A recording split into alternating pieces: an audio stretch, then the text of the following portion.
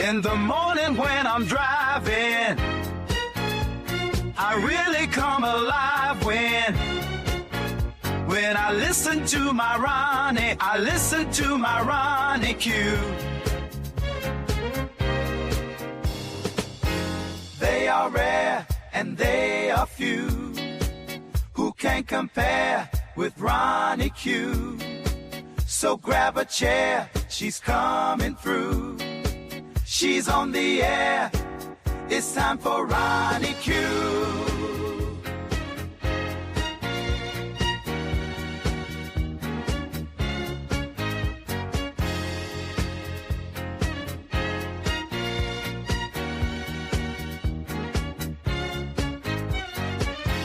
They are rare and they are few who can compare with Ronnie Q. So grab a chair, she's coming through. She's on the air, it's time for Ronnie Q. Ronnie Q. It's time for Ronnie Q. Ronnie Q. It's time for Ronnie in the morning while I'm driving. Ronnie, I really come alive when it's time for Ronnie Q. I listen to my Ronnie. Ronnie, I listen to my Ronnie. It's time for Ronnie Q.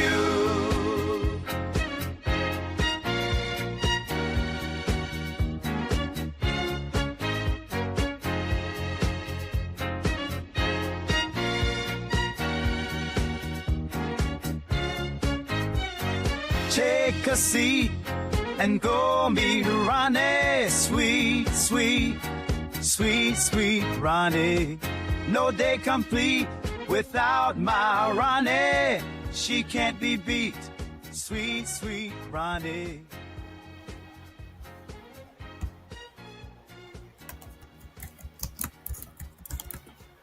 Grand Rising, Grand Rising. I hope you guys had a fabulous weekend. Let's get into this news. A lot of stuff happened. Oh, I was here Saturday. I don't have to recap a whole lot, but with this administration, it just seems like it's just always a whole lot of fuckery. But you have to go beneath the layers of the fuckery to understand that all of this outward shit that has your immediate attention, it is hiding the failures of the United States of America. It is really hiding the failures. I explained to you how, even though, hey Barn Dog, hey Lena, pretty brown eyes, thank you for coming over. Please hit the like button. I'd appreciate that. I explained to you how all of this stuff that this for-profit media is trying to get your attention with, you understand when a system is failing, especially a financial system is failing, it is the haves and not the regular people who are the first to make the run on the banks. You do understand that, right? We're almost at the point where people are going to start making runs on banks. If you don't understand that, I that's just my opinion. We're almost at that point. Uh, they're telling you that everything is going swimmingly because the stock market is this, that, and the other, and it's all tech stock tech stock. I'm going to show you what they're doing to manipulate, this rosy picture of the stock market that they are telling you they have. And I'm also going to share with you how even though these hedge funds are mainly the places that most 401k, these huge hedge funds are being allowed to to hold your retirement funds, your 401k funds, and all of this, and invest your funds that you've saved throughout your life for your retirement. I am going to show you how they are also trying to make it easier for banks and hedge funds that take wild risk with money uh, and have lost a lot of money taking wild risks, but they themselves have remained rich. They're making it easier for them to manage over 401k accounts and throwing retirement accounts at these types of people. So that's what everybody is independently wealthy in some areas of YouTube, but the facts are the facts. See, you have to look around and see what the real news is. This is the real news. Okay. Hey, Jackie Gaines. Hey, Southern Belle. It's good to see you all. So let me get into this information. What there is some more things I want to share with you. I don't have a lot to share with you today, but uh, the food situation. What nation doesn't make sure that the people have food? Now, I'm not talking about food stamps. I'm not talking about food subsidies, because if you were here with me on Saturday, or if you watched my video on Saturday, there's absolutely no reason why people who are on food stamps should not be receiving their food stamps in November. They just don't want to give them their food stamps in November, and they're using this government shutdown as an excuse, because the money for the food stamps have fully and completely have already been allotted by Congress. Uh, is your for-profit media making that distinction? Or are they, food stamps may not be dispersed unless the government shutdown is over? Is the news media telling you that? Hmm? Okay. So, that, what is that? Congresswoman Della Rosa. Oh, she the older white woman. She has streaks of blue and purple in her hair. Very surprising. This is not coming from Ronnie Q. This is coming from a sitting congresswoman. Okay, so there's that. Two sitting Congress people said that. I talked about it yesterday. On Saturday. I'm sorry, not yesterday. I talked about it on Saturday. Now, also, this thing that they're doing with the beef in Argentina, wanting to sell the United States Americans Argentine beef. You know that thing. While American beef don't even have places to process their beef, which is why American beef is so expensive. They're not telling you that. See, I played a clip a long time ago, letting you know what dire straits our ranchers are in, from turkeys to chickens to pigs to beef, because they have no place to process their food. And if you notice, I wish the farmers would start speaking in regular language instead of farm language, about if they go on and pass this such, I forget the name of the bill, and that the bill is something that will create a space for them to be able to have processing plants for their food, because you know who America First, who monopolized the processing plants. I mean, in some whole regions where people are actually growing cattle, they have no place to take their animals to slaughter. They have no place. But you know why? Because who is it? Oh my God. Oh my God. Who is it? Another, not, oh my God, I did the story. Another, not Venezuela. I got Venezuela on my mind. No, I forget the name of the country. Oh my God. Oh my God. It begins with an R. Oh my God.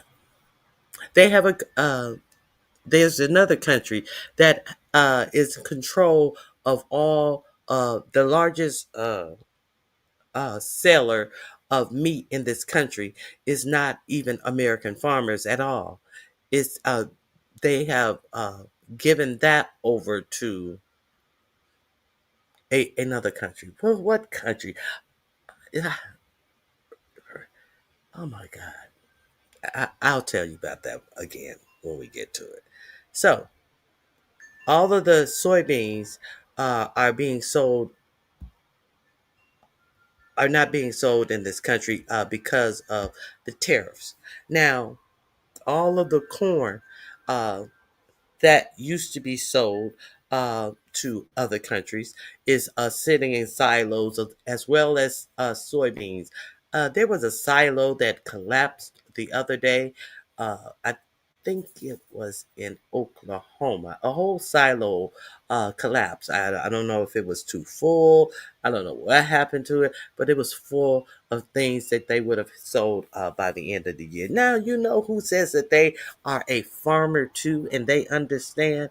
Scott Besson. Scott Besson said, God damn it, I am a farmer too. I know your pain. Scott Besson, the uh, the billionaire uh, Treasury Secretary who sits up in a pink Barbie house, who made sure that Argentina got not, they initially said 20 billion. Argentina gave Argentina 40 billion of your tax dollars to stabilize them. And Argentina turned around and started selling China soybeans. I guess he was like, well, shit, since China's not buying soybeans from the United States for because of the tariffs, and the United States is too stupid to take the tariffs off things like soybeans so the farmers can sell something. But hey, the farmers voted for this, so you know what are you gonna do? Um, so they're selling. Argentina is selling soybeans to China, and the farmers are this last quarter. If the farmers have zero soybeans uh, listed to be sold, zero. Okay, so that's what's going on. Why do you care about farmers?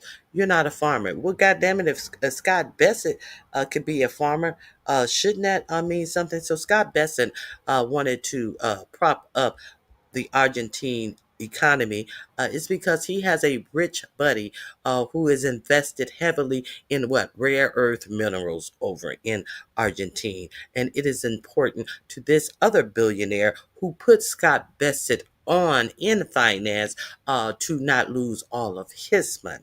So therefore, all of your tax dollars goes over to set up Argentina and make sure that they don't fail. So if you don't know, Scott Bessent is he says that he's a farmer himself. So let me see what you guys are saying. Did you guys know any of that? Brazil, thank you. It's Brazil. Thank you, Southern Belle. It's Brazil. Thank you. Yes, Brazil. I was like, what is the name? What I get? I have talked about this. Brazil owns all over 80% of the meat packing business in the United States. Even when they've had tried to create small meat packing and meat packing uh, and slaughterhouses. They have not been allowed to do it because of another country, the American farmer.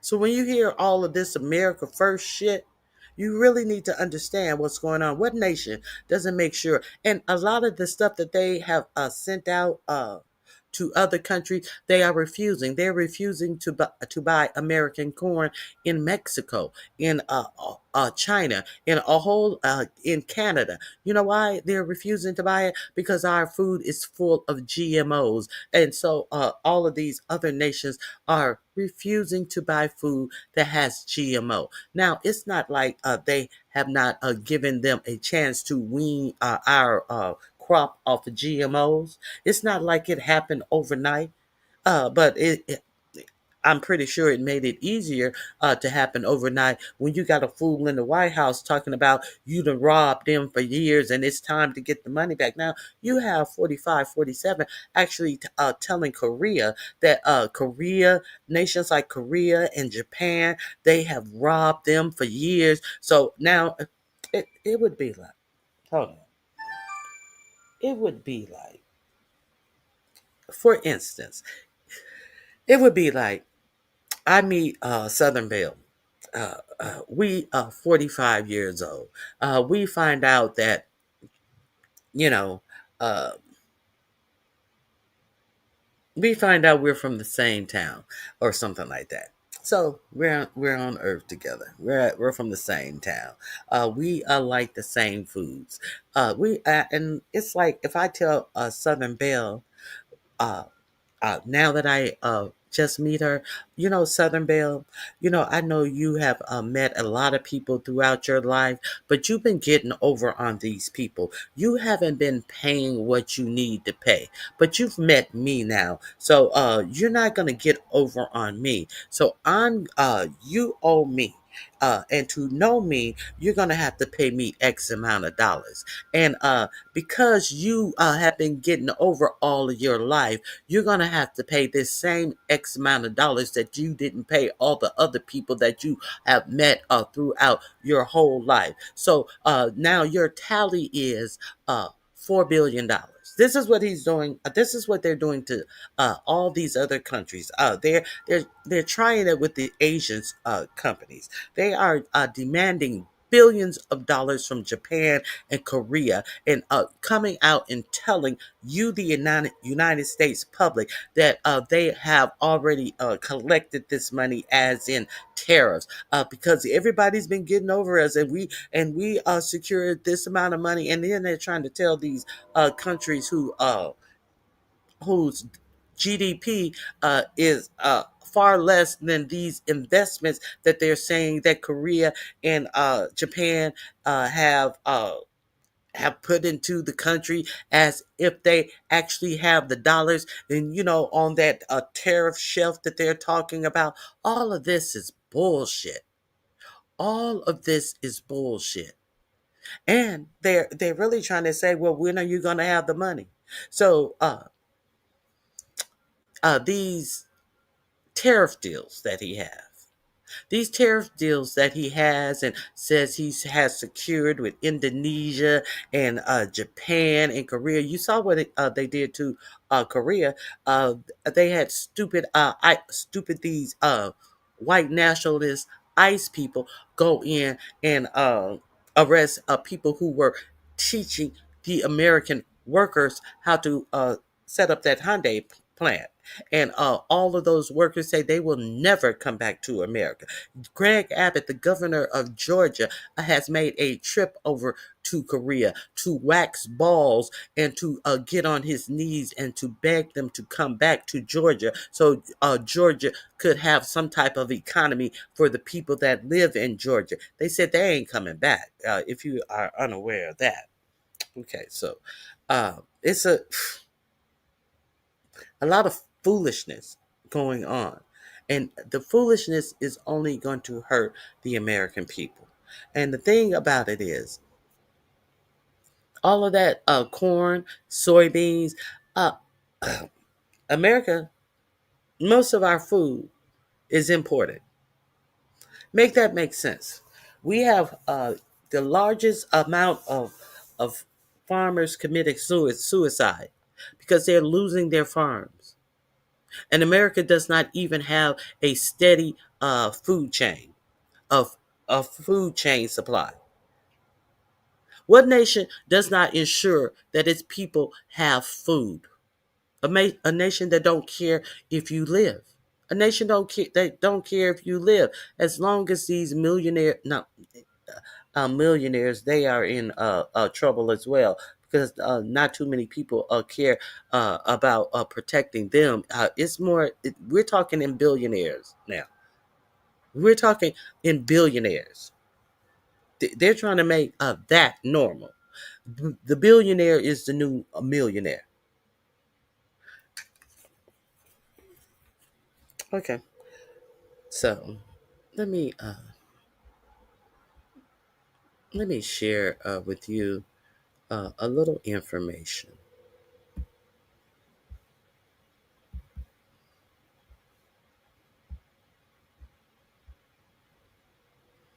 I can't have a conversation, so let's. Oh, Hakeem Jeffries, Hakeem Jeffries, Hakeem Jeffries. I am so sick of Hakeem Jeffries. Uh, they say in that Hakeem Jeffrey finally endorsed Zoran Mondami, but I'm hard pressed to give a fuck about it at this point, because Hakeem Jeffries talk a good game and then hides out for weeks at a time. We should have been seeing Hakeem Jeffries every goddamn day during this government shutdown, doing something productive for the people. but but he's hiding. He's in hiding now because they're on his ass about all the APEC money that he's been taking, and all the pictures. No, that was Cory Booker, who was taking pictures with Benjamin Netanyahu, beholden to another nation while their own nations are crumbling. Okay, so the worst endorsement ever is Hakeem Jeffries. Now, Hakeem Jeffrey is the congressional leader, and he was mealy mouthed and all of this about supporting Mandami, who is winning, and they're so worried about the high Jewish population in New York City. Well, where do you think that if the population in New York City has so many Jewish people, do you not think that these Jewish people are supporting him as well? Well, yes, they are. So they're trying to make it a Muslim against Jew. They are saying the most Islamophobic type of rhetoric about this Muslim man. Uh, Donald Trump, he can't be. I will run New York City. If you elect him mayor, I won't give him any money. He's gonna need me. And he's saying that um, if this Muslim Mandami is elected as mayor, he will cut off federal funds to New York City. What make that make sense? All of these questions about what are you gonna do? Will you go visit Israel? This, that, and the other. All of this shit about Israel. He has to answer all of this shit about Israel when his platform is he's trying to make New York City more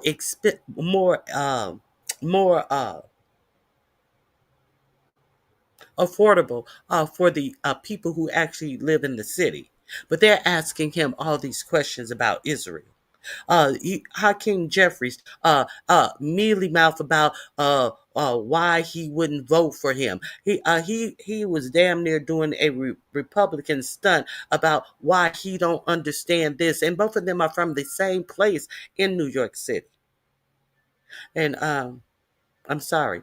I hope that the same type of seed props up and runs against Hakeem Jeffries and against not Bernie Sanders, Chuck Schumer. Uh, Now they are saying that AOC uh, should try to take Chuck Schumer's place because she's just a congresswoman and he's a senator, and I'm sure that she would absolutely win. And then now She's been out there with Bernie Sanders. They have been supporting Mandami. Last night was their final campaign, his final campaign rally, Mandami's, and AOC and Bernie Sanders were there. Now here come Hakeem Jeffries. And let's see what they call an endorsement. Because in fact, he really doesn't endorse him. Now, you endorse somebody, you tell people, yes, this is the person you should vote for. And let's listen to this dumb shit. Let's listen to this dumb shit. My position, and I will momentarily at some point in advance of early voting. Same answer. I have not refused to endorse. I have refused to articulate my position, and I will momentarily at. Excuse me? What the fuck? What? You refuse to endorse the man. Let's see, this the bullshit. This is the bullshit from somebody who finally has traction, talking about making a place affordable for more people, for the working people. You always talking about the working class, but he's trying to make his platform is to make New York City, of all cities, affordable for people who work there. The normal, everyday people. Same answer. I have not refused to endorse. I have refused to articulate my position, and I will momentarily at some point in advance of early voting. Well, that was very clear. It's not that I haven't endorsed. I haven't made clear whether I'm endorsing or not. But of course, endorsing a person is an affirmative action. And if you're not doing that, if you're not actively doing the thing, then you haven't endorsed Hakeem Jeffries. But whatever, muddled language aside, the momentarily did come. And although that video was just earlier today, he did actually finally endorsed Zoran Mamdani in the New York mayoral race, putting out a statement to the New York Times. I mean, why do? Understand, he said that's coming momentarily.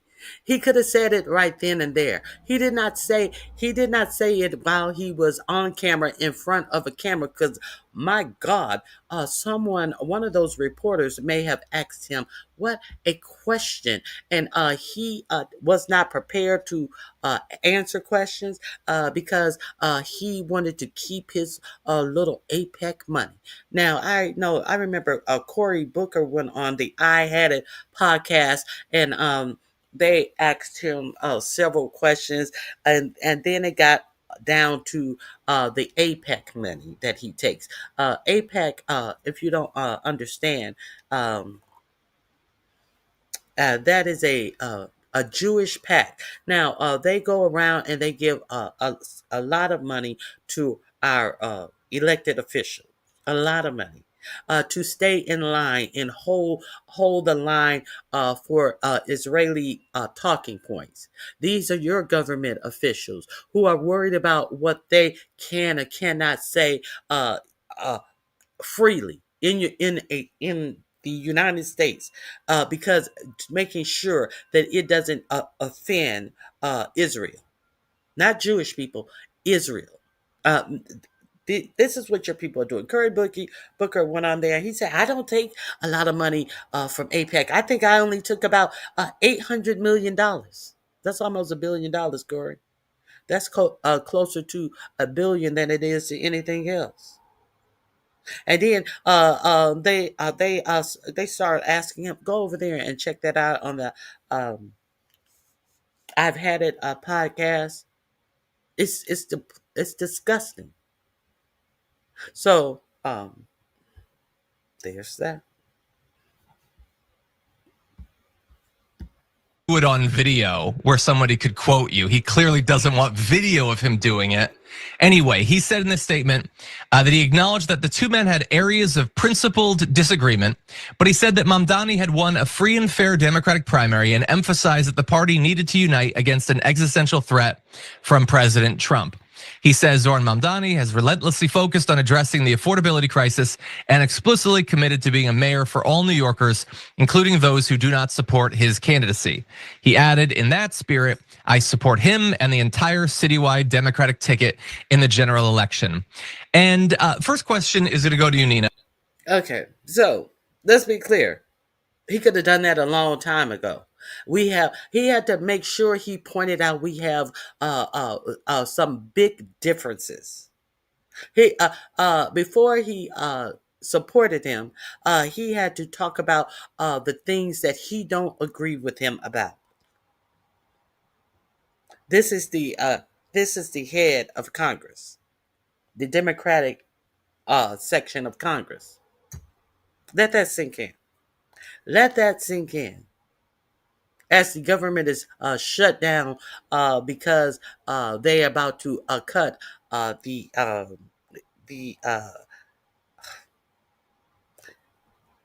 because they are about to cut Obamacare. Let that sink in. And he's worried about Israel being mad at him and not giving him any more money. Oh, God. We need to get these people out of office. We need to get people like this out of office who are more concerned with Israel, where all of our tax dollars are going on top of it. Israel, who has universal health care. And our Congress people are worried about Israel more than they are worried about getting their asses up and making appearances and having plans and ideas every day as this shutdown goes on and on and on behind this administration wanting to cut subsidies for Obamacare, which will ensure that more people will be uninsured. This administration, who has also made it clear that more United States people are going who don't have Obamacare, who have Medicaid, are going to be uninsured. But this motherfucker can't even endorse the candidate who clearly won the Democratic primary. What the fuck is going on? And what the fuck do you have in store if these are the people who we have representing us? That's just my opinion. But the link is in the description box. You can go over and watch the. Nina Turner has a little bit to say on this. Yeah. Should we just accept that he finally did it? Is it being petty to acknowledge that he undercut it in every possible way in that statement? What do you think? John, let's be petty, okay? I love me some good petty. First of all, the man's endorsement is irrelevant and it's insignificant. You got about 12 days before the election. You know, what happened, John, I'm old enough to remember when neoliberals like him wanted to force progressives. And I think the slogan was vote blue no matter who. And then you have Assembly member Zoran Mamdani win the Democratic primary, just straight outright. And all of a sudden they want to change the rules. Who needs his endorsement? I would say to Zoran's team, they don't need this man's endorsement. He's just trying to cover his behind at this point. It is half-hearted. And then when he says that Mamdani has convinced him that he wants to be the mayor for all New Yorkers, even those who didn't vote for him. Well, no sugar, Sherlock. Yeah. Everybody running for office. Everyone who wins a seat has to be mayor for their opponents. People who never voted for them never would vote for them. Duh. Shut the fuck up. See, this is what makes it the bullshit so disingenuous. So this link is in my description box. Check it out. Now I want to also get into this food situation. If you are unaware, let's hear a little bit about what's going on with the food.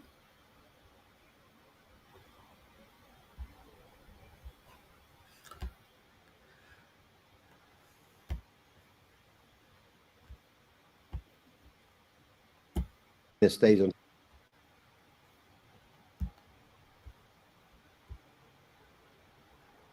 top of mind for me.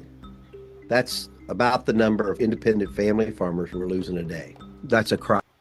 60 is the thing that stays on top of mind for me. That's about the number of independent family farmers we're losing a day. That's a crisis. America's family farmers helped put Donald Trump back in the White House. But is he now selling them out to corporate meat packers and foreign producers? My name is James Lee, and you're watching Beyond the Headlines on Breaking Points.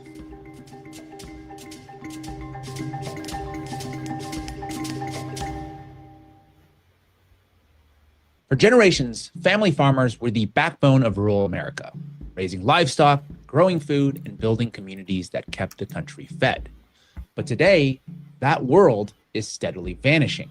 Since the middle of the 20th century, we've seen massive consolidation of the farming sector, with small family farms making way for massive corporate-owned factory farms, with 140,000 farms lost in just the past 5 years alone.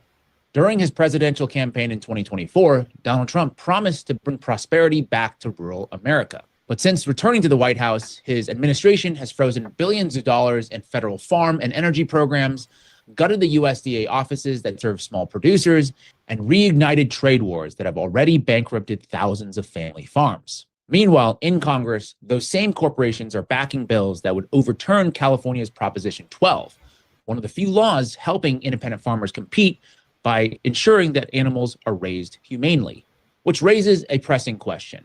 What is in store?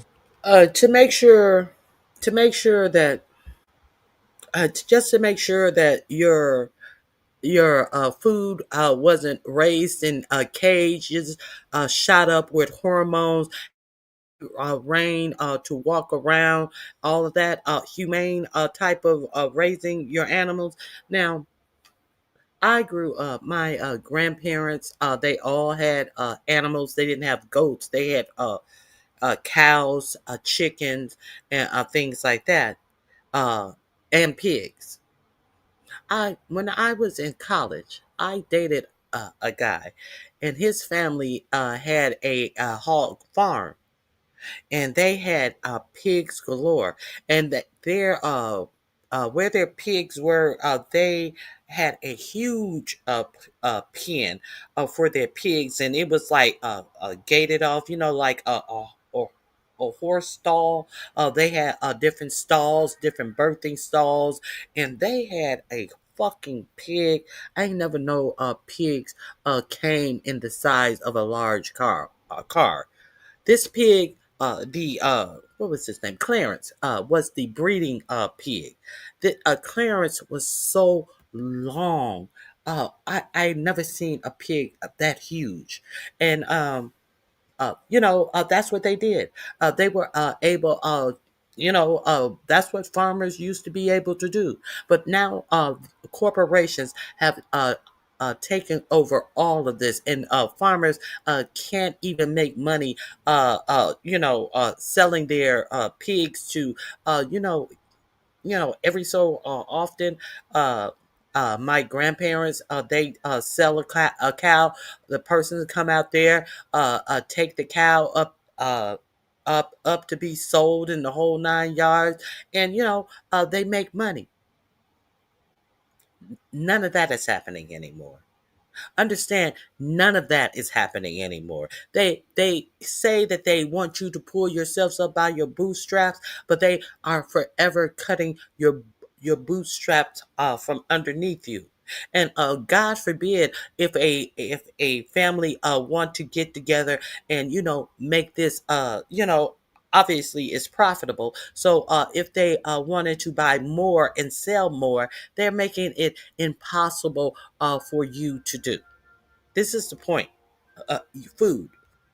Because they feel that a corporation can do it better by cutting costs and having inhumane ways of growing the animals. For the future of American farming and because it's more efficient. Agriculture. This is a pressing question. What is in store for the future of American farming and agriculture? To help us break all of this down, I'm joined today by Joe Maxwell. He is the president of the Farm Action Fund. He's also a fourth-generation Missouri farmer and one of the leading voices fighting to save America's independent agriculture. Joe, welcome to Breaking Points. Thanks for joining us. Great to be on, James. Thank you. Absolutely. Really excited to kind of get your take on things and kind of inform our audience on this issue. And I want to first start with the effort to repeal California's Prop 12, and specifically your op-ed that caught my eye. So just to give you a little bit of background for people, Prop 12, which passed in 2018, set higher animal welfare standards, requiring that any pork, eggs, or veal sold in the state to come from animals given enough room to stand up, lie down, and turn around. But right now, corporate lobbyists and big pork associations are now claiming that laws like this are hurting small farmers. The animal must have enough room to stand up, turn around, and lie down. And they are against that. Your food. Being able to stand up, turn around, and lie down. Now, do you wonder why so many of your chicken legs, when you buy a pack of chicken legs, do you wonder why so many of those chicken legs are already broken? Have you bought a pack of chicken legs in the past 10 years, 15 years? And at least one of those chicken legs are not already broken? Because they're forever standing. Their whole lives, they're standing. This is the food that they're putting out for consumption. And they are aware that this is happening. But this is your food source. This is the best food source that we are getting in the United States of America. Because they can't squat, lay down, do any regular things that chicken do. And they're stressed. We're eating stress food. So, I was just wondering if you noticed that. But let's continue. That it's too expensive to comply with these regulations and it's driving producers out of business. In your op-ed, you actually argued the opposite, that Prop 12 is one of the few policies helping independent farmers compete and make a fair living. So can you break that down for us? What's the reality from the farmer's perspective that you want people to know? Well, the reality is that there's not really a market for commercial hogs. So if you raise them the way the industry, the big packers want you to raise them, put them in cages and crates, then they make deals with the largest farmers in the country. And if you're an independent farmer, you don't have a chance.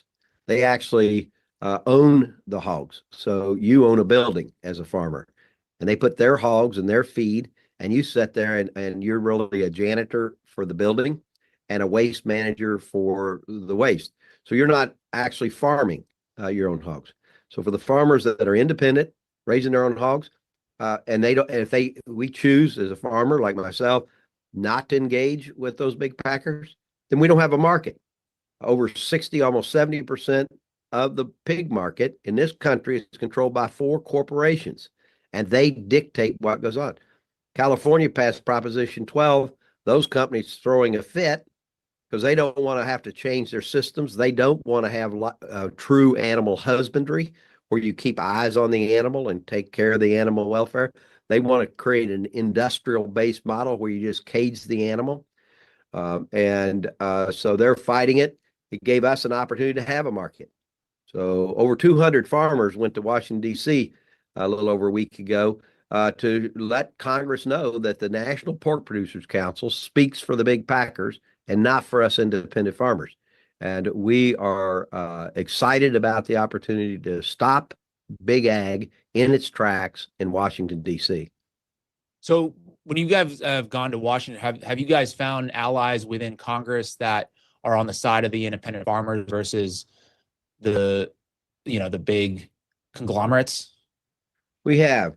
Now, unfortunately, the leadership of the Republican Party, they've never met anybody too big, right? They love big corporations. So they're the ones pushing this. The chair in the Senate, Senator Bozeman out of Arkansas, the chair in the House, Congressman Thompson out of Pennsylvania. They are doing everything they can to pass this bill. Along with the two bills, one in the House, one in the Senate, are sponsored by members from Iowa, which is the largest pig production state in the country. So what we do have other allies. A lot of the Democrats are with us, not all of them. And we do have Republicans.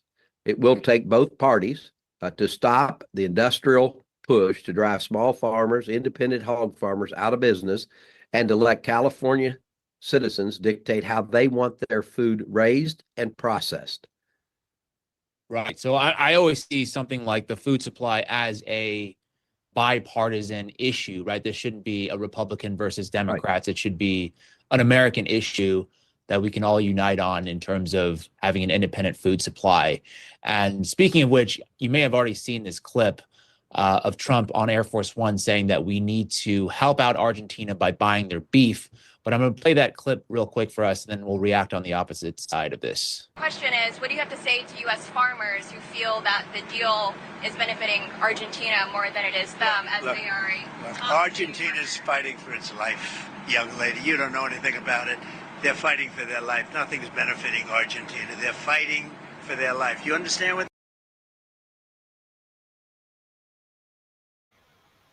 Argentina is fighting for its life. The excuse to give $40 billion to Argentina, while farmers and putting at Argentina beef in our stores, as farmers are committing suicide because they are about to lose their farms. All of this is a plan, and it's by design.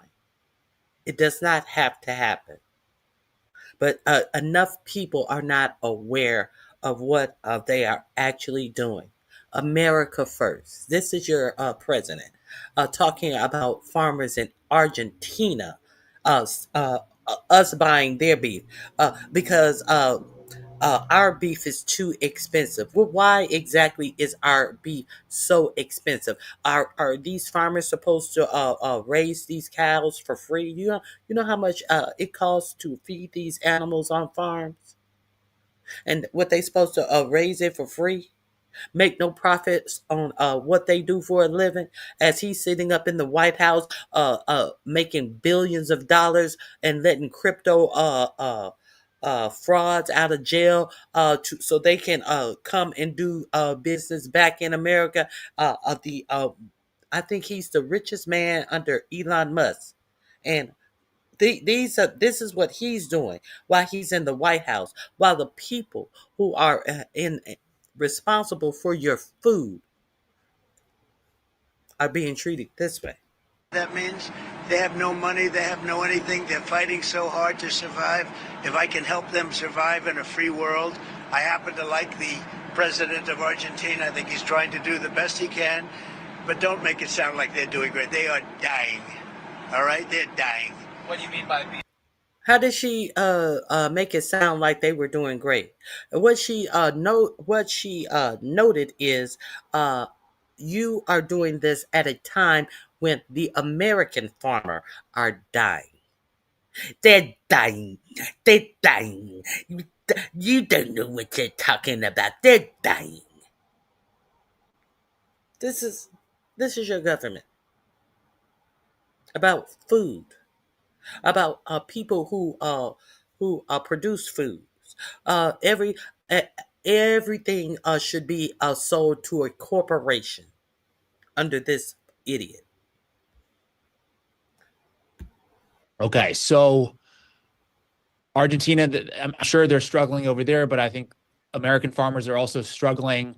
And so I've heard rumblings from a lot of ranchers who are furious for obvious reasons about that policy announcements. What's your reaction there? Well, the president's got it just all wrong. First, We created tariffs. Farmers are taking it on the chin with higher costs, just like everybody listening to this, viewing this. Then he starts a trade war with China, and soybean farmers are taking it on the chin.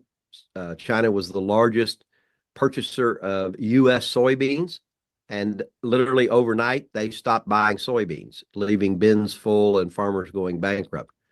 And now, because he likes the president of Argentina, or at least that was the basis that he gave, he's going to not only he gave them $40 billion. As a matter of fact, the first $20 billion went out, and the first thing Argentina did was lower a tax and sell soybeans to China. And now he turns around and says, I'm going to buy their beef. So it's really, many of the ranchers we have. And understand, he did all of this stuff that he's doing. The government is shut down. And he said he will deal with the American farmers and bail them out with this alleged tariff money.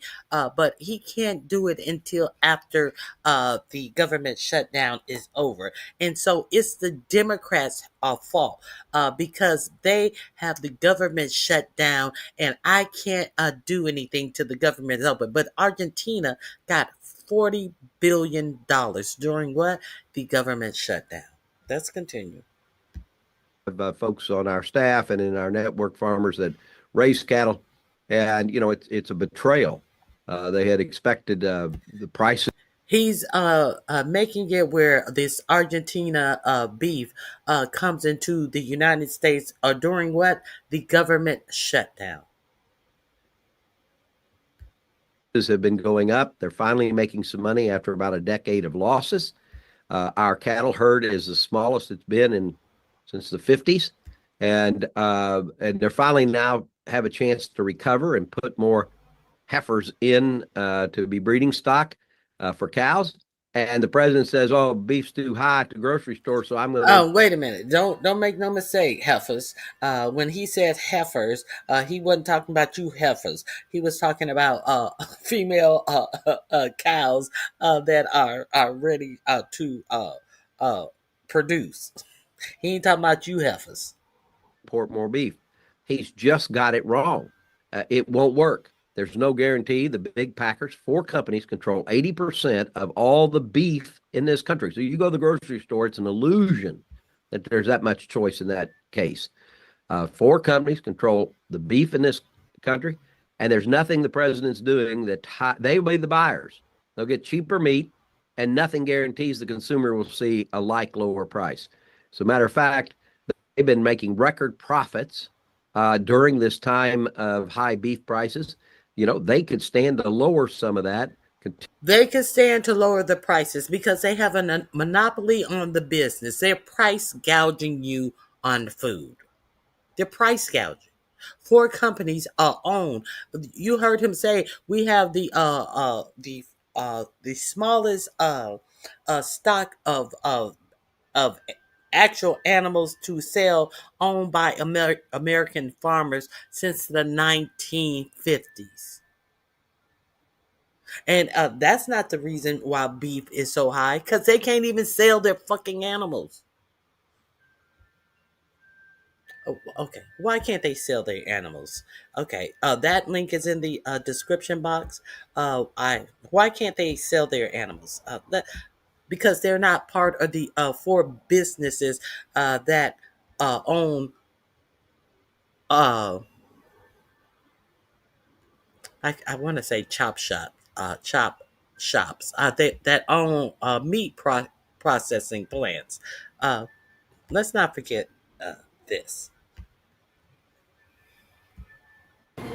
There is a force in our meat industry that you don't even know about. This is the biggest story in food. Josley and Wesley Batista. Already under investigation for corruption. This is the biggest story for anyone who eats. The Brazilian meat packer JBS has been steadily taking over the American meat industry for years. The world's largest meat producer, Brazil's JBS. This is a company that has been plagued with scandal. Look at all of the recalls. Look at the child labor. Look at the payoffs and settlements. Investigating whether Brazilian inspectors were bribed to clear tainted meat for export. Price fixing allegations, wage fixing allegations, environmental desecration allegations, discrimination in their plants. Despite all of that, the company just debuted on the New York Stock Exchange. You are turning a criminal actor loose on American investors.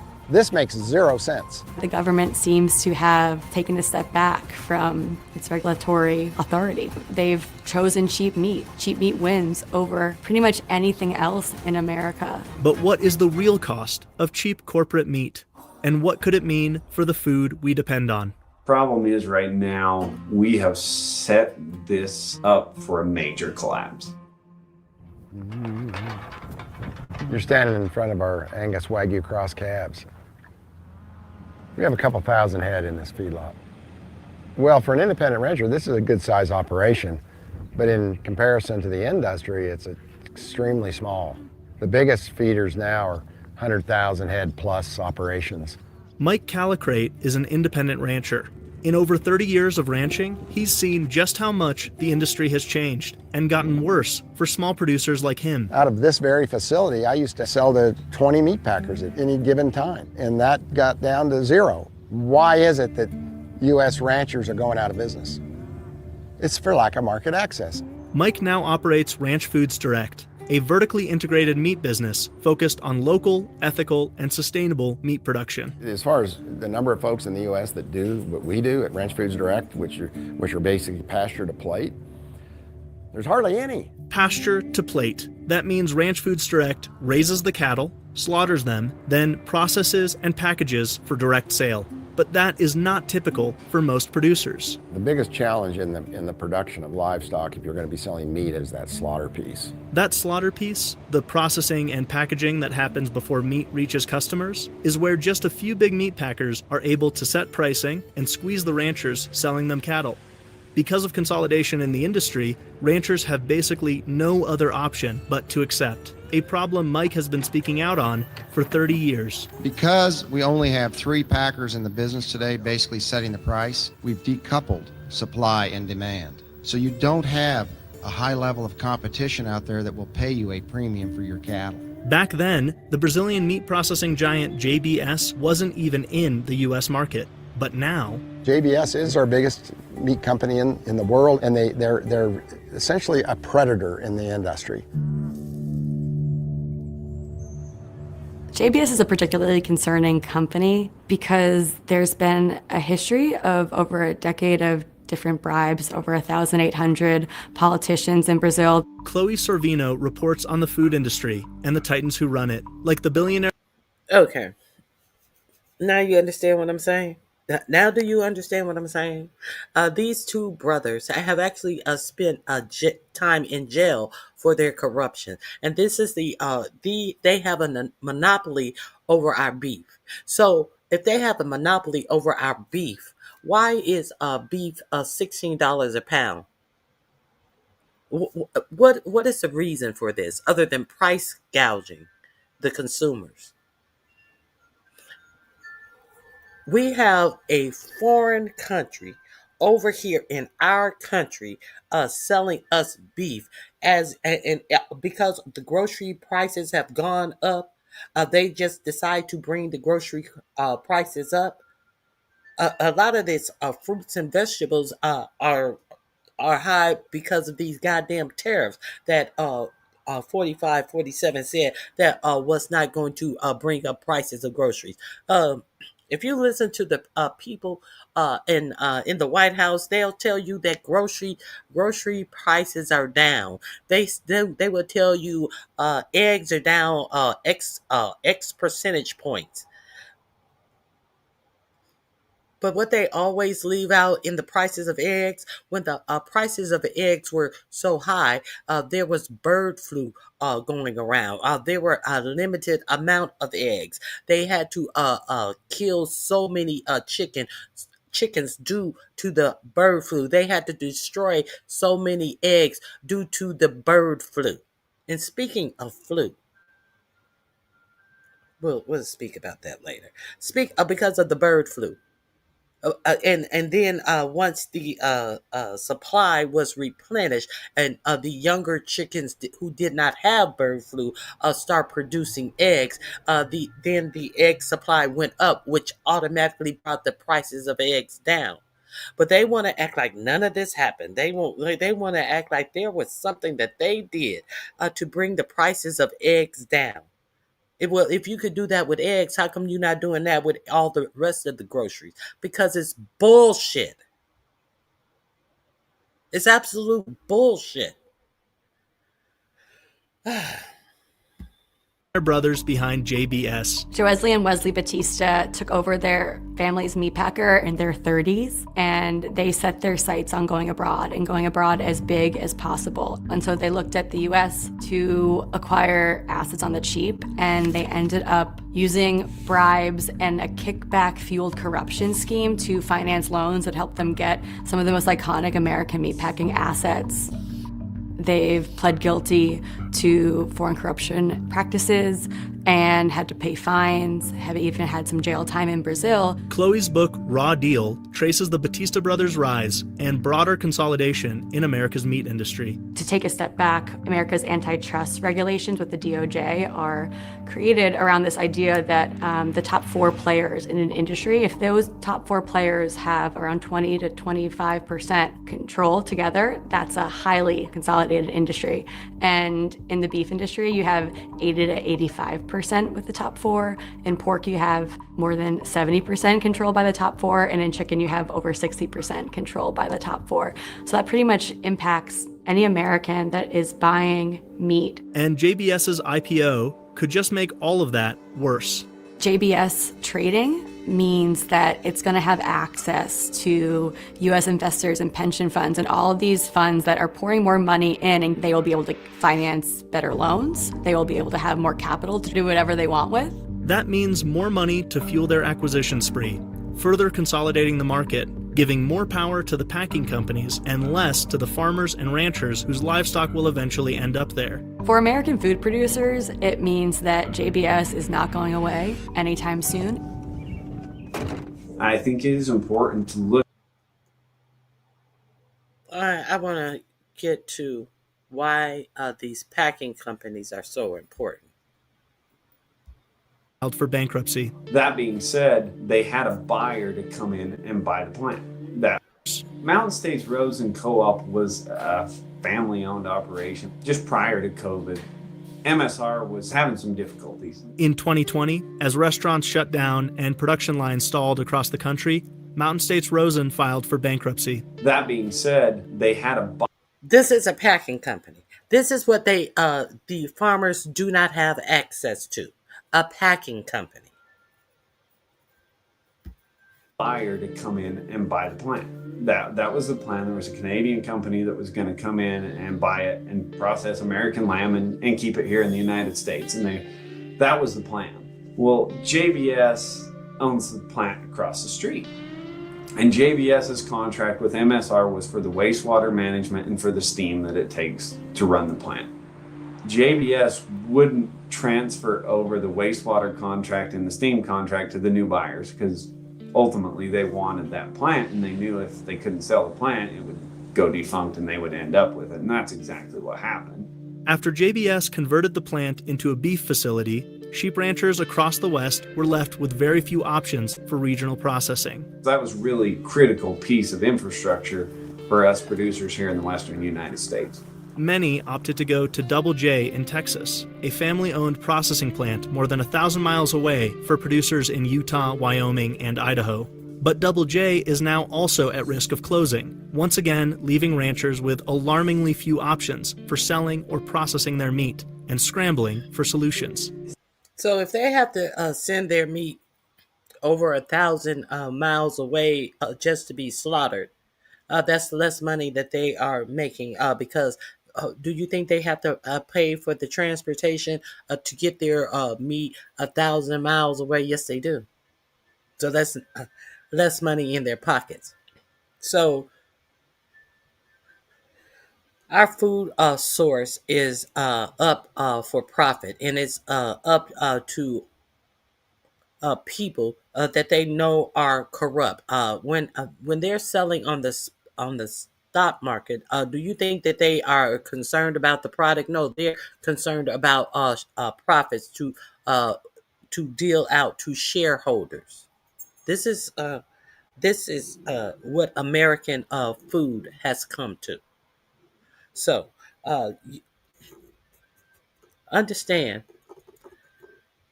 there is no reason for both of these links are in my description box. If you want to check them out, please feel free to check these out. Because our meat situation is it really, I mean, our food situation is in dire straits, and people are gambling with our food. Over in Burkina,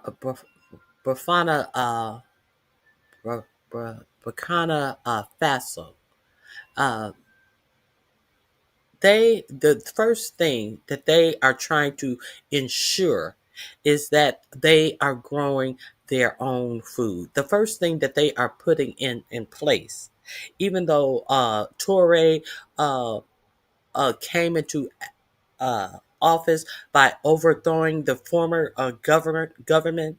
The thing that he is doing is trying to make sure that his people are self-sufficient and that he is able to feed his people.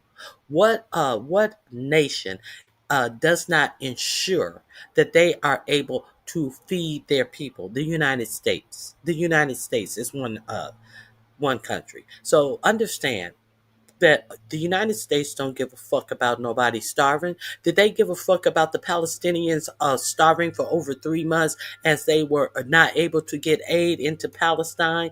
Did the United States? Did you hear them say anything forceful when they were letting through? 3 to 6 trucks in a day when they used to get 3 to 600 trucks in a day. You think they give a fuck about people who are not billionaires starving? So, if come November, uh, people, disabled people, children, veterans who are eligible for food stamps don't get their food, it's not because the government is shut down. Understand, it's not because of any of that. It's because of political games that this government is playing on you. Because the food stamps have already been allocated. The money has already been set aside for November's SNAP benefits. So all of that, this is bullshit. I if you want the link, go over to my link on Saturday. I have a link that tells you exactly why this is bullshit. Okay, so, and it gives you both of the Congress people's names where I got this from. See, because unfortunately, people like to hop up on panels where dummies are sitting in the chats watching dumb shit to tell you that I don't know what I'm talking about and I don't understand this and that and the other as they come up and give you bullshit information. That's why I have the links in my chat. If you're curious to know, uh, the links are in the chat, in my description. Sometimes I put them in my chat when I go off on another thing that I want you to know. My links are always here. Compare and contrast your studying of the information when you want to converse with me. Bring your cited sources when you want to dispel something that I've said. I'm open to it when you have actual absolute facts and sources. Until then, moving on. So now, what else do I have for you today? I do have a couple of more things that I wanted to discuss today. Let me see.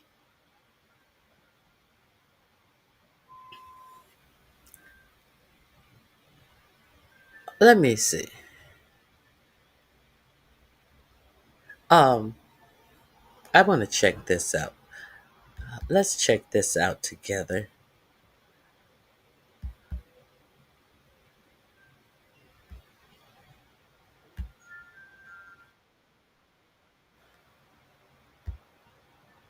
Hold on.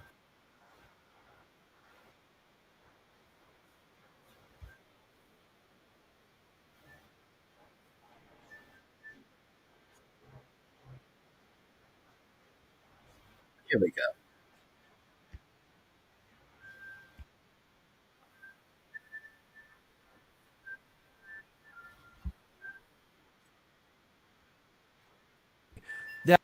Let me share Americans sharing their horror stories due to the tariffs.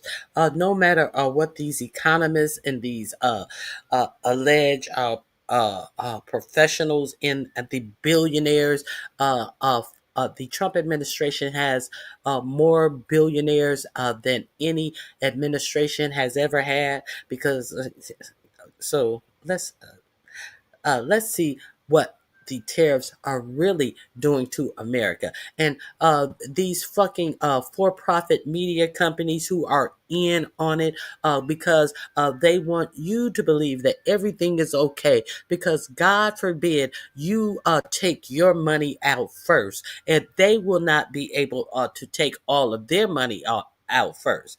They want every nickel and dime and penny. So if all of the American people take a run on the banks and these institutions, they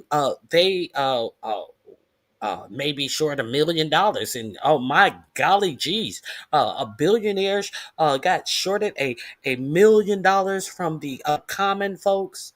They can't have that. So they sit up here and let you tell you that everything is going so well in this economy. You notice what they're not talking about are the numbers that they are not putting out. No, they're not. They're not putting out numbers about the economy. One of the things that has been driving me insane over the last few weeks and months here is that there have been an abnormal amount of stories quoting some experts, quoting Wall Street bankers, and, quoting some politicians, all telling us that, hey, actually the economy in the US is doing so much better than expected. Trump's tariffs are not having the downward drag that we thought they were. Stock market, it has its ups and downs depending on what Trump puts on Truth Social, but overall, it's doing better. It's, back to higher than ever again. So things are actually pretty darn good in America. Now, again, all those stories are coming from American media, and they're telling us that in spite of what we see, things are actually pretty good on paper, right? Well, first of all, no, they're not on paper. On paper, everything is in fact getting worse. The administration is changing the way that they calculate certain numbers to make things look better than it is. And yeah, the stock market's fine. Sure. It'll have its ups and downs, whatever. But outside of the stock market and the fake numbers being put out by the administration, everything is bad on paper. American media does not have the courage to report that. American media does not have the courage to report on the struggles that everyday average Americans are facing. But foreign media does. This week, The Guardian published an article where they spoke to roughly 40 different Americans, average everyday people, because they wanted to know, hey, how are things? They talked to people in red states, in blue states, in swing states, didn't ask for party identification. They just wanted to hear from normal people how Trump's policies, specifically his economic policies, are impacting you. And I want to read you some of these responses. Because this is what American media should be doing, telling the stories of these people who can no longer afford groceries, but they're not. I have increasingly found myself in the last couple months here looking at media from Australia that's reporting on America, Sweden, Denmark, France, the UK, of course, Germany, because they're reporting accurately, they're reporting honestly, they're reporting in a way where they don't have to worry that, oh no, Trump's going to come after us and then we're going to get in trouble. We could lose our pass. Oh. So I do tell you, outside of, the progressive media folks on YouTube or, social media, whatever, go to foreign media because they're telling it like it is. So again, Guardian spoke to roughly 40 people. I'm going to read you some of what some of these folks said. One woman from North Carolina said, quote, items that I have bought regularly, have gone up in price steadily. From hair dye, baby formula, our grocery list has gotten smaller while our budget has had to increase. Meats like steak are a no-go for our household. Another woman from Huntsville, Alabama said this. Prices are way too high. I mostly shop at Costco and buy as little as possible anywhere else. I can't imagine that stores haven't noticed the change. I think people are really afraid of what's coming. Another one said, the bread I buy has doubled in price within a year. We live on a fixed income that doesn't keep up with inflation. Pennsylvania woman said, we need to buy new tires for our car and can't because affordable tires are no longer in stock and we can't afford $250 a tire. And again, this is all because of Donald Trump's tariffs. Another woman said, any brand of cat food has increased anywhere from 25% to even double the price. One wet food my cats like went from $1.79 to $2.49 per can. Another one said this. I don't shop for non-essentials. No fall shopping trips for a new sweater or jeans, and we'll make all our Christmas presents at home this year. We used to dine out once a week. Now we never eat out. Even fast casual is insanely pricey. Everything is twice what it used to cost, and we're very afraid of what's next, financially speaking. And another woman, this one also from North Carolina, said, I must visit at least 4 different stores in the area and other towns, often driving longer distances to find the best prices. During the summer months and the Mexico, Latin America tariff announcement, Walmart and other stores in the area ran out of bananas for around 2 weeks. No one could get bananas in my area. And that's just a sampling, folks. But those are real stories of real people who are really being impacted by the tariffs, the trade war that Donald Trump has launched. And those are stories that you're not hearing in American media. But they're stories that need to be told, stories that have to be told. It's not just a need. It is absolutely imperative that these stories get shared. Because I am sick and tired of hearing people on social media, hearing American media in general tell us that, oh no, it's actually not as bad as we thought it would. Go walk around. Go talk to people. Go meet people. Come down here to the deep red South, folks. Yeah, all these people voted for Trump. But things are bad. Maybe not in your area. I do have the benefit of being one of the few people that does this from a deep red area of the country. Most everybody else is in a deep, deep blue area. So we see the world a little bit differently. It's bad there too. It's bad everywhere. You guys get to see the good and only read about the bad. I have to live through it too. So trust me when I say, anybody that tells you everything is good is either one, not talking to anybody else anywhere in the country, or two, they themselves haven't gone out, driven around America, and I have, for the last several months, and experienced it firsthand.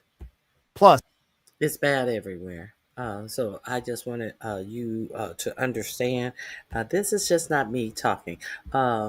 They continue to talk about, oh, the stock market is off great. How does a stock market being great affect you right now today?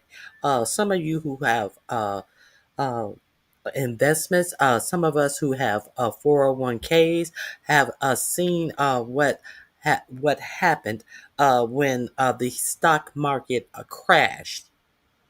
Okay. And then there was a secret hooty hoo that went out to tell billionaires it's time to buy now after the crash, all of that. Now let's see what uh, our numbskull president is in Asia. And let's see what he's talking about.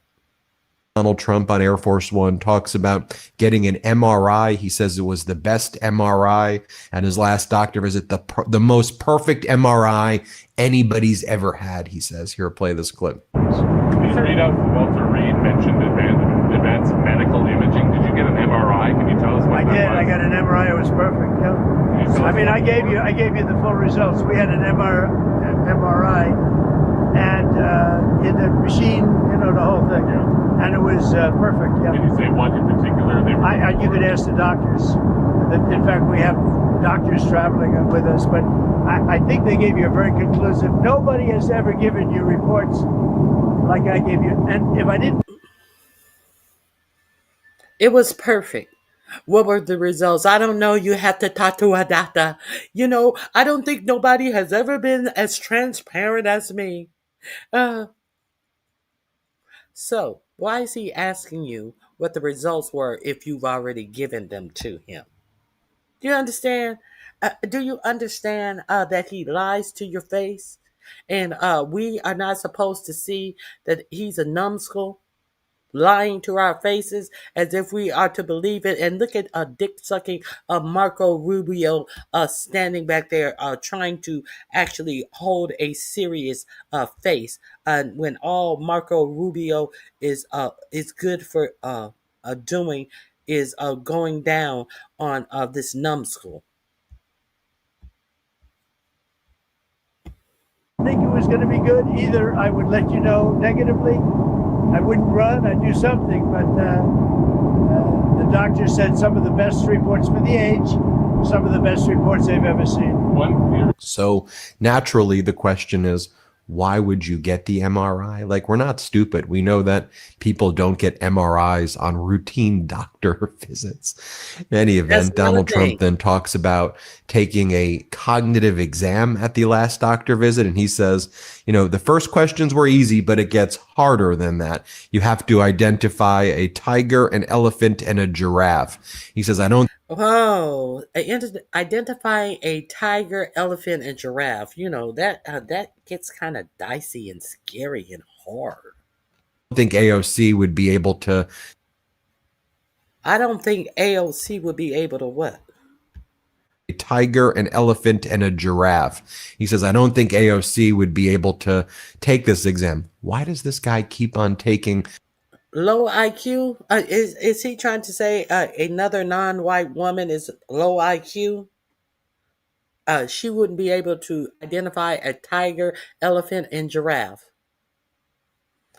Me white man. Me good. Me white man. Cognitive exams and getting MRIs, right? It's pretty obvious before our eyes what's taking place here. And play this clip. They have Jasmine Crockett, a low IQ person. They have AOC's low IQ. You give her an IQ test, have her pass like the exams that I decided to take when I was at Walter Reed. Those are very hard. So these non-white women are low IQ. And this is the genius standing up here saying that they couldn't pass a test where they had to identify a lion, an elephant, and a giraffe. The fact that he is letting these words come out of his mouth, so insecure, understanding that these women have way more brain power, way more education about the actual jobs that he has, while he's a low information president. He's not worried about anything in our government. The best way we know, he's allowing people to come through and just snatch away the government. So hey, what? I don't need to know that. I don't need to know about the Department of Education. I eliminated it. I don't need to know about Health and Human Services. I can get a non. I can get a numbskull like RFK Jr. up there and with his conspiracy theories, and I don't have to know anything about medicine or science. And I can say that autism is called by acetaminophen. I can say is caused by Tylenol. Low IQ. When I was at Walter Reed, I took AOC's low IQ. You give her an IQ test, have her pass like the exams that I decided to take when I was at Walter Reed. That was a very hard IQ. What's taking place here? And play this clip. They have Jasmine Crockett, a low IQ person. They have AOC. Look at Marco Rubio. He thinks this is funny. A whole anchor baby. And he thinks this is funny. As he takes green cards and people's visas away when he's an anchor baby. They get him to do the dirty work. Now, what if they decide to take yours away? If birthright citizenship is struck down by the Supreme Court, Marco Rubio, that means you as well. You're one of the first ones I want to see out of the nation. She's low IQ. You give her an IQ test, have her pass like the exams that I decided to take when I was at Walter Reed. That was a very hard. See, and they sit up and think that this racist bullshit, this sexist bullshit is cute and funny. I'm sure they could do better at hiding their smiles, but they want you to understand that, hey, they're laughing at this. Isn't this cute? At what point? At what point does this make you a fucking man? They're bitches. They're his bitches back there, patting him on the back and rubbing his nuts to stay close to power. That just shows you're powerless. If you have to put up with this bullshit to stay close to power, you are absolutely powerless. You are not even powerful enough to be a fucking independent man who is able to think independent thoughts outside of what this crazy person is spewing out of his mouth. And you have to grovel down and agree to bullshit. And you think you have power. Ugh.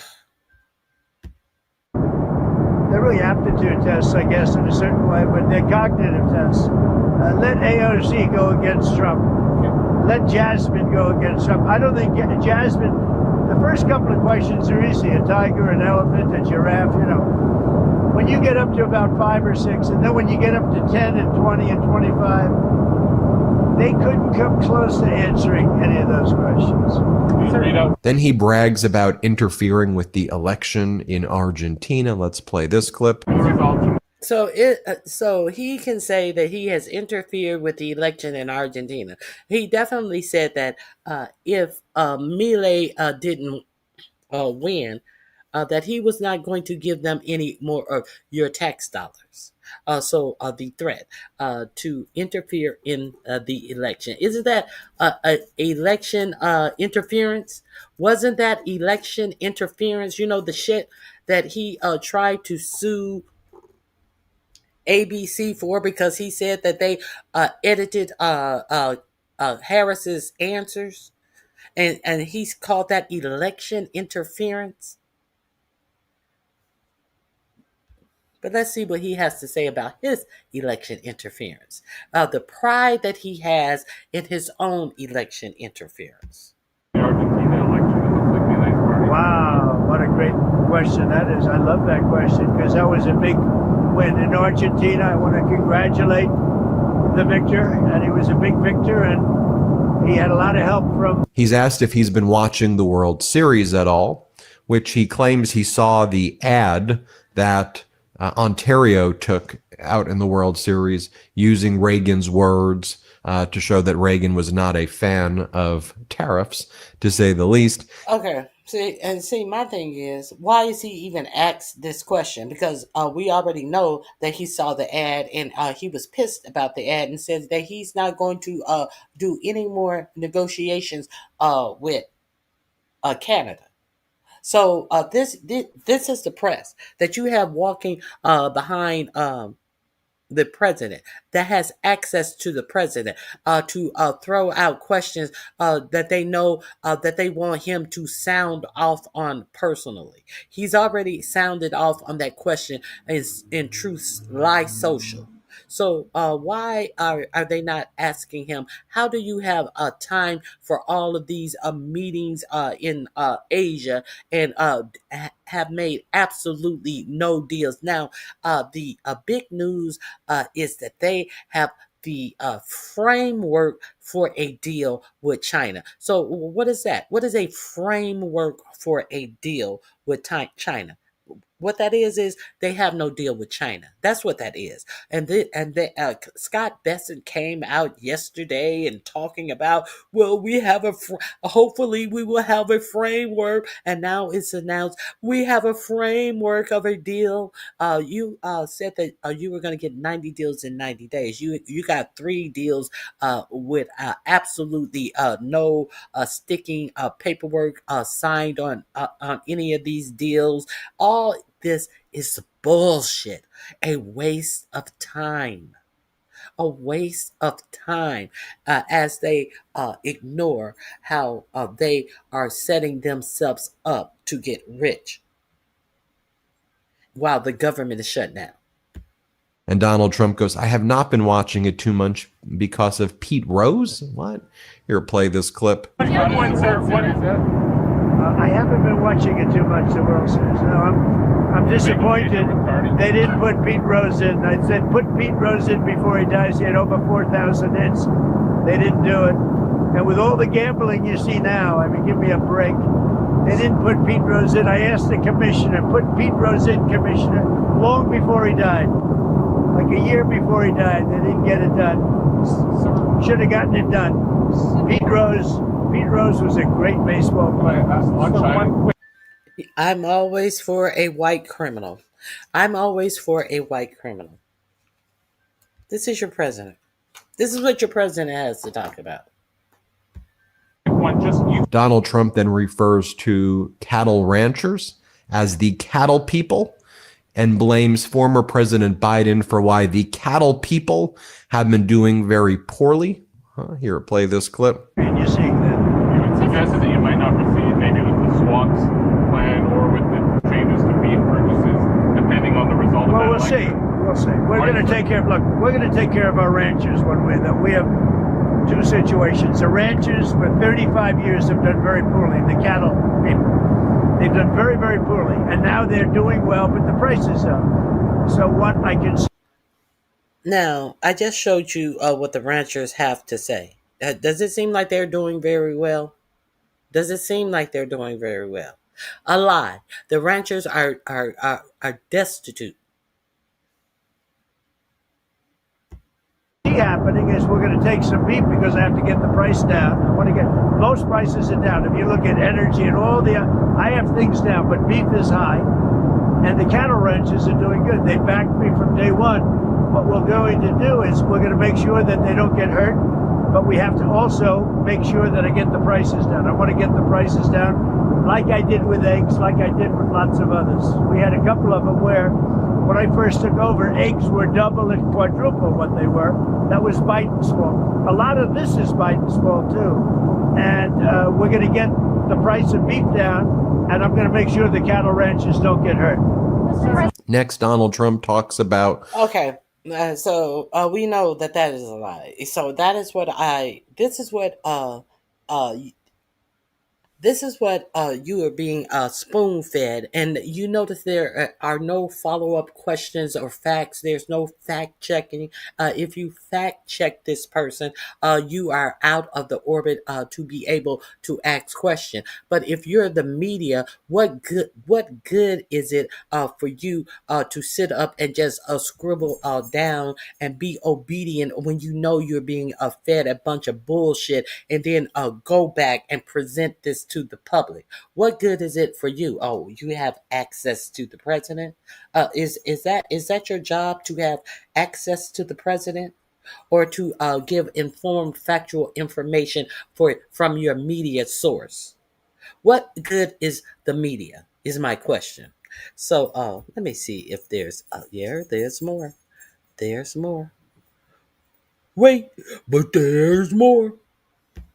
And Trump's like, oh, I would love to do it. I would love a third term. Here, play this clip. Sir, Steve Bannon said in a recent interview that there could be plans for you to be able to run and potentially win a third term in 2028. Is that something you'd be willing to challenge the board to be? Well, I haven't really thought about it. We have some very good people, as you know.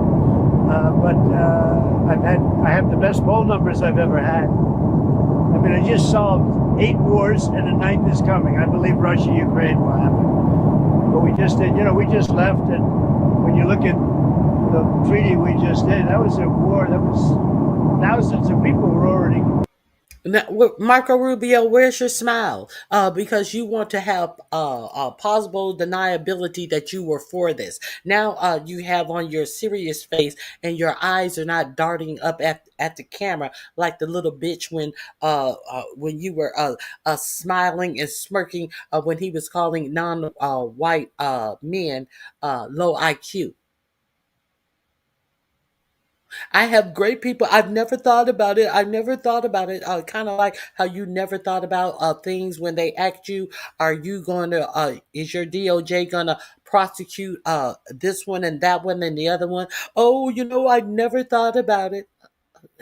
As we see that you personally send out what you wanted to be a private message, and you send it out in public to tell her to directly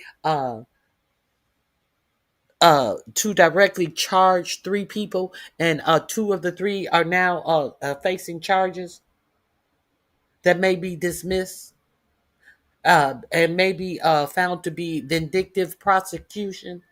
That type of shit. Shot at the border. And when you look at what we just did, was pretty amazing. The treaty we just did, that was a war that was thousands of people were already shot at the border. And when you look at what we just did, was pretty amazing. Pretty amazing. We got a lot of good credit. And I really have to thank Malaysia for that, because the Prime Minister and everybody really helped get the 2 countries together. But it was quite a great peace treaty. But that was one of 8. The peace treaty we just did. What peace treaty? The peace treaty where they were killing Palestinians the next day? That's not signed by Hamas nor Israel, because Israel was afraid to even go to Egypt, where you guys presented this unsigned peace treaty. That peace treaty. This is what he is saying, that he's solved conflicts. What about the United States ramping up a land invasion in Venezuela? That type of peace, for allegedly having a narco-terrorist being in international waters that you have not even tried or proven at all. That type of peace. And makes me feel good. I mean, it's billions of people that we saved. I saved the lives of He goes on to talk about Ronald Reagan and lies and says that Ronald Reagan loved tariffs. And we all know that Ronald Reagan actually said that tariffs caused the Great Depression, which it certainly accelerated the Great Depression when they were previously implemented. And here's what Donald Trump says there. Let's play it. On the flight yesterday, you sent out your Truth Social about the Canada tariffs. Can you walk through when you expect those to take effect? And can I ask why? Now, because of that commercial, he says he's going to increase tariff another 10% on Canada. So that is what the question is. When are you going to start these tariffs? We're going to let them. When you expect those to take effect? And can I ask why? We're gonna let them know. Ronald Reagan loved tariffs. He used them sparingly, which he probably would make a mistake. He made a mistake in that. And again, I was the biggest fan of Ronald Reagan, but he loved them, but he used them sparingly. And you think that he made a mistake in that? You think that that was a mistake? He loved them so much that he used them sparingly.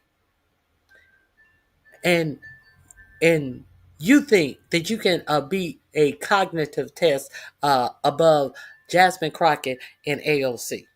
This is a man who says that these women are low IQ. Did you hear what he just said? But he wants to call black women and Hispanic women low IQ. Make it make sense. Finance, on trade, it wasn't his strong suit, but he liked tariffs, and they totally changed that to say that he didn't, because they're catering to the Supreme Court, because Canada's been ripping us off for a long time, and they're not going to rip us off anymore. Canada. Now, I think this is really important for me to bring this up. The Medicare annual enrollment period is here. This is the time to compare your options. If you don't, your costs could go up, your coverage could change, or your plan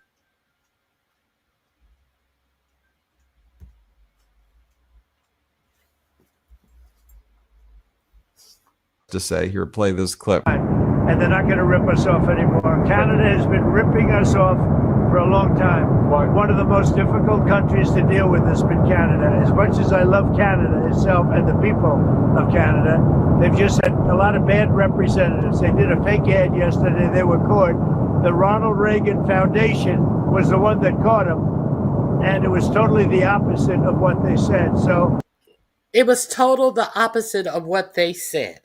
They didn't say anything. They let Ronald Reagan. They played a segment of a radio ad that Ronald Reagan said in his own words, and they were caught by the Reagan Reagan association, who said that it was taken out of a context. It wasn't taken out of anything. It was a segment of things that actually came out of Ronald Reagan's mouth. And why Ronald Reagan's the Ronald Reagan Foundation just didn't simply say we didn't approve that being played as a commercial or whatever. Why is the Ronald Reagan Association saying that it was taken out of context? There is no context. He put the whole context in what he was saying. It was fully context by himself, out of his own mouth. So Canada didn't do anything. These were Ronald Reagan's words. I don't like that. That's dirty pool. And you can't do that.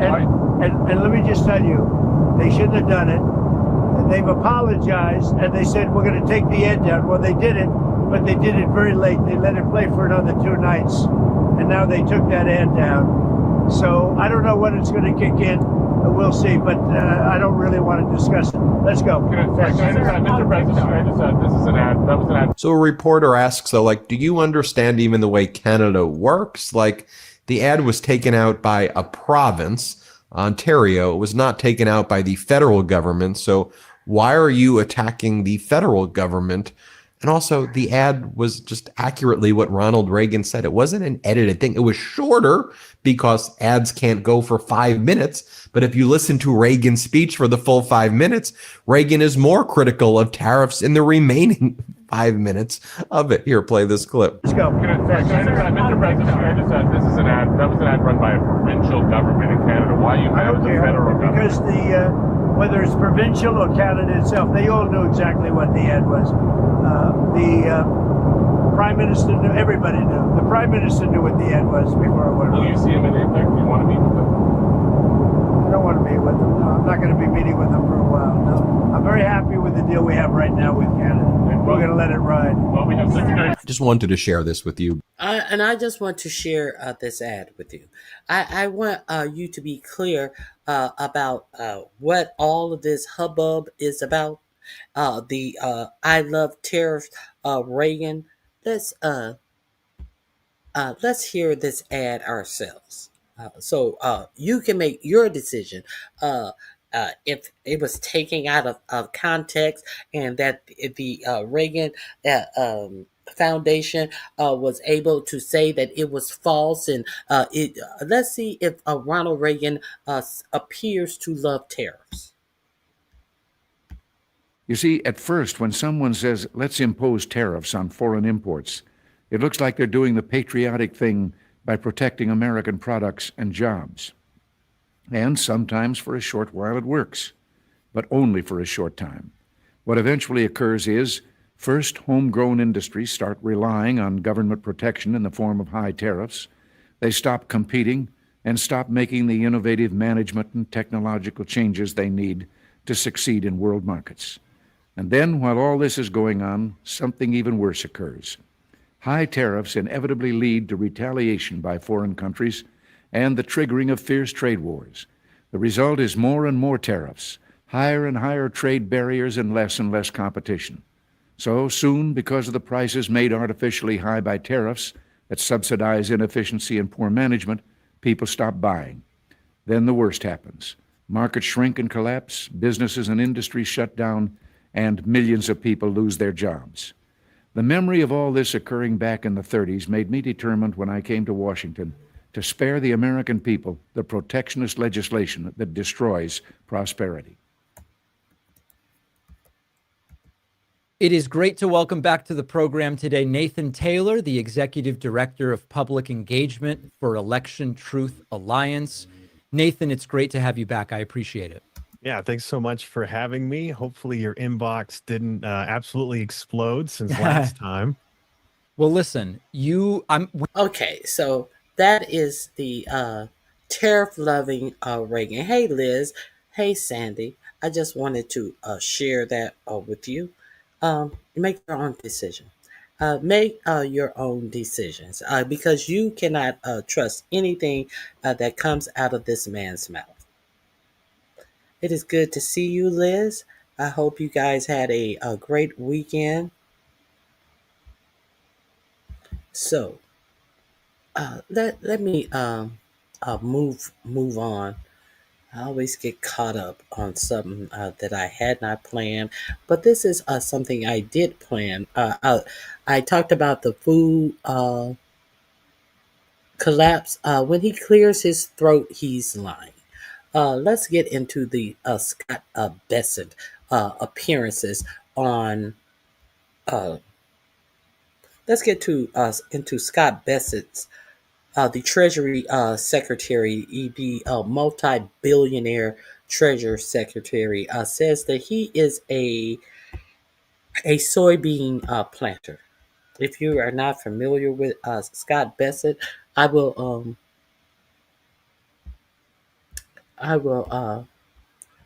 you know,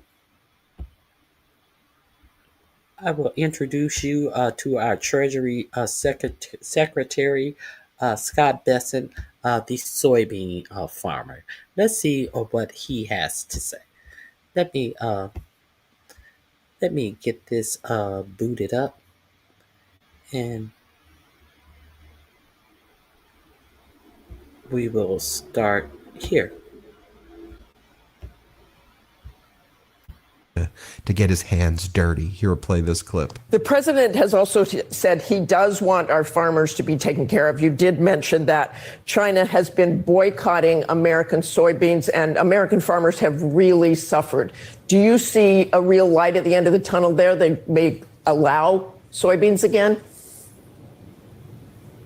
Well, Martha, in case you don't know it, I'm actually a soybean farmer, so I have felt this pain too. And there are a couple of things happening here. One, the Chinese have substantially dropped their purchases to almost zero, so they unfortunately have been using American farmers who are amongst President Trump's biggest supporters. I think he had more than 90% support. And then this was one of the biggest crops in 20 or 30 years, so it was a perfect storm.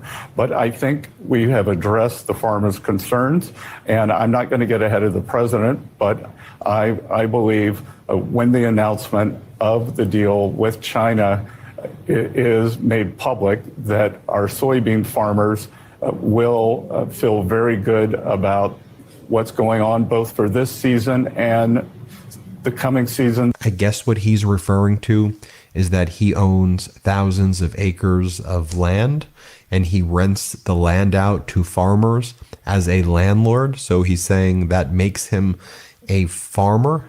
I guess that would mean if you owned a building and there were law firms, accounting firms, Wall Street firms, advertising firms, that you would then say that you're in all of those businesses. I don't. Okay, let's hear a little more from Lying Bessett. He was on all 3 morning shows on Sunday. Are down right now. Here, play this clip. Okay, let me ask you about something here back at home. Inflation. We learned this week that inflation in September ticked back up to 3%. That's the highest level since January. I want you to take a listen to something that President-elect Trump told me back in December. Take a look. I started using the word, the groceries. When you buy apples, when you buy bacon, when you buy eggs, they would double and triple the price over a short period of time. And I won an election based on that. We're going to bring those prices way down. Mr. Secretary, coffee prices are up 19% from a year ago. Beef is up almost 15% and bacon up almost 6%, just to name a few. So when are all grocery prices going to come down as President Trump promised? Well, Kristen, it's unfortunate. As much as I like you, you like to cherry pick. So, when we came in, it was eggflation. You like to cherry pick. You're cherry picking. Groceries are down. I don't like to talk about the facts that you're putting in front of my face, because I want to say that you're just cherry picking a few things. When we came into the administration, it was eggs. Eggs that were had a shortage because of the bird flu. The reason why the prices of the eggs were so inflated. So you like to cherry pick, but I'm going to act as if this administration did something to get the prices of eggs down. Well, if they did something to get the prices of eggs down, why are you complaining about her cherry picking instead of doing the same thing that you want us to believe that you did to the egg prices to get these prices down on coffee, on bacon, and on beef? Huh? Eggflation. Egg prices are down, gasoline prices are down. Overall, the inflation since President Trump has come in, has come down. No, Scott, I know maybe in your imaginary world where you're a farmer. Now, he's a farmer. He is a soybean farmer, and he goes home to his little pink palace. He goes home to his little pink palace, and he wants you to think and believe that he's a soybean farmer too. Let's see what else this numbnut was talking about. Here we go. issue. The Trump administration recently extended a $20 billion lifeline to Argentina that has gotten some bipartisan criticism, Mr. Secretary, including from Congresswoman Marjorie Taylor Greene of Georgia. I'll read you a little bit of what she wrote. She says, quote, Americans are getting decimated with high cost of living and skyrocketing insurance costs. Many of them have zero savings and some are maxing out credit cards to survive. Tell me how it's America first to bail out a foreign country with 20 or even 40 billion taxpayer dollars. How is this move America first, Mr. Secretary? Well, Kristen, whenever he clears his throat, he is stalling for time. Is America first because we are supporting a U.S. ally. There will be no taxpayer losses. This is a swap line. This is not a bailout. And it is from the Exchange Stabilization Fund, which Treasury, I control at Treasury. So then they bring in. So how is it not a bailout? Because you control it. We understand you are trying to keep one of your billionaire friends in money because he is investing in rare earth minerals in Argentina. How is it the taxpayer are not going to lose a dime when they've already lost $40 billion of their tax dollars that you control, that you decided to give to Argentina because this billionaire in Argentina who is so invested in the Argentine pesos that has already lost 10% since we first gave the first $20 billion of U.S. tax money to Argentina. You know that billionaire friend who put you on in business, working for who, where you made your billions, George Soros. You know, the same George Soros that 4547 says that him and his family should be bought up on RICO charges for supporting Democrat causes. That make any of this make sense? This is who's talking to you. This is the Treasury Secretary. He's a soybean farmer too. I just want you to realize all of that. Now, let's see what Scott Dumbass has to say. You know, the MTV real world contestant who is over transportation. Let's see what he has to say about the fact that LAX, one of the largest airports, had to shut down for several hours because they do not have enough air traffic controllers. And let's see if he answers if it is even safe to fly.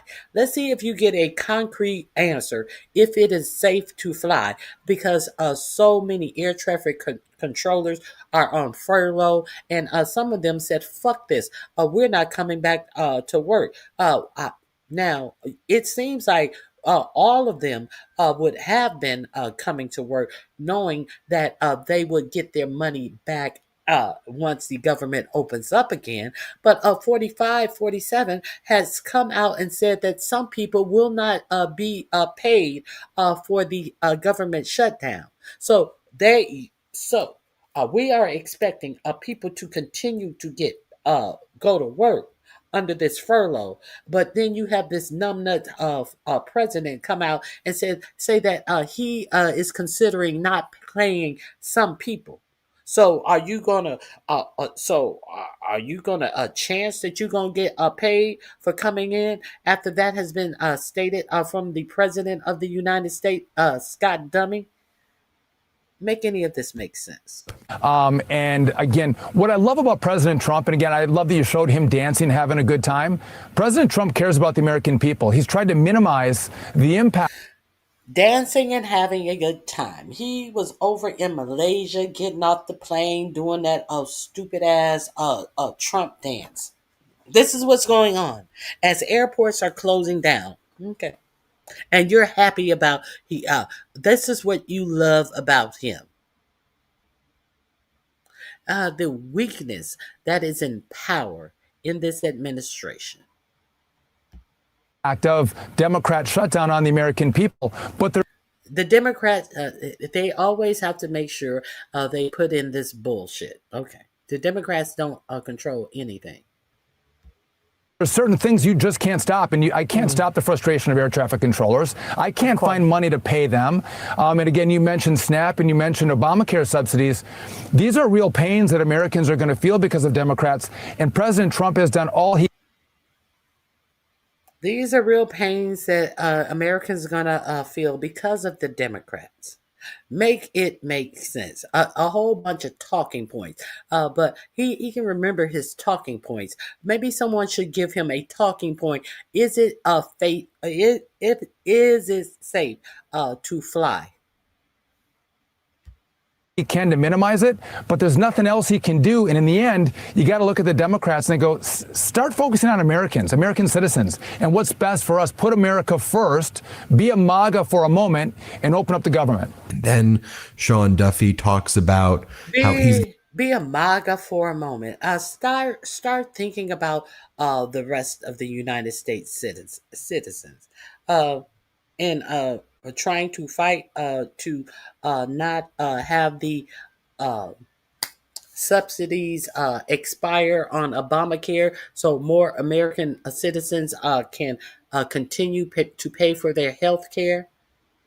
Not sign on to a continuing resolution that you guys want to present is the same thing that they've signed 12 times before, but it is not the same thing that they have signed 12 times before, because the last time they signed it, that big bloated bill was not in the resolution.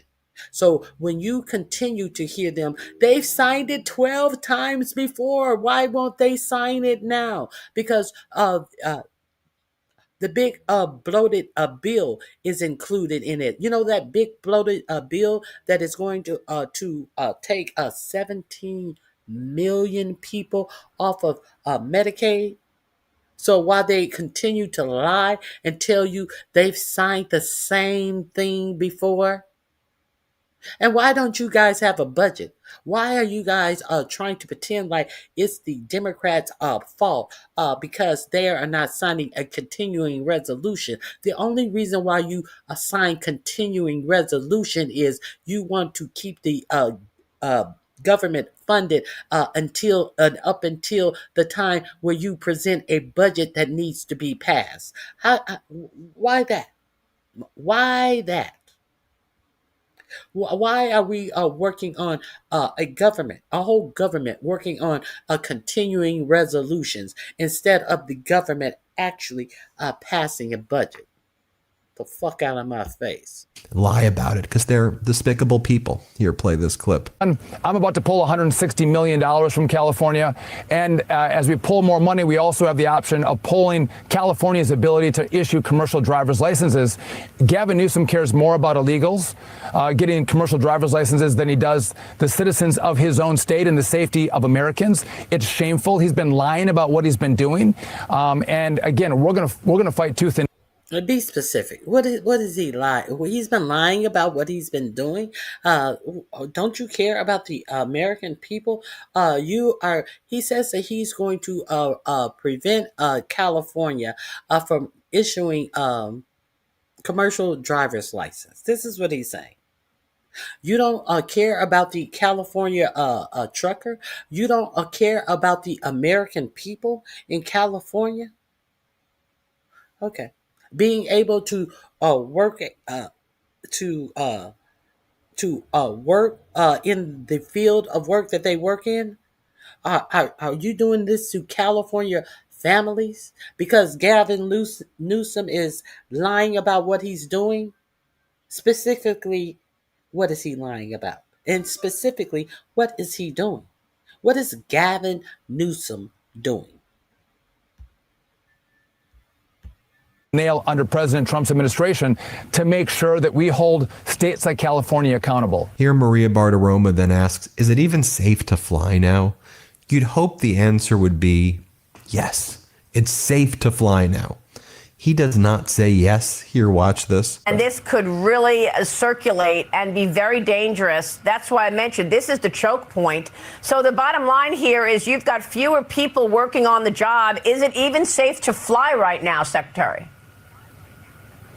So that's job number one, Maria. And again, I need my controllers focused on the airspace, not about the finances at home.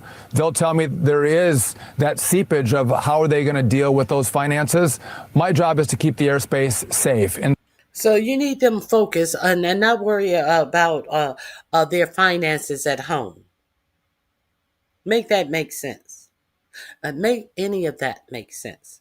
How come you haven't gone to the president to make sure that these workers are paid like the ICE workers are being paid during this government shutdown, since you're so concerned about the air traffic controllers concentrating on their already stressful job that could be a catastrophe if they mess up on. And you don't want them worrying about their finances at home. Well, make sure they have some finances at home. What have you done to make sure they have some finances at home as they sit in towers guiding our planes in and out of open airports? What have you done to ensure that? But run your fucking mouth.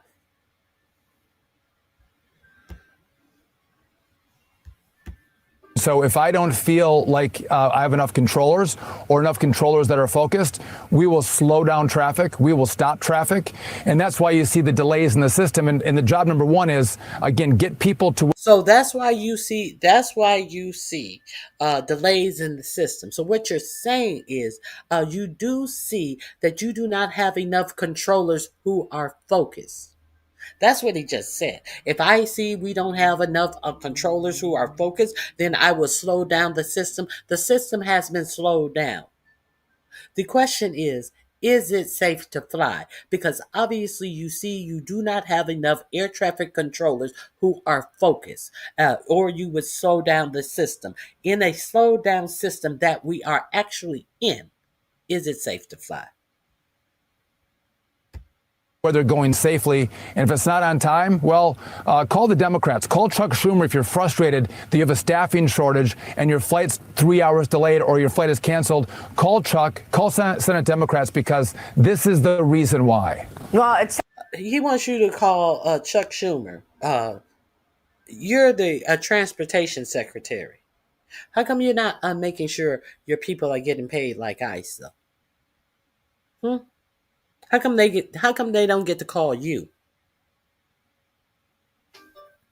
Do you think your job is less important than ICE? Obviously you do. Obviously you're dumb. Sounds like it's going to be a rough week ahead. Going back to Treasury. We got more from the soybean farmer here. In U.S. history, when will President now in the second? That's not a priority right now to Trump and the MAGA Republicans. Here, play this clip. We're now in the second longest shutdown in U.S. history. When will President Trump meet with Democrats to try to bring this shutdown to a close and get federal workers their paychecks back again, Mr. Secretary? Well, Chris, I'm going to have to reject the premise of your question. Why do you can't reject the premise of her question, because that is her question. President Trump have to meet with Democrats? Democrats just need to go into the Senate and vote to end the shutdown. Let's look at the numbers. President Trump has said in the past it's up to the. Are we going to pretend like there is no negotiations that need to be done? You are just going to have to bend at our will? That's what he's saying. I reject the premise of your question. Why would he meet with Democrats? It's called negotiating to get the government reopened. That's why. That is why. President. 52. He's the president. No. He said that in the past. He said you have to be a leader. The president has to lead. You have to get people into a room. You have to get a deal. When's he going to do that? Well,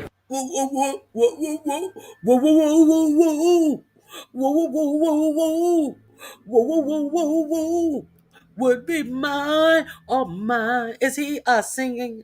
Is he singing? Is who sang that? Uh, uh, uh, uh, uh, who sang that? He sounds like what is his name? Who sang that? And you woo woo woo.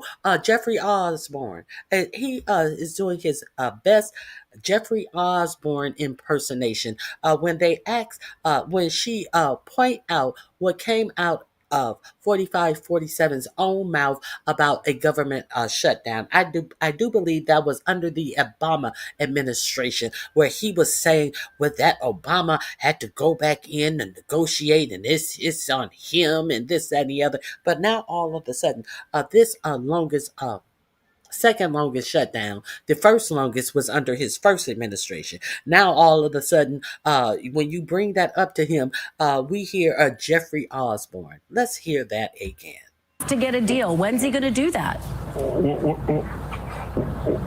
Well, he is leading, and there's no deal to do with Chuck Schumer. And then Kristen Welker. Okay, so this is what happened over. And you woo woo woo woo, and you woo woo woo. Let's finish him off. Can do it, and he's going to build a triumphal arc next. What? Here, play this clip. Why didn't the president tell the public he was going to tear down the entire East Wing, which, as you know, is a part of the People's House? Well, again, I think this was a judgment call on the president. The president is a master builder. And Kristen, I was for many years on the board of something called Classical American Homes, and I completely endorse what the president's doing here with the ballroom. And I don't know. I assume that maybe parts of the East Wing could have been asbestos, could have been mold, could have not fit with the design, but the classical architecture firm. Okay, could have been asbestos, could have been mold. It could have been this. It could have been mold, asbestos. It could have not fit into the design. Well, if it did not fit into the design of a building that he said that was not even going to be connected to the White House, why wasn't the design designed to fit into the design of the White House, a building that has been sitting over 200 years? Can you believe this bullshit? This hold, that maybe parts of the East Wing could have been asbestos, could have been mold, could have not fit with the design, but the classical architecture firm that's doing this is a magnificent structure that's going up. And then Besson just tells us how he really feels right here. If it's a classic architectural firm, why weren't they able to make it fit into the design of the White House? It could have been this. I don't know. It would have been the best answer.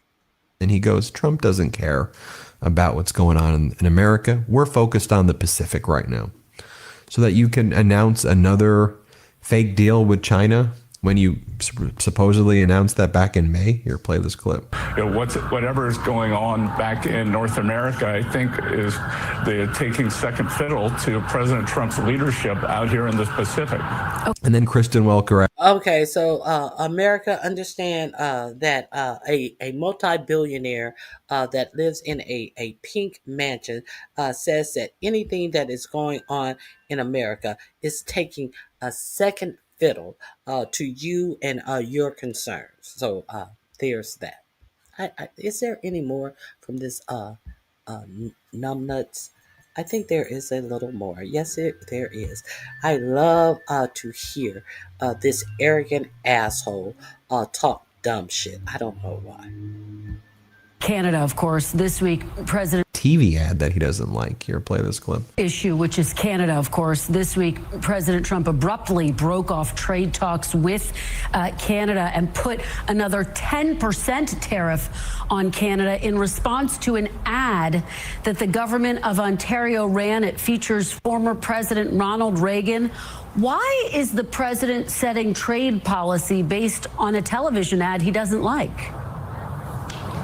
Well, Kristen, let's think about this. This is a kind of propaganda against U.S. citizens. You know, it's psyops. Why would the government of Ontario? I'm told that they have spent or were planning to spend up to $75 million on these ads to come across the U.S. border. So what was the purpose of that other than to sway public opinion? And it's some kind of propaganda that the premier of Ontario unilaterally launched. Will the 10% tariffs apply to all Canadian goods, Mr. Secretary? Kristen, I've been traveling since this unfortunate event happened. I know that the ad's been taken down. So, we'll have to see. But I just think it was terrible judgment by this premier, who has a bit of a reputation for being a hothead. And we're in trouble when Rand Paul, Republican from Kentucky, is the voice of reason here. And he makes a great point. He goes, why are we killing people, these fishermen off the coast of Venezuela and Colombia, on site, not asking questions? But if they be some level of information, because I've heard at all, I'm not okay with that. It's called war crimes. Here, play this clip. Senator Paul, I know you said this isn't about a briefing, but would there be some level of information? Because I've heard other members say they are convinced, they have been told that they can specifically identify these boats, the people on board, and the cargo on board to the level that they're comfortable. So, Senator Paul, do you think that needs to be a public vetting, or if lawmakers are provided that information, that's enough for you? Won't be enough, but at the very least, it should be revealed. There's at least two boats. One boat was said to be in distress and trying to get back to land that was bombed.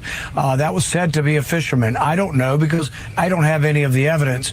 There's also an anomaly in the sense that one of the boats where a bunch were killed, there were two that survived.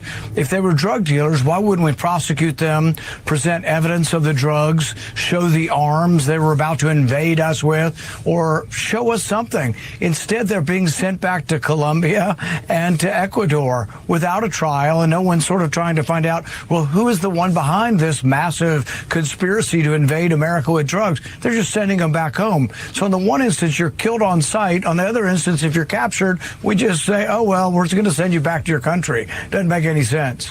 There you have it. Let me know what you think. There you have it. I told you the same thing. It makes no sense that they are killing people in the open sea. I'm pretty sure they wouldn't go nowhere near Greece or Italy or any European nation and just start bombing on boats.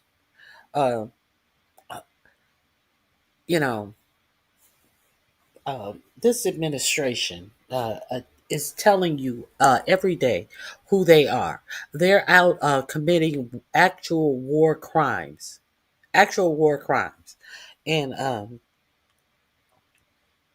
you don't have health care.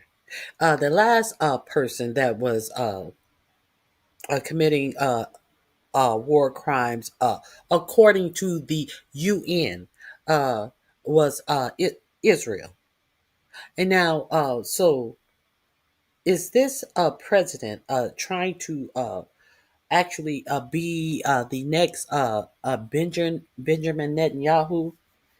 Is this what is going on? Because a war crime, starving his people. Is this what is going on in the United States? It appears to be. So do not be surprised with anything that is coming up. He already is trying to get you accustomed to having the military in the streets. I didn't know it was the military's job to be crime fighters. I did not know that, as they claw back money from actual states for to help with their policing. Now they want to say that the Democrats want to defund the police, while they are actually defunding our police and telling you that they need the military in the streets to fight crime, to get the crime rates down. But they're not in any red states where the crime rates are higher than the states that they are in. So who the military? Why is the military in primary blue states that have large cities, that have large populations of black and brown people? Who will the military be going after? We already understand ICE is going after black people as well, as people dummies cheer them on and think that they are doing something to help them. And while they ignore the actual American citizens that are caught up in these ICE raids, while they ignore the black people who are caught up in these ICE raids. So now, let me see. There are some lies out about the vote. Now, before I show, let's hear about the voting lies first. I'm going to show you about how I've been talking about how I doubt if we will have an election. I have also been telling you that 45, 47 have put 2020 election deniers over securing the integrity of our election. If you didn't watch me Saturday, these are people who said that the 2020 election was stolen, and then they said that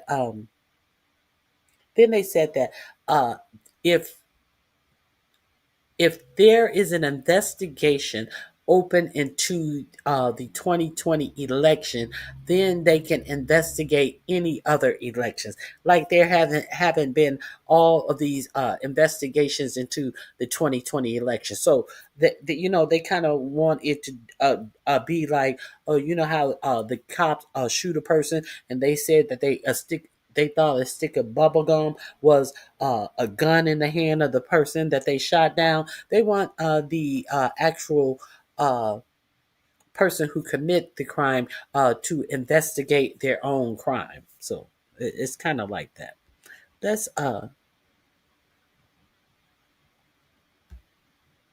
Let's get into this voting situation. Just giving you an update. Mark, we just got a really dangerous message put forward by Donald Trump. I'm going to put his post right here on the screen. What's worse, the NBA players cheating at cards and probably much else, or the Democrats cheating on elections? The 2020 presidential election being rigged and stolen is a far bigger scandal. Look what happened to our country when a crooked moron became our president. We now know everything. I hope the DOJ pursues this with as much gusto as befitting the biggest scandal in American history. If not, it will happen again, including the upcoming midterms. No mail-in or early voting, yes to voter ID. Watch how totally dishonest the California prop vote is. Millions of ballots being shipped. Get smart, Republicans, before it is too late. So, Mark, with it.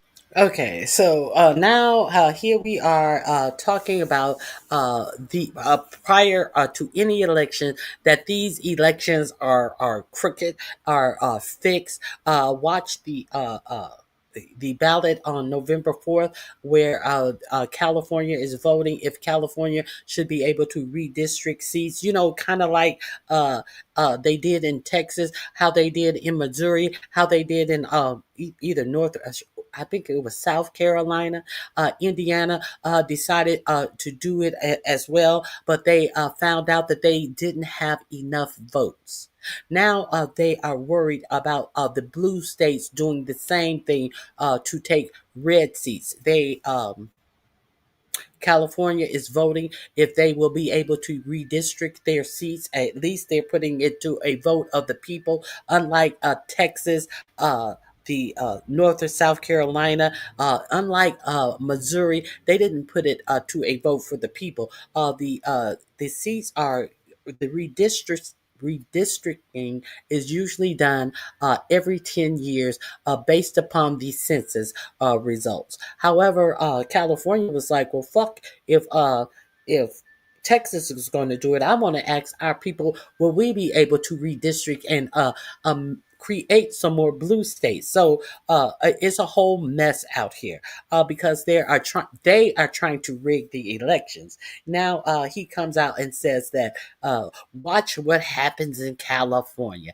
So not only California is doing it, Virginia has also decided to redistrict. They are also asking Maryland to redistrict their seats.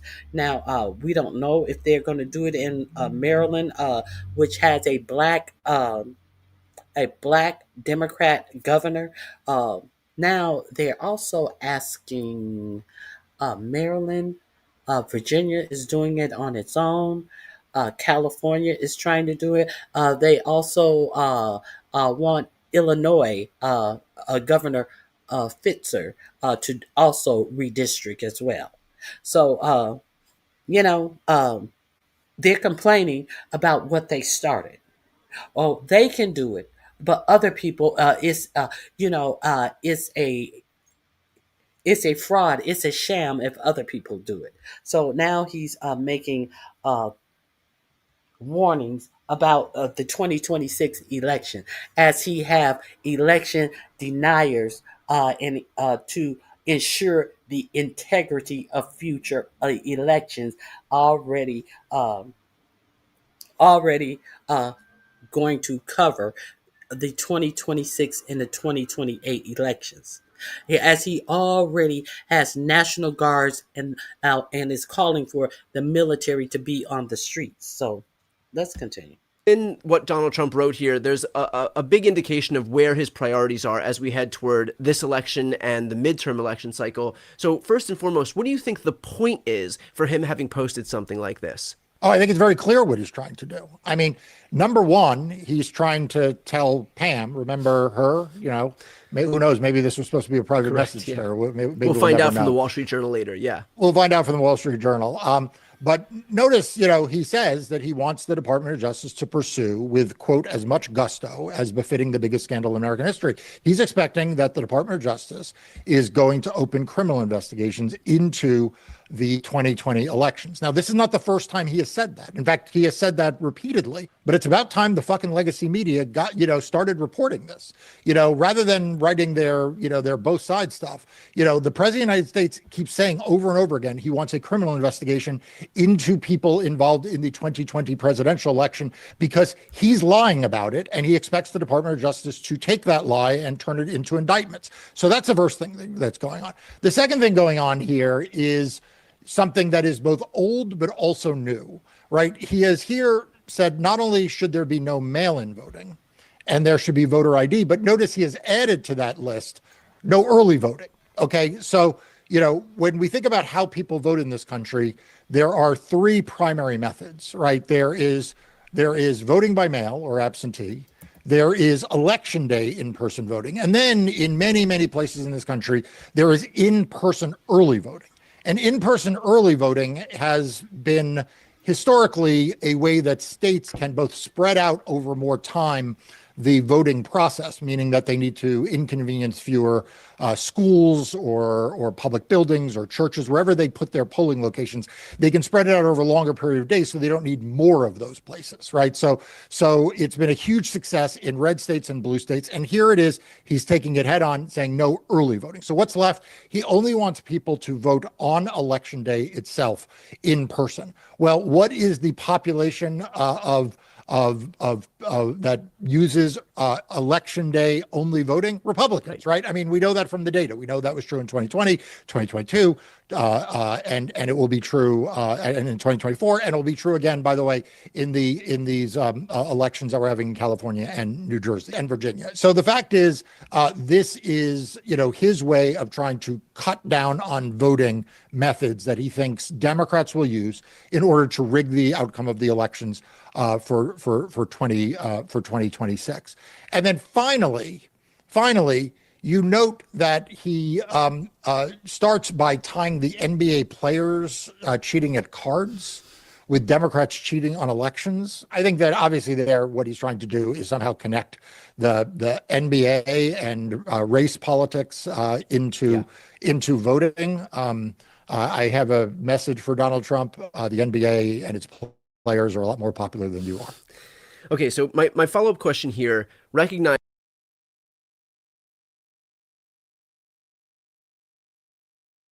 Exactly, race baiting. So this link is in my description box, and I also, while we're talking about voting, I also want to share with you information about how they spread lies about voting.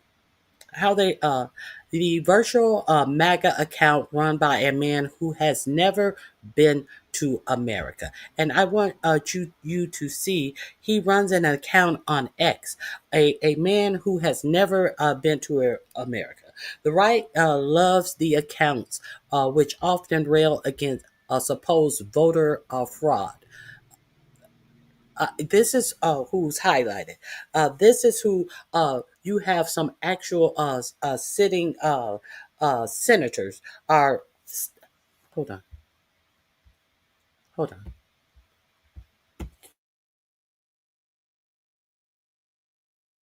You have actual senators who are repeating their lies. If you are unaware of this, you have Elon Musk actually pushing out the threads from this one account. The right loves to the accounts which often rail against supposed voter fraud. They're run by a Macedonian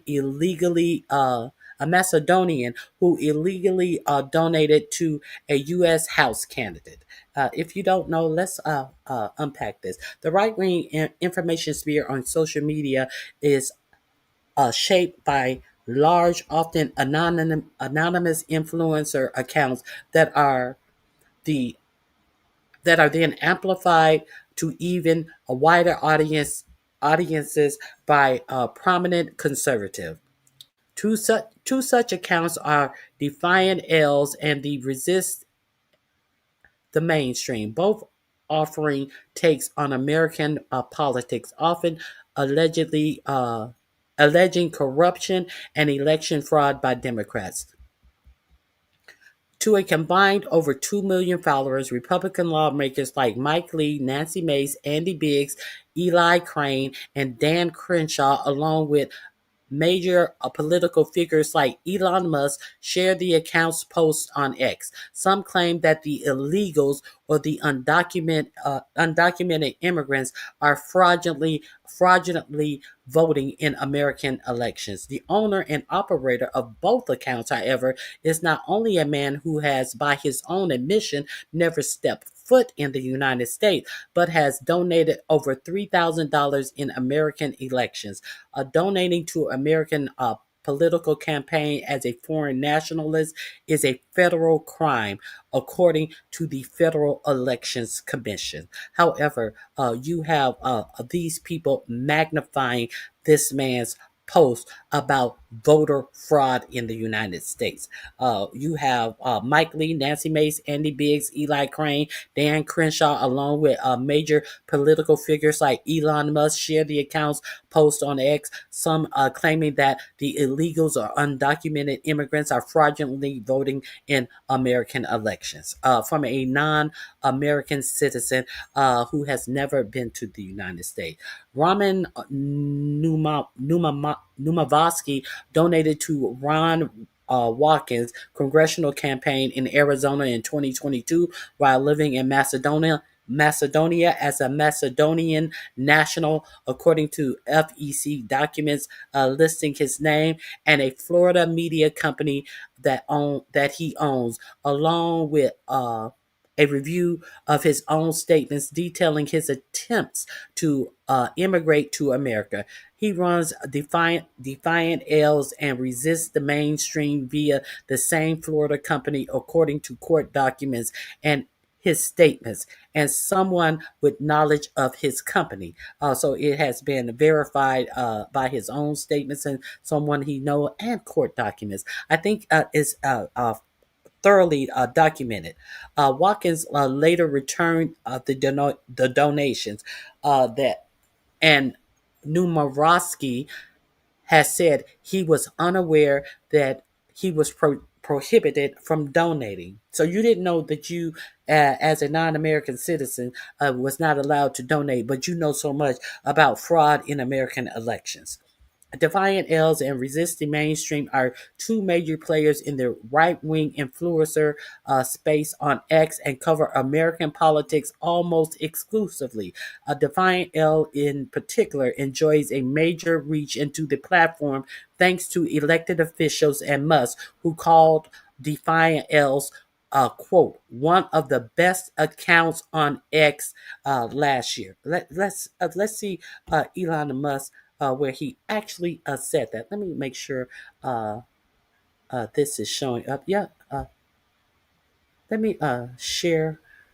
Let me share this post with you from Elon Musk. What he had to say. Hold on. Let me show this post to you from Elon Musk himself. I didn't say it. Elon Musk is saying it. Let me enlarge it first so you can really see what is being promoted on X.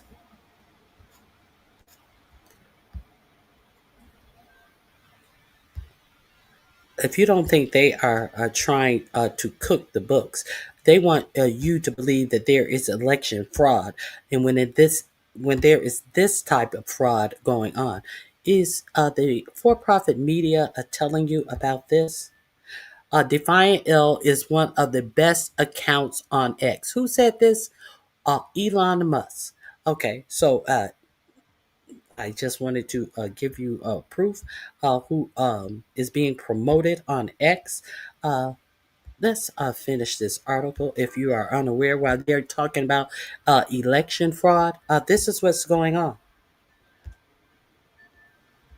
The link is in my description box as well. South Carolina Congresswoman Nancy Mace has shared multiple posts from this account. Let's see what Nancy Mace has shared from this account. Flat ass Nancy Mace. What has she shared from this account? Let me share this with you. Understand, this is a person who has never been to the United States, who is saying that there is fraud in the elections in the United States. Let me share her post with you. Okay. The Pentagon has never passed a full audit. That is true. Defiant L's. Elon Musk, the Pentagon has not passed an audit in a very long time. As crazy as it sounds, they will lose 20 to 30 billion a year, and they literally don't know where it went. I'm pretty sure they have lost more than that. Oh, that's only one post. Maybe she took the other ones down. They said several posts. So let me get back to the article. Okay. And that is very true. And so why did you vote Pete Hegseth in, who bankrupted his last charities that he was over? Nancy Mace, answer me that if you already knew that.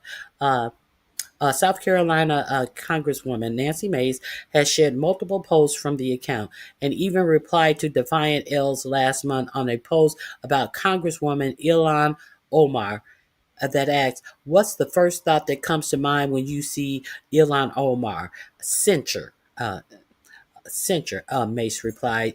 Utah Senator Mike Lee often shares Defiant L's posts and in March tagged FBI Director Kash Patel and FBI Deputy Director Dan Bongino in one reshare. Lee also interact with resist the mainstream at least 5 times a year based on a review by the Rolling Stone. Let me see. Let me see. Let's see what Mike Lee is tagging. Of Montana, I believe he is from. I believe he is from. Not Montana. No, no, no, no, no. Where?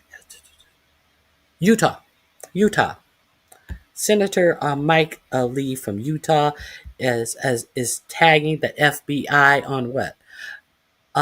Defiant L.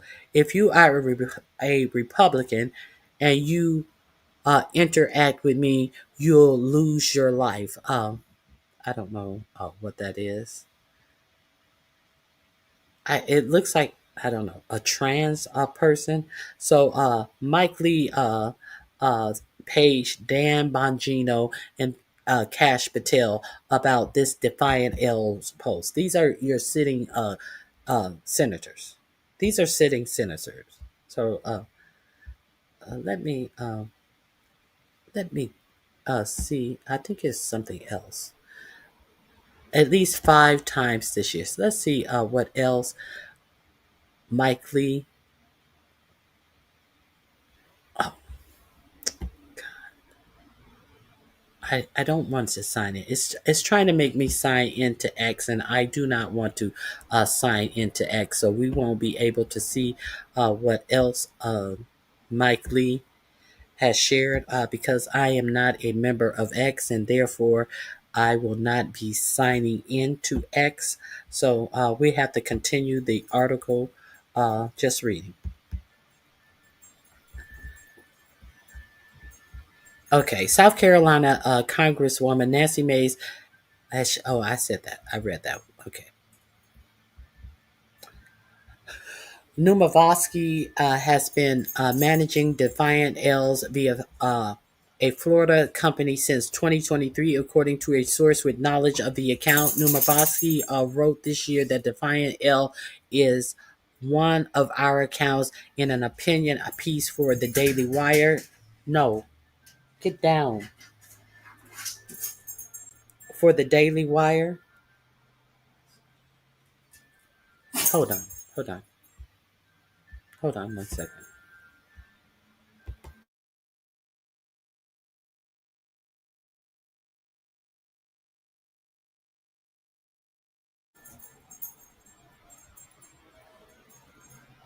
Okay, I'm back. I apologize. The Daily Wire, he uses the same Florida company to run resist mainstream web accounts and account according to court documents.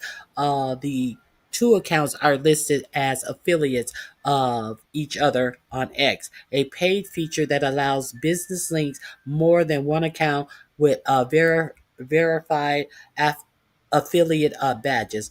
A year before obtaining Defiant L's, Namskoski donated $3,127 in two donations to so-called QAnon candidate Ron Watkins. Oh, he was a QAnon candidate. So this is who he's supporting. Congressional primary race in Arizona. Numavisky was reported at the time as being Watkins' largest single donor that quarter. Oh my God! I think the largest amount he got was $3,000. But that was years before it became known that Nowinski wasn't just of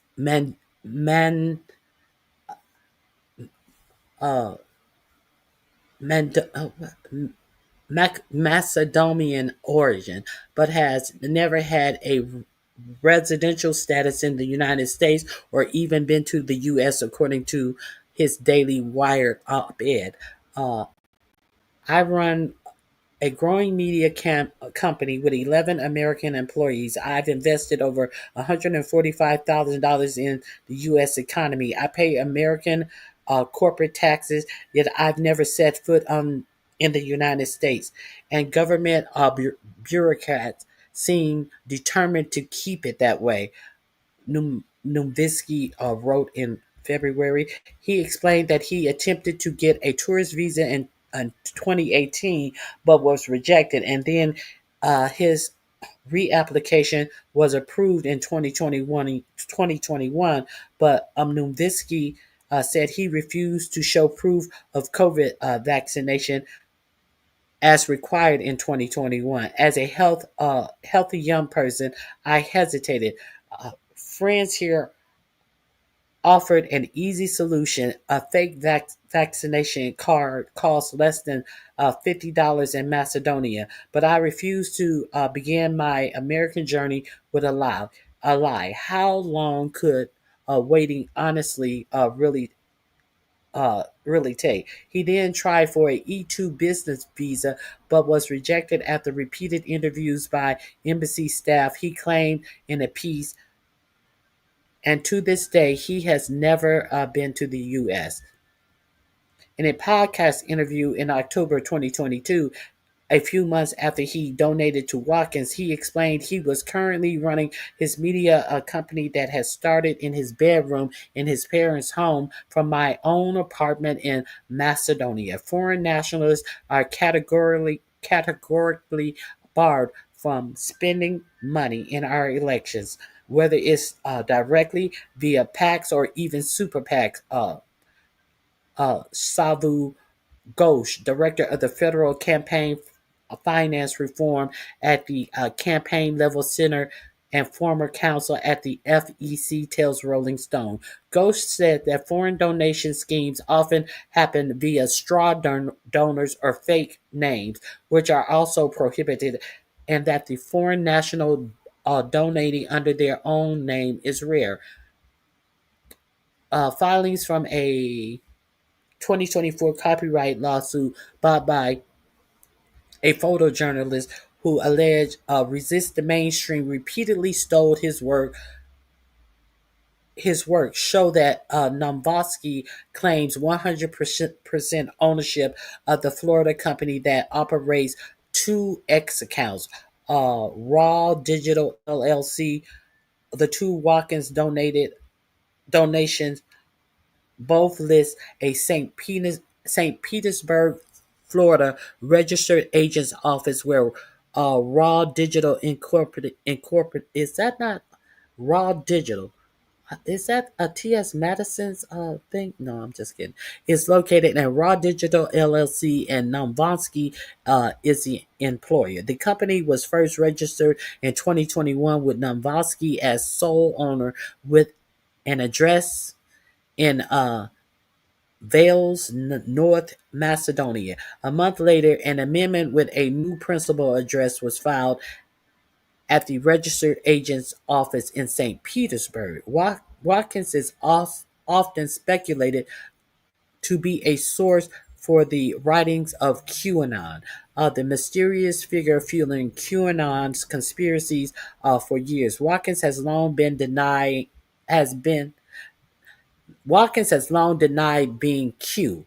Watkins lost the Arizona Republican primaries to Eli Crane, who, as himself, since amplified Nowinski's content at least 7 times. After Nowinski donated to Watkins, Watkins boosted Resist the Mainstream Telegram channel a week later, according to screenshots obtained by Media Matters.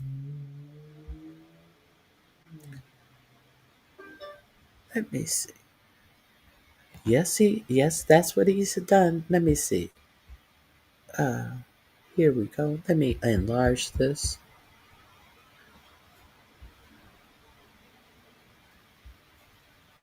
So let's see, Ron Watkins giving them a shout out. Let me show you Ron Watkins giving him a shout out. These are people who are saying there's fraud in the U.S. elections. So after he gave this QAnon guy bottom out for $3,124, Ron Watkins said, "I highly recommend you join the Resist mainstream channel on Telegraph. They post news that you won't see on mainstream media because they are reporting news on America having not ever set foot in America. If you're reading this, go join their channel." So he definitely promoted them after getting $3,000. You see how it works? Do you see how it works? You give a campaign money, and then what happens? We're going to talk about campaign finance, because if you don't know, JD Vance bought a suit saying that Citizens United should go further in allowing billionaires to donate directly to candidates. They should not have to donate to super PACs. They should be able to donate however much they want directly to a candidate. You know, under Citizens United, they give them ability to donate loads of money to a particular campaign. They can't donate it directly. They have to go through one of these super PACs who create ads and this and that for the person who's running. But the actual people who's giving the money, they cannot directly work with the person who's running. They cannot collaborate with the person who's running. They have to give their money and entrust it to the super PAC to make whatever ads. So we're going to talk about that as well. Okay. There's no indication of wrongdoings by Watkins or that he was aware of Nomkowski's location at the time. Watkins refunded Nomkowski two donations in April of 2022. A campaign finance lawyer required if a candidate unknowingly receives a donation from a foreign nationalist. The FEC sent Watkins a letter in March of 2022, a month after Nomkowski donations, asking for more information about donors. After the campaign submitted a report with incomplete donor information, Nomkowski told Rolling Stones he was unaware it was illegal to donate to an American campaign without a green card. But you are aware of voter fraud in America that you are posting.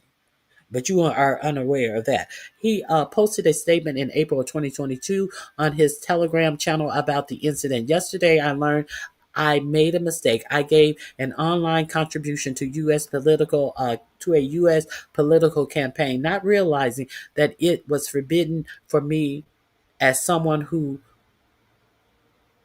had a visa but not a green card. Within minutes of learning that I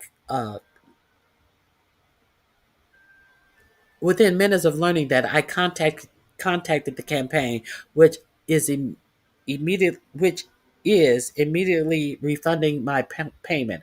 I love America and would never intentionally violate any measure. Live and learn. Let me see. What else.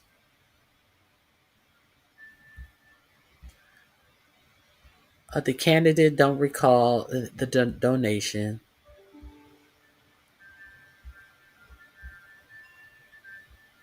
The Media Matters 2023 review found that Watkins was only one of several QAnon-linked influencers to share resist the mainstream content, and the content apparently nearly identical. Some ex-users have alleged they were approached by Nomkowski to post his content for payment. Namkowski did not respond to follow-up questions from Rolling Stone about whether he offered Watkins or other influencers payments to promote his company's content. So understand that Watkins was running for a seat. And so this is the point where you have to question if people are donating to these politicians in return for something back. Pushing out my content, that's something in return for your money that you're giving to a politician who has a large platform. So now we're talking about a QAnon candidate who obviously was willing to tell you to subscribe to someone who gave him $3,000. Imagine what is happening to these congressionals, these Senate, these presidential candidates who are given millions of dollars. What they are willing to do for that money. Imagine, and that is exactly why that Citizens United ruling was so horrible to allow that type of money into politics.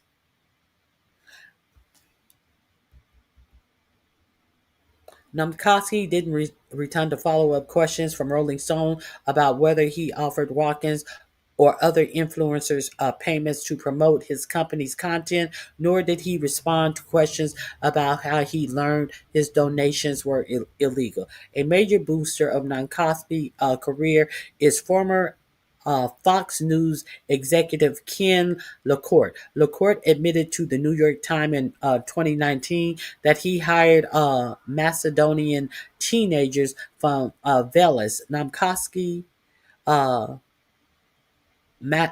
Macedonian hometown, to write for several conservative content sites he ran beginning from 2017. Valais is known as the home to a collection of writers who churned out disinformation during the 2016 presidential elections in the United States, the Time has reported. That is when Trump was running against Hillary Clinton.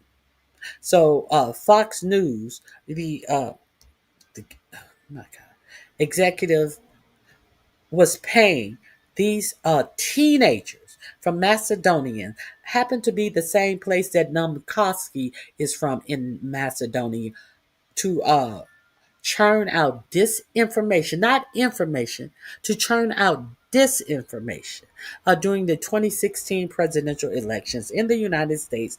The Times has reported. LaCorte has also written about Namkowski's struggle to immigrate. I think it immigrate. I met with Ruman when I was running a startup, and I needed help with social media. When we first spoke on Zoom, I was surprised to learn he was still a teenager living in Macedonia, a country I couldn't find without a good map. Working out of his bedroom, covered in LA Laker posters. Since then, I've been both friend and advisor, helping him build his business and encouraging him through the U.S. immigration system. He wrote on his Substack in February, a few days after Namkowski himself admitted he's never been to the United States. So this is what LaCorte, a former Fox News executive, said that he didn't even know that this was still a teenager who he was getting to churn out disinformation during the 2016 election. Uh, so these are the people who are getting the attention of big conservative media. And they don't even know anything about these people, or if they are, well, they know they're not writing facts. That's the thing that have them using these people. And this is what is being put on the United States media. I just want you to understand that. If he had simply walked across the border illegally, he would have received a work permit within months. He could have easily gamed the system, faked paperwork, overstayed a tourist visa, or lost his passport. But because he played by the rules, he's been stuck in limbo for years, the court wrote. So, that ain't stop you from actually publishing and using him to disseminate disinformation. So he's a good kid. He didn't overstay his visa. He just didn't walk across the border. He's not a criminal. But this is the person that you are using to put out disinformation about our election system, and you want to act like he's such a good person, and he's never been to the United States. Make any of this make sense? Okay, so Dmowski has enjoyed connections with other Republican activists, such as Roger Stone, who endorsed him uh, 2023 on X. I highly recommend that you follow Rumen Munvalsky, the founder of Resist the Mainstream on Twitter. He's a great guy. He was born outside the U.S., but he loves America, and he's working hard to bring trusted news to everyday people. Roger Stone, Roger Stone, who had to get a pardon from 45, 47 for his own crimes. Okay. Uh, I'm just making sure you know. Before this year's revelation, Dmowski himself repeated a similarly vague biography. I was born overseas, but have devoted my life to spreading the virtues of American freedom, he wrote. How would you know the virtues of Americans of freedom? The issue of foreign interests influencing American politics through anonymous ex-influencer account is an ongoing one.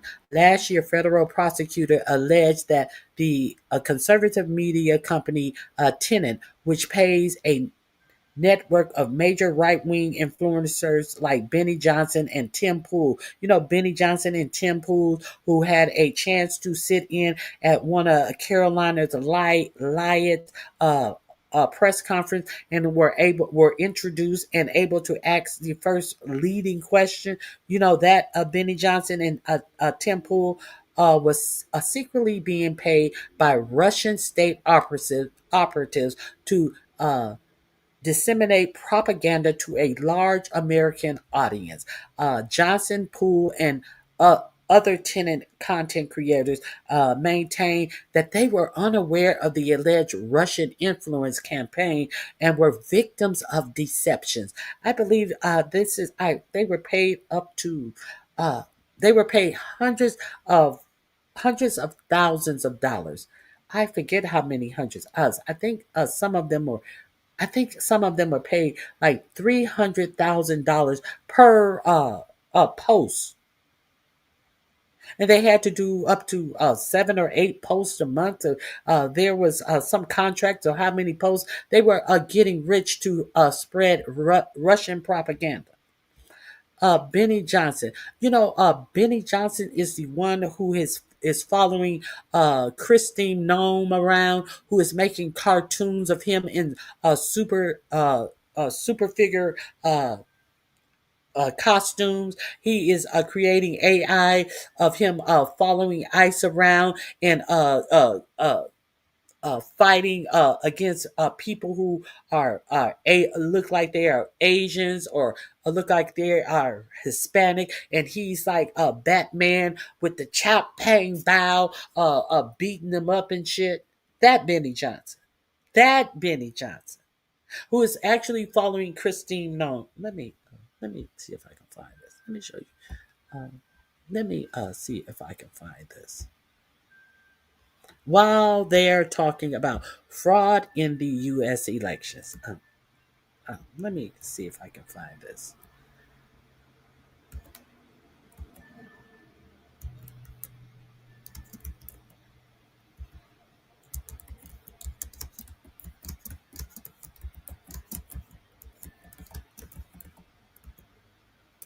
Let me see if I can find this.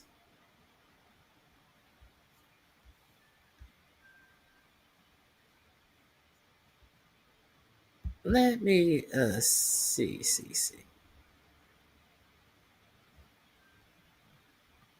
hmm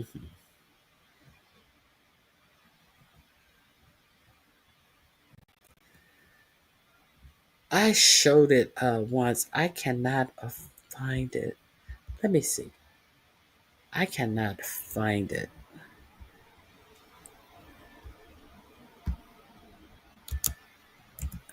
Let me see. 1 second.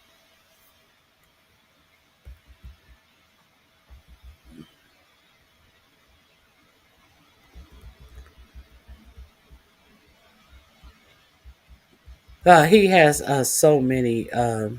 He has a AI of Dan Bongino, all types of. I just don't want to play his specific video. Uh,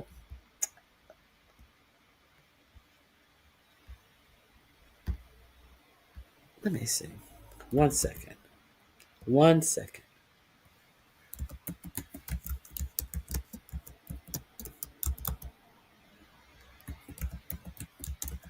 Let me see if I can find it under this.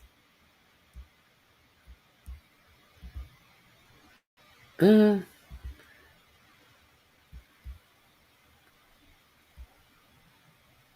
Let me go back.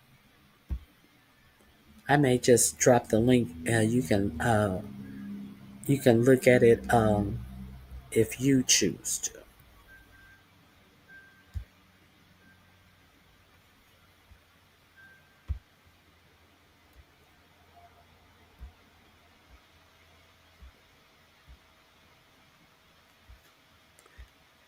Oh well, take my word for it, or Google it. I cannot find it. I cannot find it. I cannot find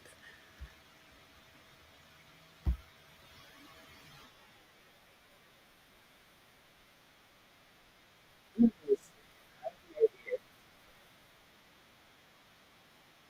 Nope, I can't. Okay, so let me finish this up. I am unable to find it. Um, Tenant and content creators maintained they were unaware of the alleged Russian influence campaign and were victims of deceptions. Did you return the money then? Interfering in American elections financially, however, is still one of the campaign finance violations that's taken seriously and prosecuted. Have they been prosecuted? Ghosh says, in one of our, it's one of our this is one of our bedrock campaign finance laws to keep American elections working towards the goal of American public welfare and not the opposite. Okay, so there's that article I wanted to share with you because I just want to give you some real information about why you should also be concerned about what's going on in our election system. So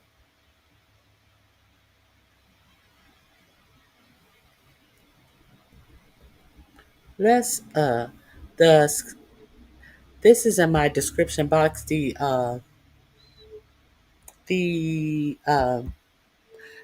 Supreme Court of the United States may make it legal for billionaires to buy politicians. The right secret plan to help billionaires buy elections. How two lawsuits could expand Citizens United and turn America into the kleptocracy, and how this nightmare can be stopped. Uh, Here is the article. Just wanted to give you some information.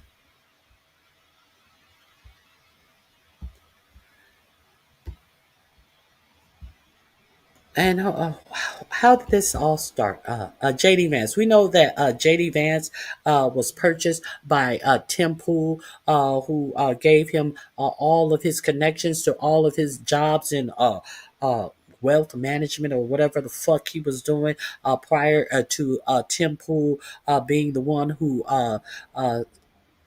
basically finance his Senate bid. So let's understand how this started.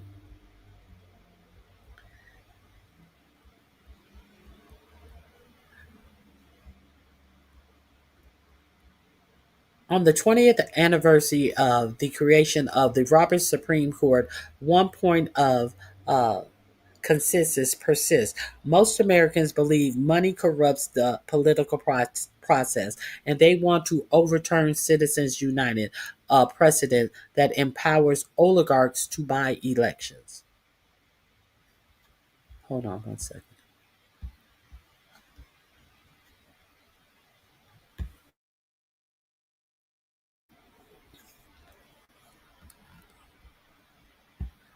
The following is adapted from a master plan, the hidden a plot to legalize corruption in America, a book from David Sciorza, investigative newsroom. Okay, and they have a link that you can get the book.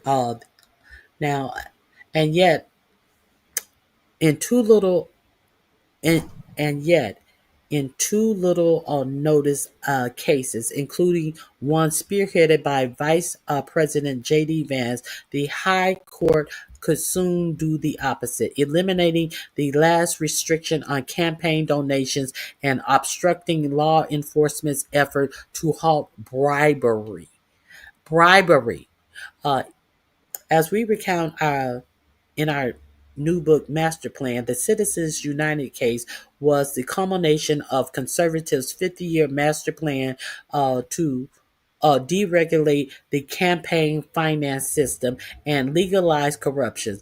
What started as an incendiary memo from soon-to-be Supreme Court Justice Lewis Powell became one of the running equating money with the constitutionally protected speech and another extending personhood rights to corporations. Remember when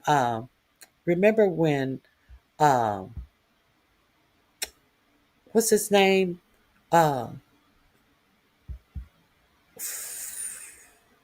Mitt Romney said corporations are people too. You remember that? I remember that. Okay. Now, let's get into this.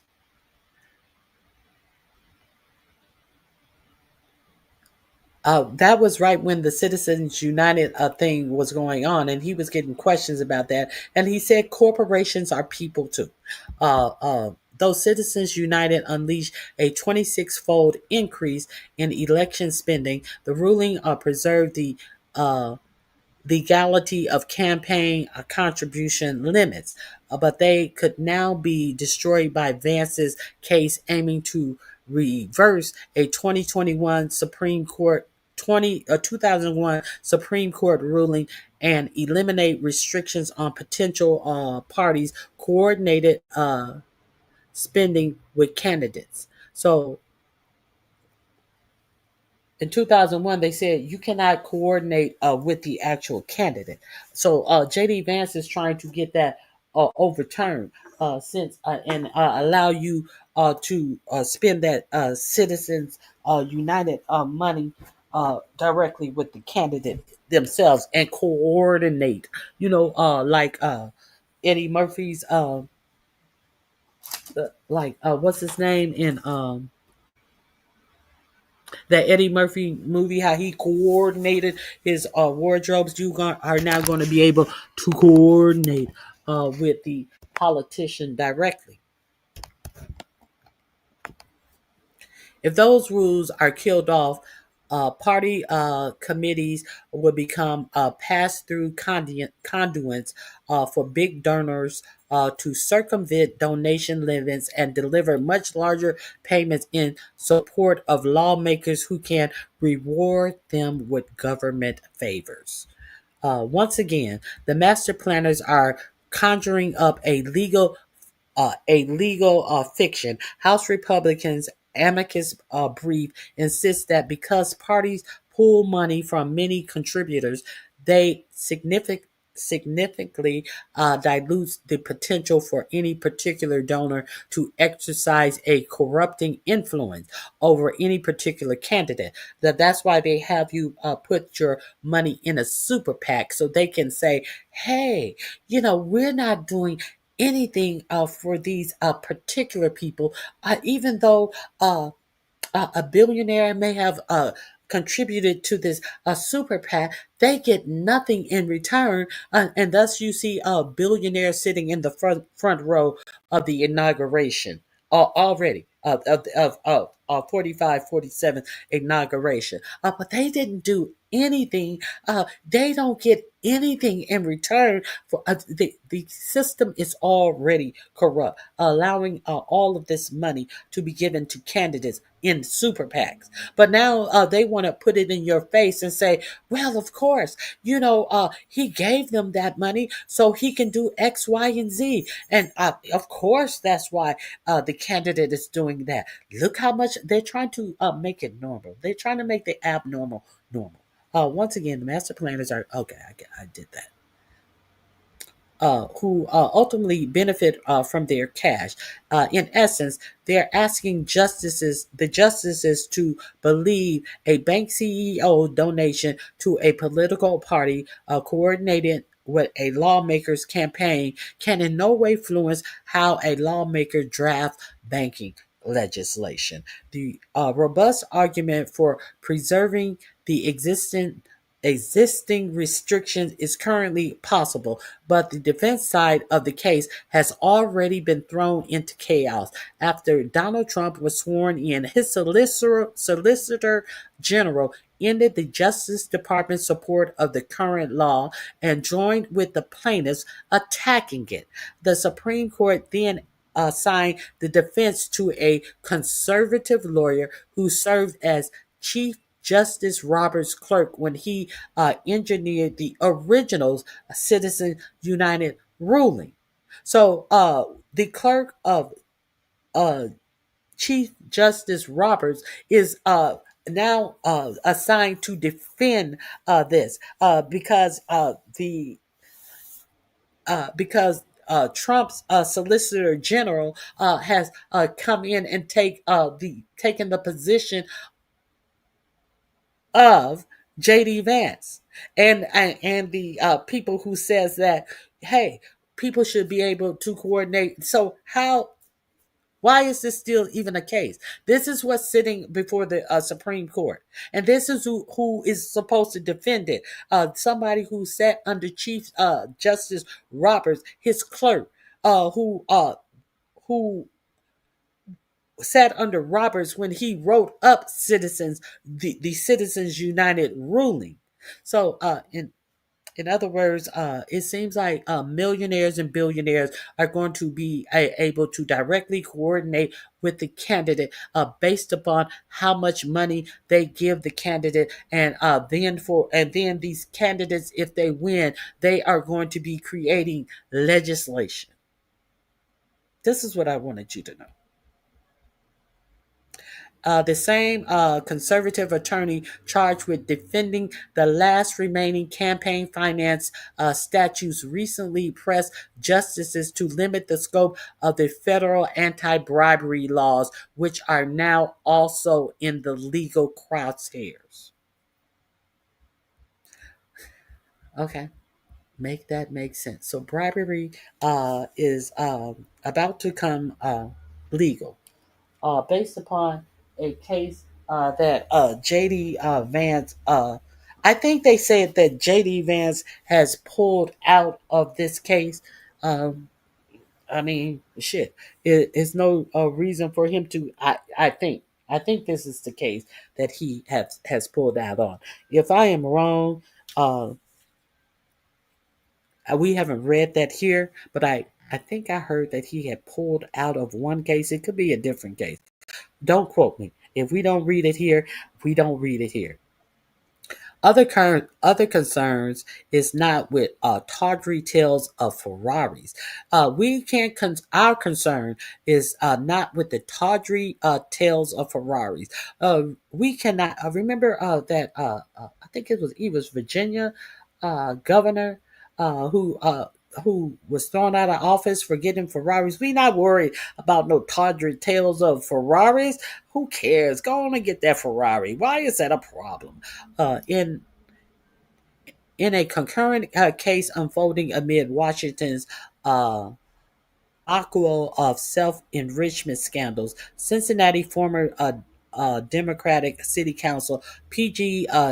Stuttlefield is asking the Supreme Court to overturn his bribery conviction after an FBI sting caught him accepting a $20,000 campaign contribution in exchange for supporting a local development project. So, kind of like that $50,000. Wait a minute. Kind of like that $50,000 that the ICE whatever spam face was caught taking in a paper bag. Tom Holman, kind of like that $50,000 that he didn't get prosecuted for once Donald Trump came into office. The case was dropped. FBI, whole FBI sting that alleged showed him taking $50,000 in cash from someone who was counting on getting a contract from him once he was appointed to be the ICE czar. Kind of like that. Notably, Stuttlefield has already been pardoned by Trump. Now, he's already been pardoned by Trump, making him, by his own admission, the first person in history to appeal a case he's already been absolved of. He's appealing the case. You've been absolved of the case. Your bribery has been erased, but you're still trying to make a point. Okay. He's receiving pro bono legal counsel from the most Trump-connected law firm in America. He is being personally represented by Trump's former Solicitor General, and his appeal is being supported by an army of former elected officials. Let me see. Who are these former elected officials? Let me see.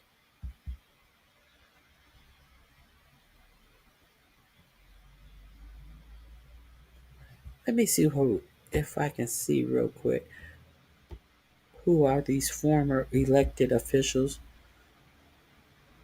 Oh, it's hundreds of pages. I can't. Let me see.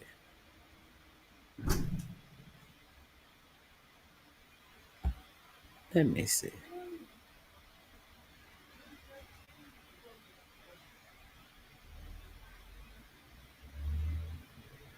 Let me see.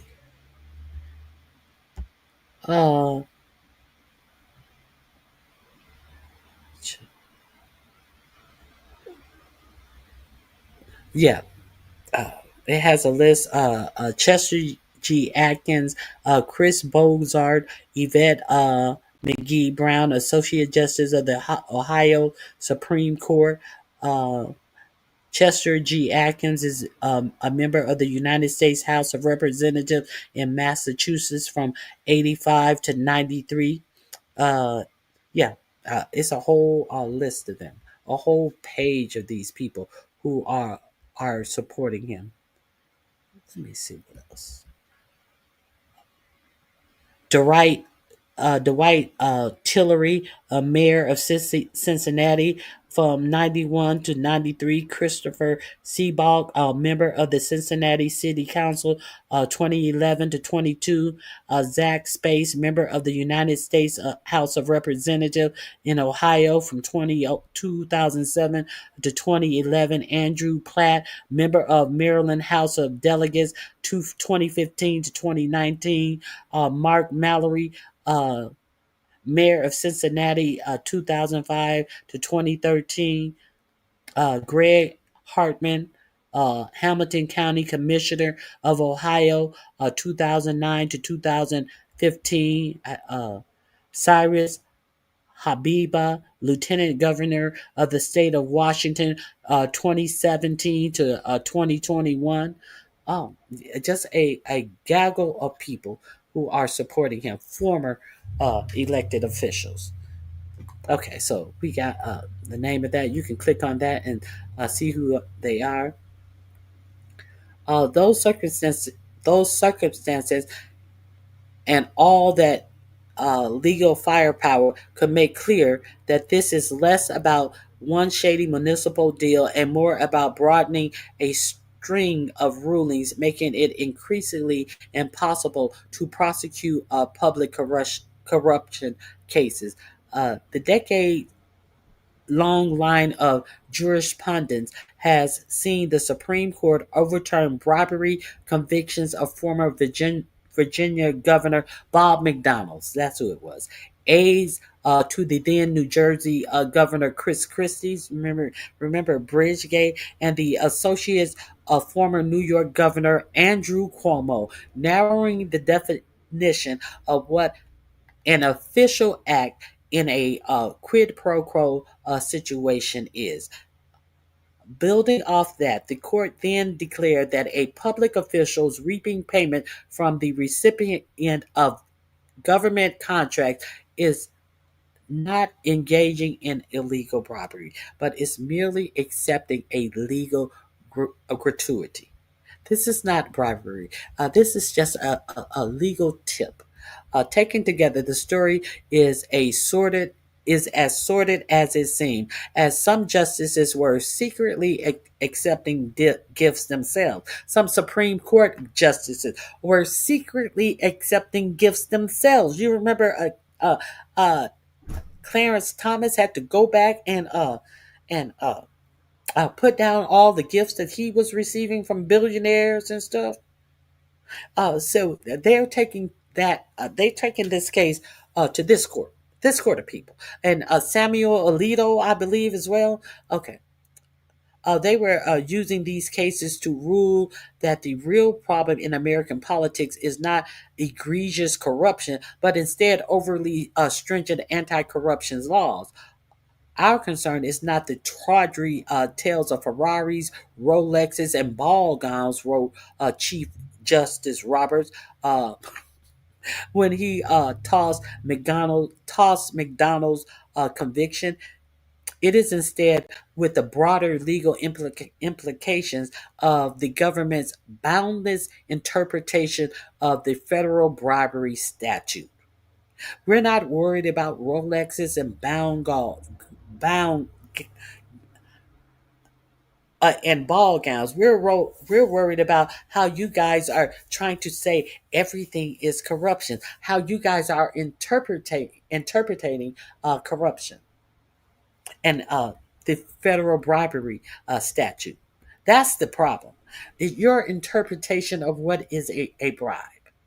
This is what the Chief Justice of the United States had to say when he threw out McDonald's conviction for bribery, for taking Ferrari's monies of cash, Louis Vuitton and Gucci bags for his wife, clothing. This is what the Chief Justice said when he threw that conviction out. Get the fuck out of my face. You can buy influence all you want. Former Trump-appointed U.S. Attorney David DeVilles told us when asked to summarize the effect of these rulings, you can buy someone a yacht, but if there's no quid pro quo tied to it, there's no official act tied to it, then it's not a federal crime. So, okay, whatever. So just because someone's running, a rich person is going to say, hey, let me buy you a yacht. Just because they're running. This might explain why law enforcement officials declined to charge Trump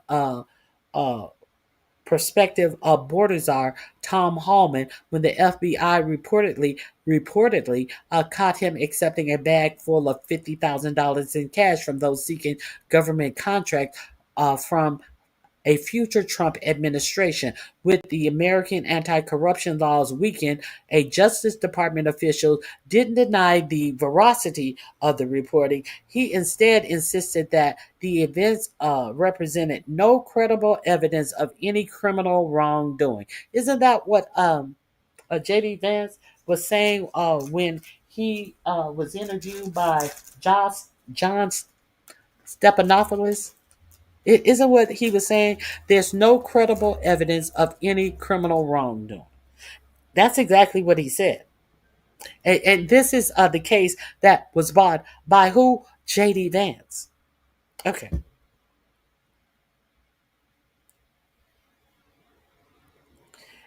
A talking point now be look. I didn't even read the next sentence. A talking point now being echoed by who? Vance. Okay, we heard it. We heard this when I played that clip from you when he interviewed with Stephanopoulos. As Trump now dismantles the Justice Department unit that prosecutes public corruption, Sitfield's appeal aimed to take the Supreme Court's legal assault on anti-bribery laws even further. In a legal brief, his lawyers are offering the novel theory that they insinuate that pay-to-play culture is now so pervasive that it should no longer be considered prosecutable. Isn't that bold? Isn't that bold? Citing Trump reportedly asking oil executives for $1 billion of campaign cash in exchange for government favors, Sitterfield's Supreme Court petition laminates that a prosecutor could doubtless present this meeting alone as at least ambiguous evidence of a quid pro quo. The petition then asserts that if Sitterfield's conviction is allowed to stand, politicians are open to prosecution if they say anything during the often informal, unscripted conversations. They're just informal, unscripted conversations, and they that can be read to even hint at a possible quid pro quo. They weren't telling people, "Hey, give me this money, and this is what I'll do for you." So it's a hands off. These are conversations. Nobody's saying this is what I'll do for you, but the Supreme Court wants you to allow for them to actually have conversations with people who are giving you money and actually have coordinate with people who are giving you money when you are running for elections. And this is what J.D. Vance is. This is the case that J.D. Vance was a part of bringing to the Supreme Court. But they want to tell you the elections, there's fraud in the election system. Understand this.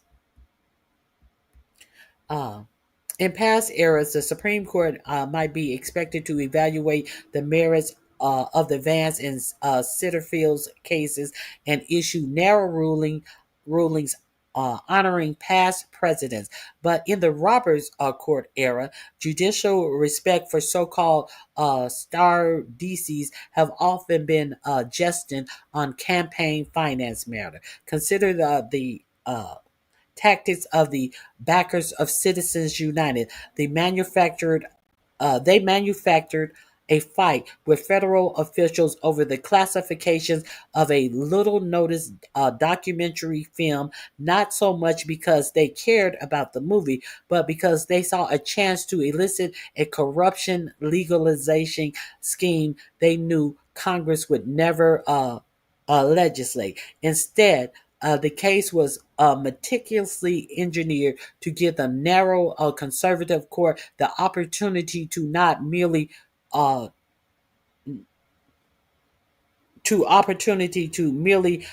wait a minute. The newly conservative court the opportunity not merely to arbitrate the minor dispute, but to insist ignoring the Starte DCs, which is a prior Supreme Court ruling statutes, a, and go big, as one of the case's architects told us. So they ignored all rulings that the Supreme Court had made in the past. They just ignored that, and they went big in Citizens United. It's the same dynamic today. Conservative groups behind today's two new cases undoubtedly hope that their spats over the esoterica of campaign finance and bribery laws prompt the even more conservative court to not merely mandate these specific conflicts, but to instead issue broad rulings incinerating any remaining deterrents to pay for play corruption. States can stop pretending corporations are people, and yet if plaintiffs get their way in these cases, all is not lost. Yes, in buying elections, packing the courts, and eliciting precedents, legalizing corruption.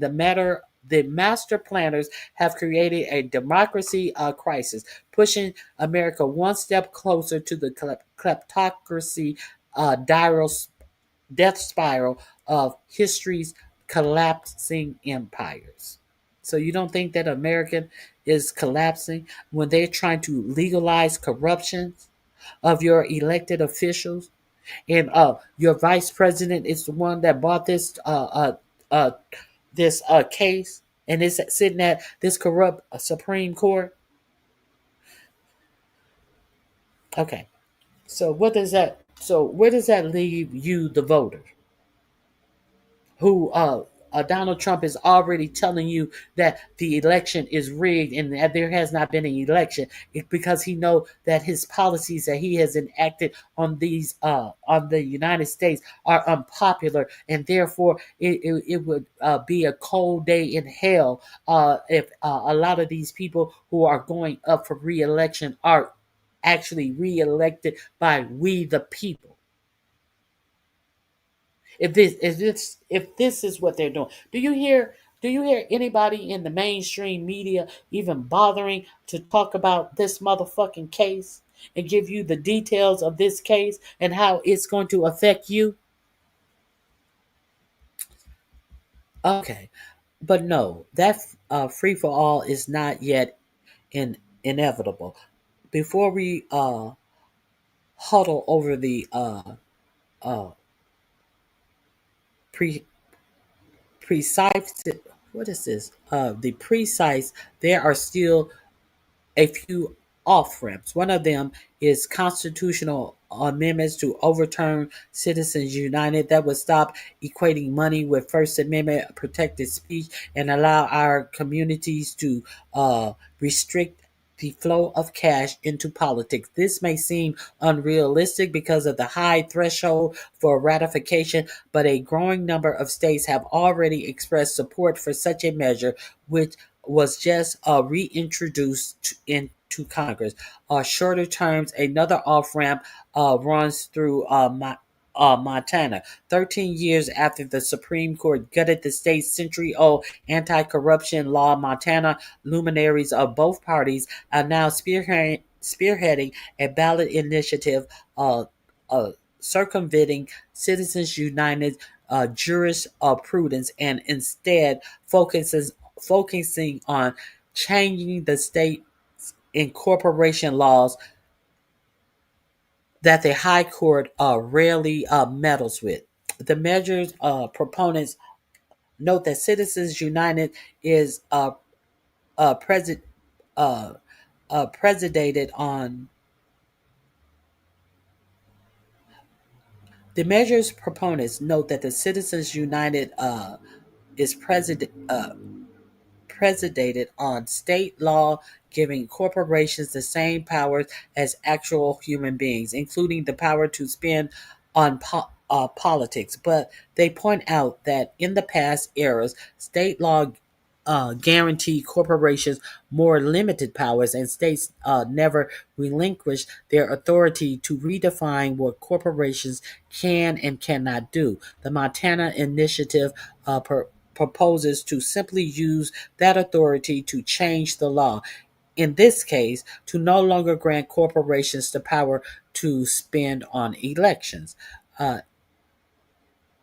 If passed in Montana, and if other states follow, the initiative could profoundly change American politics. Corporations could still conduct all their normal businesses, but they could no longer have the power to buy elections or legislation, which, oh, what's more, state law existing anti circumvention provides which were recently upheld by the Supreme Court, would deny those powers to out of state businesses too. Though wealthy people would still retain their right to individually spend on politics, the new corporate code would eliminate dark money groups, forcing oligarchs to emerge from anonymity and to do their election spending through political committees requiring full disclosures. To be sure, there still leaves the problem of billionaires using their outsized wealth to finance ad campaigns, demonize their opponents, amplify their puppets, and effectively control the election disclosure. But there, too, the post Citizens United world still permits a local solution, publicly financed campaigns that provides candidates with at least enough resources to make their voices heard. In 14 states and 26 cities, a varying partisan complexion, governments offering qualifying candidates either grants or small dollar matching funds. Unlike cash from private donors, this public money does not come with a quid pro quo expectation of legislative favors.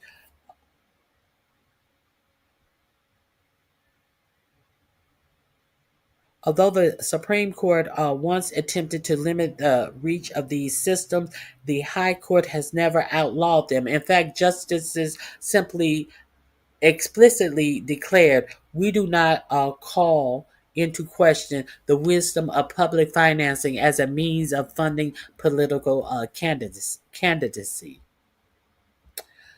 These systems are no panacea. They still let self-financed billionaires, candidates, and super PAC outspend publicly funded candidates, but for a relatively small investment of public money, more states and cities can create their own public financing system that provides grassroots candidates enough resources to run competitive campaigns without having to succumb to legalized corruption and sell their future actions to prospective campaign contributors.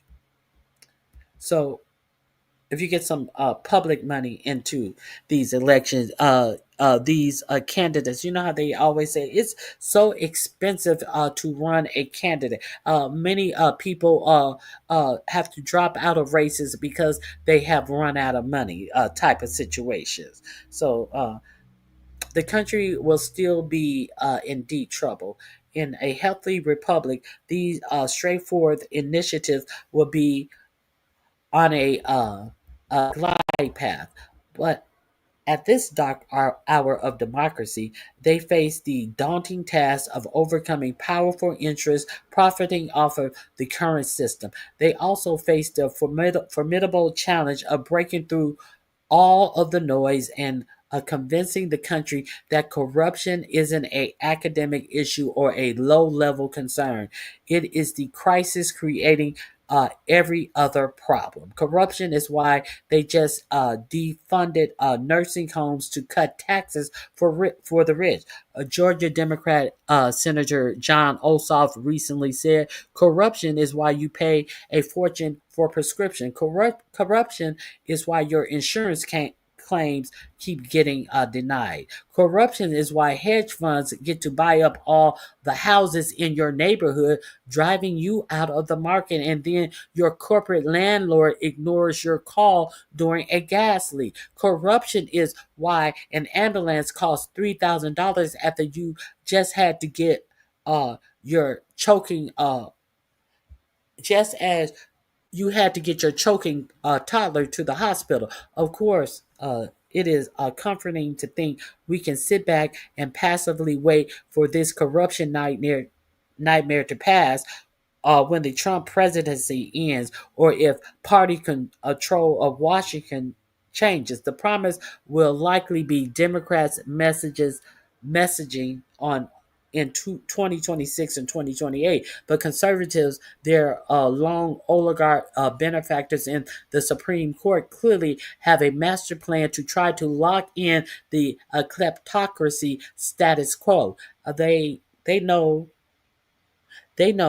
that in a functioning one person, one vote democracy, they could never pass the unpopular, self enriching policies they want. Isn't that what Peter Thiel said?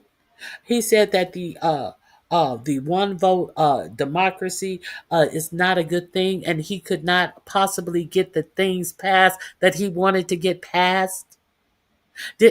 So, do you think that he just sat there and said, "Oh gosh darn, oh shoot, I'm not going to be able to get all of my things passed about my secret cities and where we govern ourselves, and we have all the riches, and it's an invite-only secret city of people alike, wealth people"? You think he just said, "Oh gosh, can't do it"? Damn. No, he didn't say that. No, he didn't say that. Peter Thiel did not say that. He got a bunkin to do his dirty work. He got his little puppet to file a suit to make corruption legal. Political corruption legal. Okay, so there's the article. Check it out if you want. Hey, Leonard, how are you? I was listening to the racist conservative this morning, just realizing that's why they were stalking.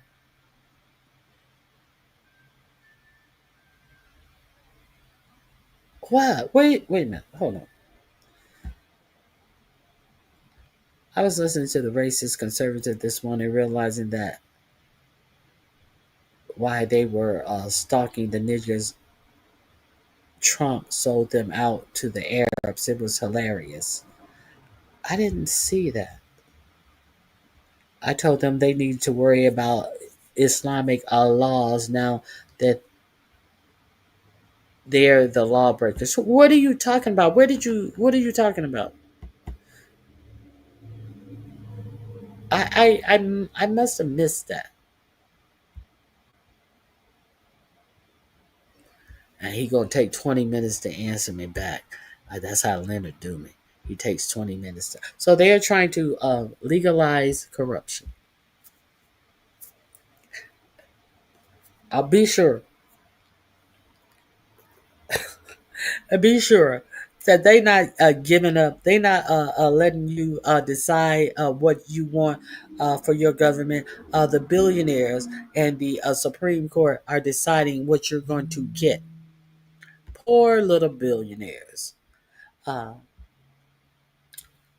we did all of this to give the billionaires a tax cut, and it seems like the billionaires are trying to, get over on us in any way they can. So let's get into this. This could be the biggest tax dodge in history. NVIDIA founder and CEO Jensen Huang. Dominating the AI chip race. Shares surge, record-breaking quarter. You kind of made the. I'm going to show you the actual Ponzi scheme that these billionaires have set up to make it appear that America is okay and we're nothing's wrong, nothing's going on in America. Let me play this for you first. What's up? Thank you. This piece yesterday about Jensen Huang, and the Times called it an $8 billion tax dodge. It's an intricate scheme that allows some of the wealthiest people in the world to avoid billions of dollars in taxes. It would not be unheard of to have a billionaire have a team of estate planners. Tax attorneys and lawyers and accountants to circumvent the estate tax. And that's just one guy, one obscenely rich guy, doing what the super wealthy have been trying to do for decades. Not pay the estate tax. Levied on Americans who transfer property to their heirs after their death. So the estate tax is really a aristocracy prevention act. It's a tax on the trust fund kid who gets the money. Nepo baby heirs who simply won the lottery at birth. But dodging taxes costs money, accountants, attorneys, and takes some time. So the elites have their sights set on one thing to make their life easier. And I will also effectively eliminate the estate tax. The last 30 years, there's been an all-out campaign funded by some of the wealthiest families in this country to undermine the estate tax. And when money is power, the estate tax, and getting billionaires to actually pay it, might be the only way to prevent a full-on American oligarchy. You have an administration with 13 billionaires. The most talented cabinet ever assembled. You have 800 billionaires in the United States with combined wealth over $7 trillion. Their wealth is escalating thanks to the current administration. We could be looking at trillion-dollar fortunes within the next generation. We're going to take you inside the intricate loopholes that Jensen Huang and the super wealthy exploit to skirt billions of dollars worth of taxes and uncover how to stop them. The estate tax is over 100 years old. It was established in 1916. We were in what people call the first Gilded Age, this period of extraordinary concentrations of wealth and power. Chuck Collins has been working for decades to defend the estate tax, which is the only tax we have on inherited wealth in the United States at the national level. The people who levied the first estate taxes saw it puts a brake on concentrations of wealth and power. But lately, it hasn't been working out so well. They have weakened it and considerably debilitated it. The gift and estate tax has a lifetime exemption. That is, the amount of money you can give while you're alive and can leave behind when you die without it being taxed. The 2017 Trump tax law doubled the limit, making even fewer super wealthy families subject to the tax. The exemption is now $13,990,000. It's a tremendous savings, so thank you very much. You know, if you have less than $14 million right now, you are not going to pay the estate tax. That's the minimum threshold. That's where the tax starts, or $28 million for a couple. Think about that. $28 million. That's a lot of money, a lot more than the average household inheritance of $46,200. The reality is the estate tax is exclusively paid by multimillionaires and billionaires when it's working well. The planning for estate and gift tax avoidance is not only perfectly legal, it's not even considered aggressive anymore. It's just basic planning. Bob Lord is a retired tax attorney. He knows a lot about getting around these loopholes. I spent the bulk of my career practicing tax law, a lot of it doing tax avoidance planning for rich clients. A perfect case study. The New York Times is reporting on Jensen Huang's various evasionary tactics. The Times called it an $8 billion tax dodge. Jensen Huang is the co-founder and CEO of NVIDIA. Do you like my jacket? The chip giant is one of the most valuable companies in the world. God, I love NVIDIA. And that made him one of the richest people in the world. I think Mark is pretty buff. The guy's pretty jacked. I mean, you too, man. But all that wealth could mean a hefty tax bill down the line, unless you have a GRAT. GRAT stands for Grantor Retained Annuity Trust. If you're not a tax attorney, this may make no sense to you. All you need to know right now is that it's a complicated vehicle for avoiding estate tax. Bob's going to explain. The way it works is I put in the $100 million of stock into the trust for my kids. That would make Bob the grantor, putting his assets into the trust. If he had just given his kids the stock, he would have faced up to 40% in gift and estate taxes. But by putting it in a trust, a middleman essentially, he dodges all of that. And they have to pay me back. And they do have to pay a little bit of interest on the deferred purchase price. That's the annuity part. It's a payment the trust has to make to cover the value of those assets over the period of the agreement, usually a couple of years. But if the assets appreciate a lot, then they get to keep the leftovers after they've paid me. And there's no estate or gift tax to pay on that transfer of wealth. So let's say in 2 years it doubles in value. So they pay me $100 million and they keep $100 million. I win against the IRS. I transferred $100 million of wealth to my kids without paying any estate or gift tax. That's a lot more than the $28 million lifetime exemption for couples that we talked about. How are they paying no gift or estate tax on that? That's why they call it the zeroed out grant. A good tax attorney will make it so that the assets and the payments back essentially cancel each other out. On paper, there's no gift here because it's been paid back. Think about what Jensen Huang's assets consist of. It's mostly the stock of NVIDIA, which has been increasing like crazy over the last 5 or 6 years. According to the Times, the Huang set up their GRATs in 2016, putting in about 3 million shares of NVIDIA, worth about $100 million at the time. They're worth more than $15 billion today, meaning that this one move saved them a whopping $6 billion in estate taxes. If you were going to search for the perfect asset to use for a zeroed out GRAT, it would be NVIDIA stock. And the GRAT is just one of the tactics Huang's used. The Times says he's potentially saved more than $1 billion in taxes by using an iDigit, another complicated trust vehicle, and another $1 billion using a donor-advised fund. The Times pegs Huang's total dodge at $8 billion. Now, let's be clear, this is not something normal people have access to. It's not even something normal people need to do. But it is common for the people who can afford to do it. When ProPublica got hold of a bunch of taxpayer data for the richest Americans, they found that over 50% of the 100 richest Americans were visibly using these avoidance strategies. Now, it may be that all of them. Now, ask yourself, how many people on fixed income are paying income taxes? Ask yourself that. Okay, this link is in my description box. I'm just letting you know that these people who are actually rigging our government, who got the largest tax cut in history, how they are rigging the system to keep themselves rich. So at what point? I told you that Jeff Bezos says that they are getting rid of 600,000 workers, 600,000 workers, and replacing them with AI. So how much longer? If you don't think that America is actually on the decline, don't even have food to eat, let's get into this. Let's see how they are trying to tell you that everything is fine because the stock market is doing well. Let's see what stocks are doing well and how is it that the stocks are still doing well. These lies that they want to put out to you about the American economy. Let's go into it. Last month, OpenAI shocked the world when they announced a $300 billion deal buying new technology from Oracle.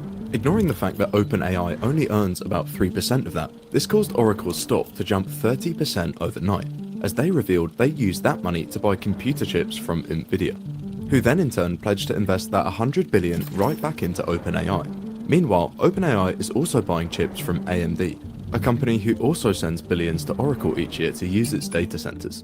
If that sounds confusing, it's because it is.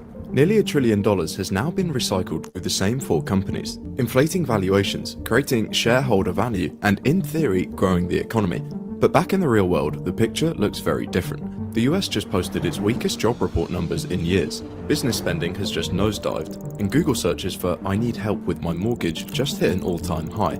This all begs the question, when did America's economy stop being about creating value and start becoming a giant Ponzi scheme between a few big tech firms? And what happens when this bubble inevitably bursts? Everyone from Elon Musk to even Sam Altman has warned that things might be moving a little too quickly. A lot of that hype is down to AI, which isn't exactly anything new. But what we're seeing now is increasingly less to do with AI and more about the kind of growth we've come to celebrate. The endless pursuit of economic growth has come under a lot of criticism in recent years, but as a general metric for success of an economy, it's actually pretty good. In theory, economic growth happens when people become more productive, meaning they can produce more with less. That's what allows people to work fewer hours while still earning the same wages, which is exactly what's been happening for the past 100 years or so. That all sounds pretty good. The only problem is that there's also another way the economy can grow, and that's by firms just spending more and more money. There's an old joke in economics where two grad students pay each other $100 to eat cow. At the end, they both still have the same amount of money and are covered in filth, but they still proudly proclaim to have created 2 new jobs and raised the GDP by $200. While that might be an overly visual scenario, it's actually a pretty good example of the bad kind of growth that still gets registered and given so much airtime in headline statistics. The point is, economic growth is either generated through doing more with less or by simply spending more. And the thing is, almost all the growth that we're seeing today comes from the second kind. AI companies are burning through billions of dollars training massive large language models, building data centers, and hiring armies of engineers, all of which technically add to GDP, despite real wages for most workers barely moving. At the same time, the valuation of these companies has completely exploded. Since 2024, the US stock market has jumped more than 35%, but almost entirely thanks to a handful of tech giants like Nvidia, Microsoft, and Apple. Of course, this is all based on the expectation that AI will, at some point, actually help the real economy.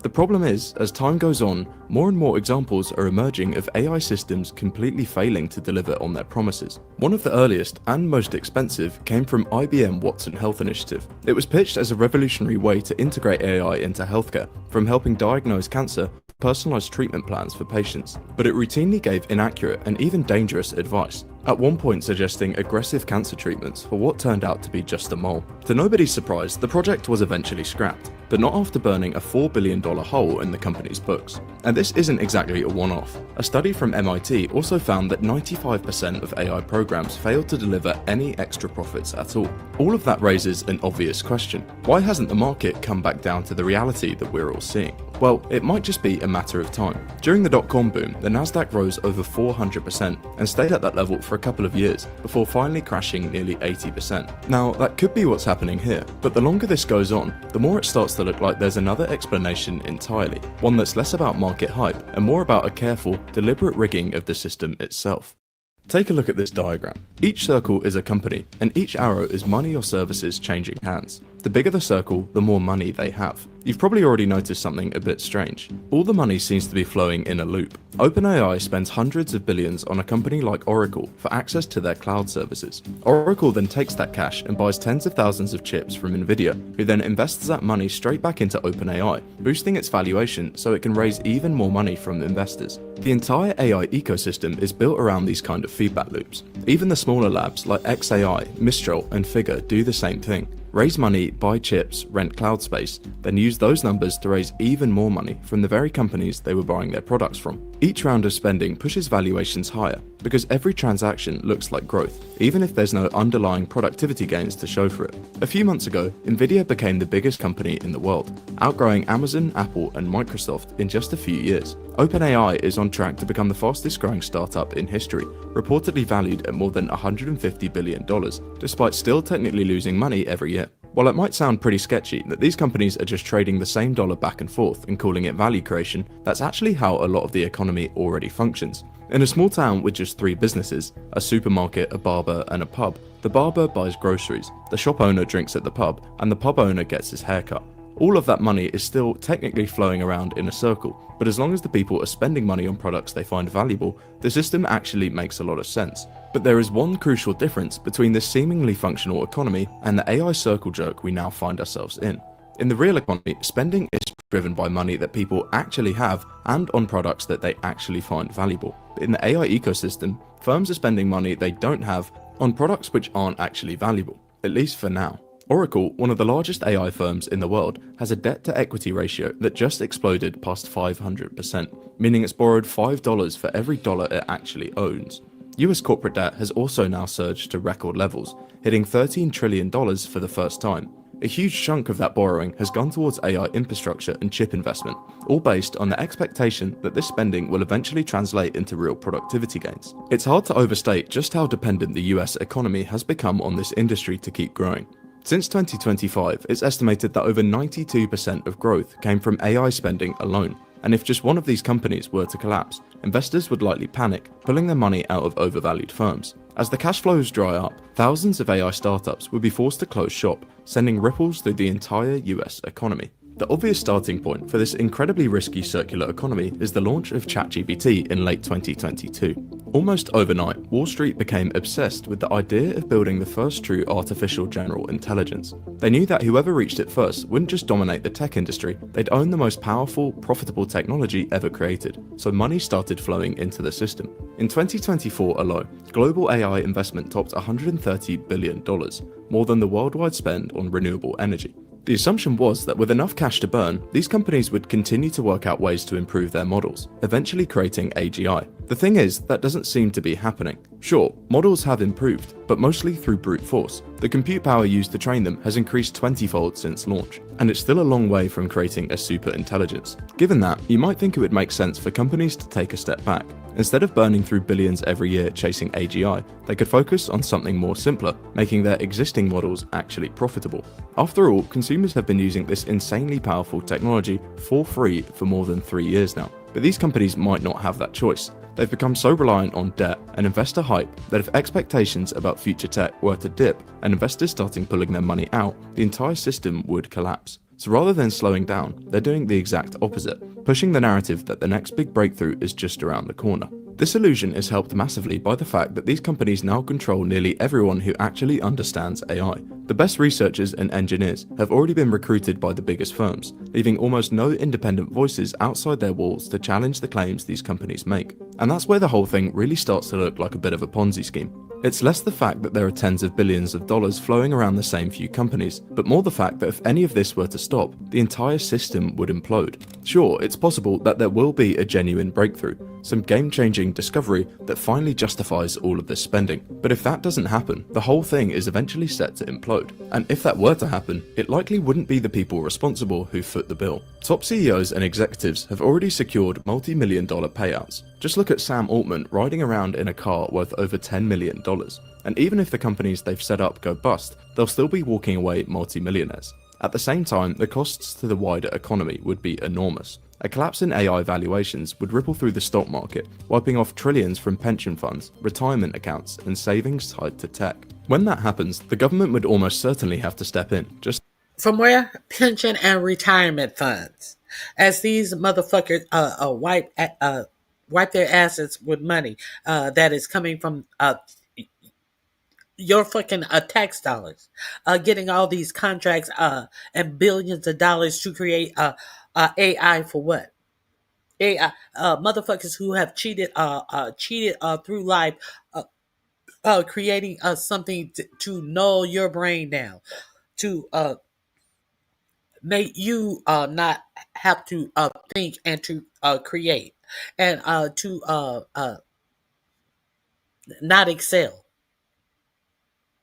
Some low IQ shit, very low IQ, to let you live through life being very low IQ. Yeah, they want you to be very low IQ, so you won't pay attention to where all of the money is coming from. And when it fails, who are they? Who are going to be? Like I say, when the run on the bank come, it's all of your fucking pension that's going to be gone. It's all of your motherfucking 401k is going to be eaten up before they take a loss. They will take a loss, but you're going to lose it all. So the link is in my description box. Let's move on. Nobody wants to talk about the economy. Nobody wants to talk about the economy. Let me share this with you.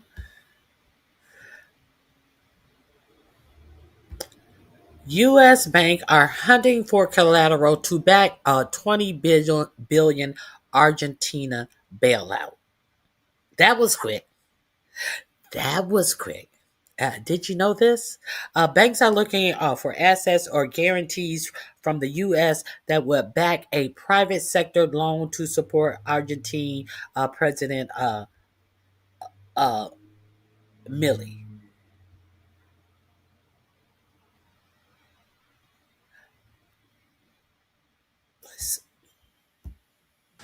U.S. banks are hunting for collateral to back 20 billion Argentina bailout.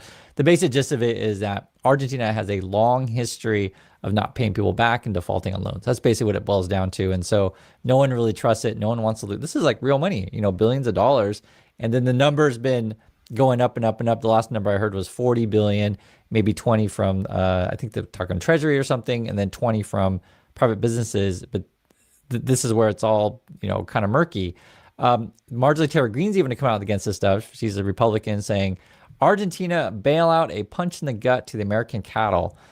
And then this is where the 40 billion, which is interesting. They actually asked Republicans, right? Trump people, what do you think? Trump voters disapprove of the 40 billion Argentina bailout. So I guess 30% approve, and everyone else is like, forget that. Listen to see what Besson has to say about this. Let me turn to another big issue. The Trump administration recently extended a $20 billion lifeline to Argentina that has gotten some bipartisan criticism, Mr. Secretary, including from Congresswoman Marjorie Taylor Greene of Georgia.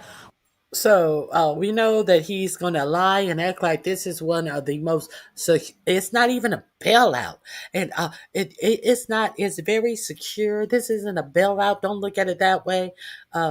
As America is dying, as America is dying. I'll read you a little bit of what she wrote. She says, quote, Americans are getting decimated with high cost of living and skyrocketing insurance costs. Many of them have zero savings and some are maxing out credit cards to survive. Tell me how it's America first to bail out a foreign country with 20 or even 40 billion taxpayer dollars. How is this move America first, Mr. Secretary? Well, Kristen, it is America first because we are supporting a U.S. ally. There will be no taxpayer losses. This is a swap line. This is not a bailout. And it is from the Exchange Stabilization Fund, which Treasury, I control at Treasury. It is never registered a loss. It is not going to register a loss this time. We are supporting a... All right, so Besson, I guess, is promising that we're not going to lose money on this. He literally saying, well, it's coming from stuff that I control. We're not going to lose.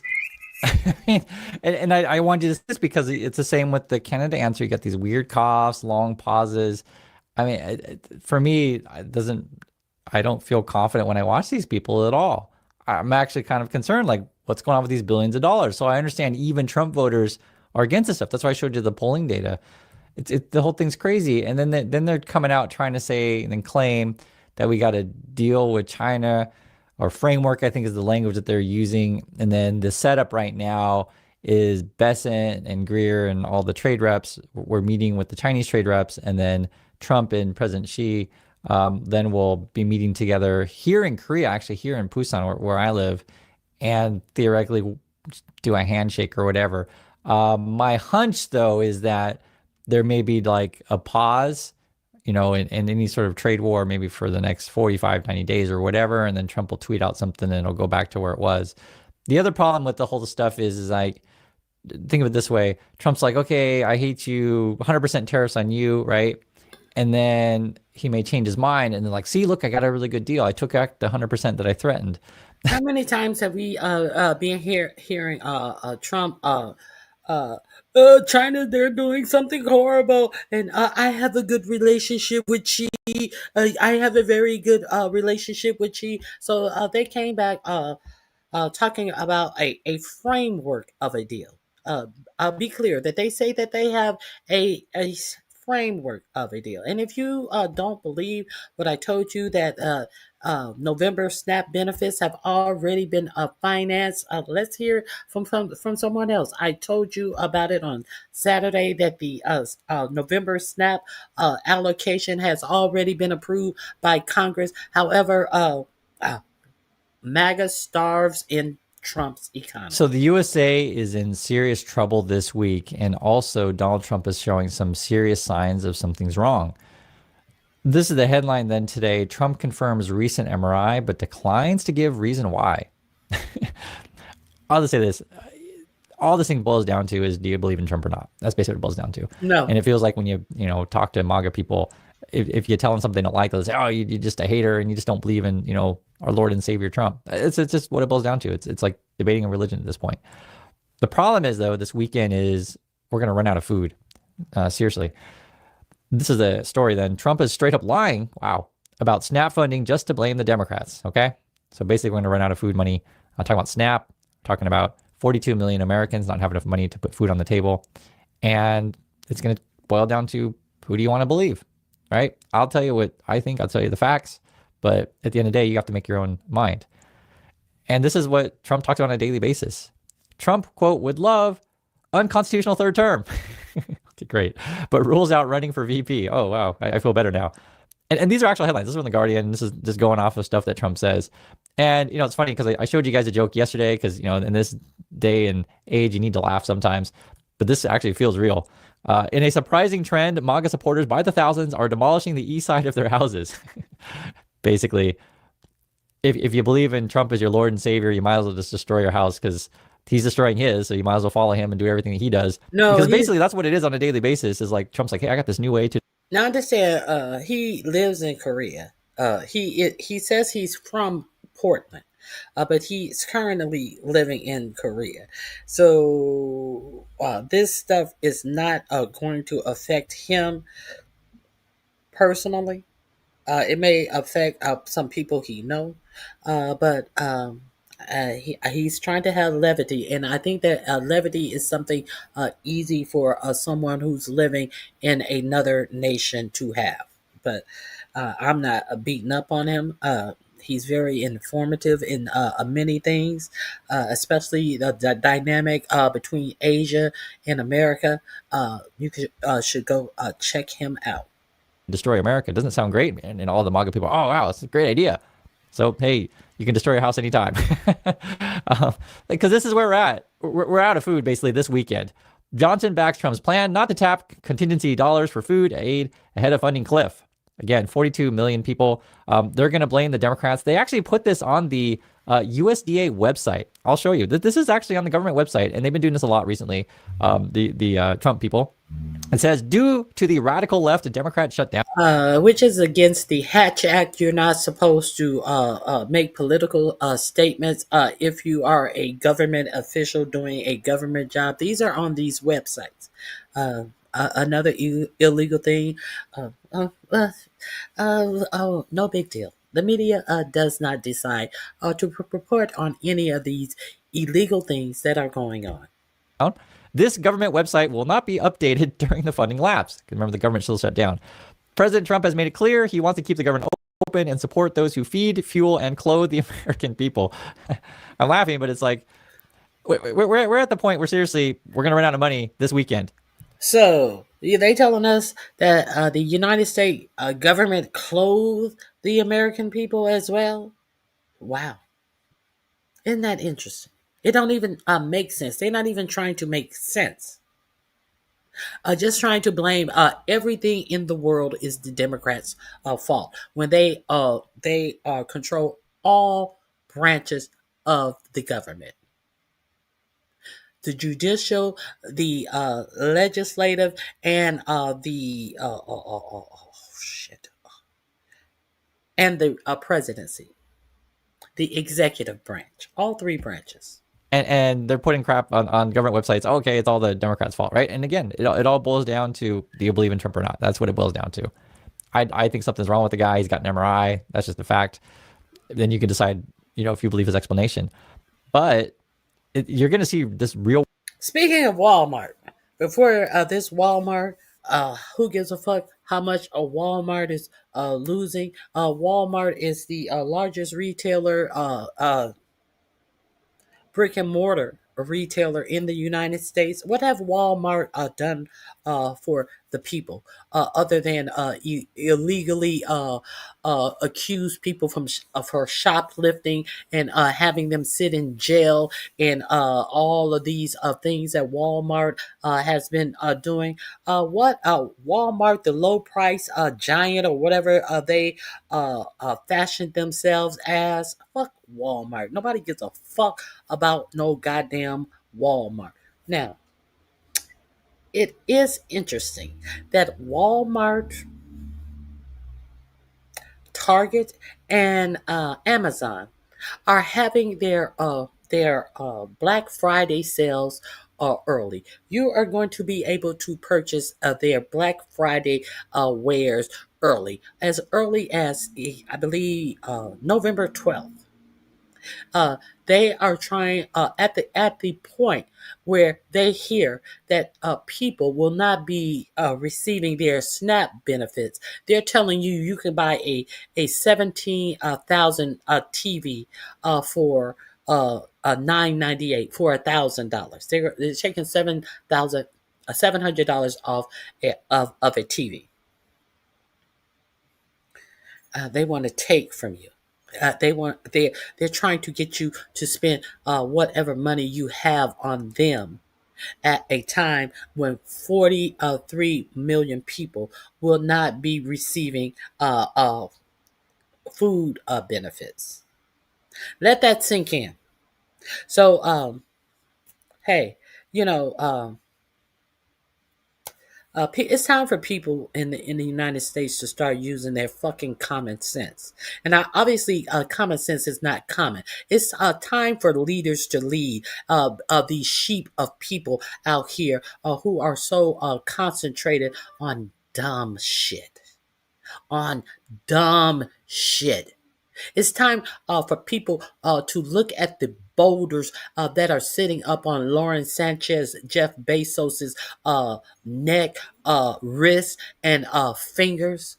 And it's time to realize that what good is it going to do you to purchase product and further enrich billionaires when neighbors around you are not going to be eating? I'm not on food stamps.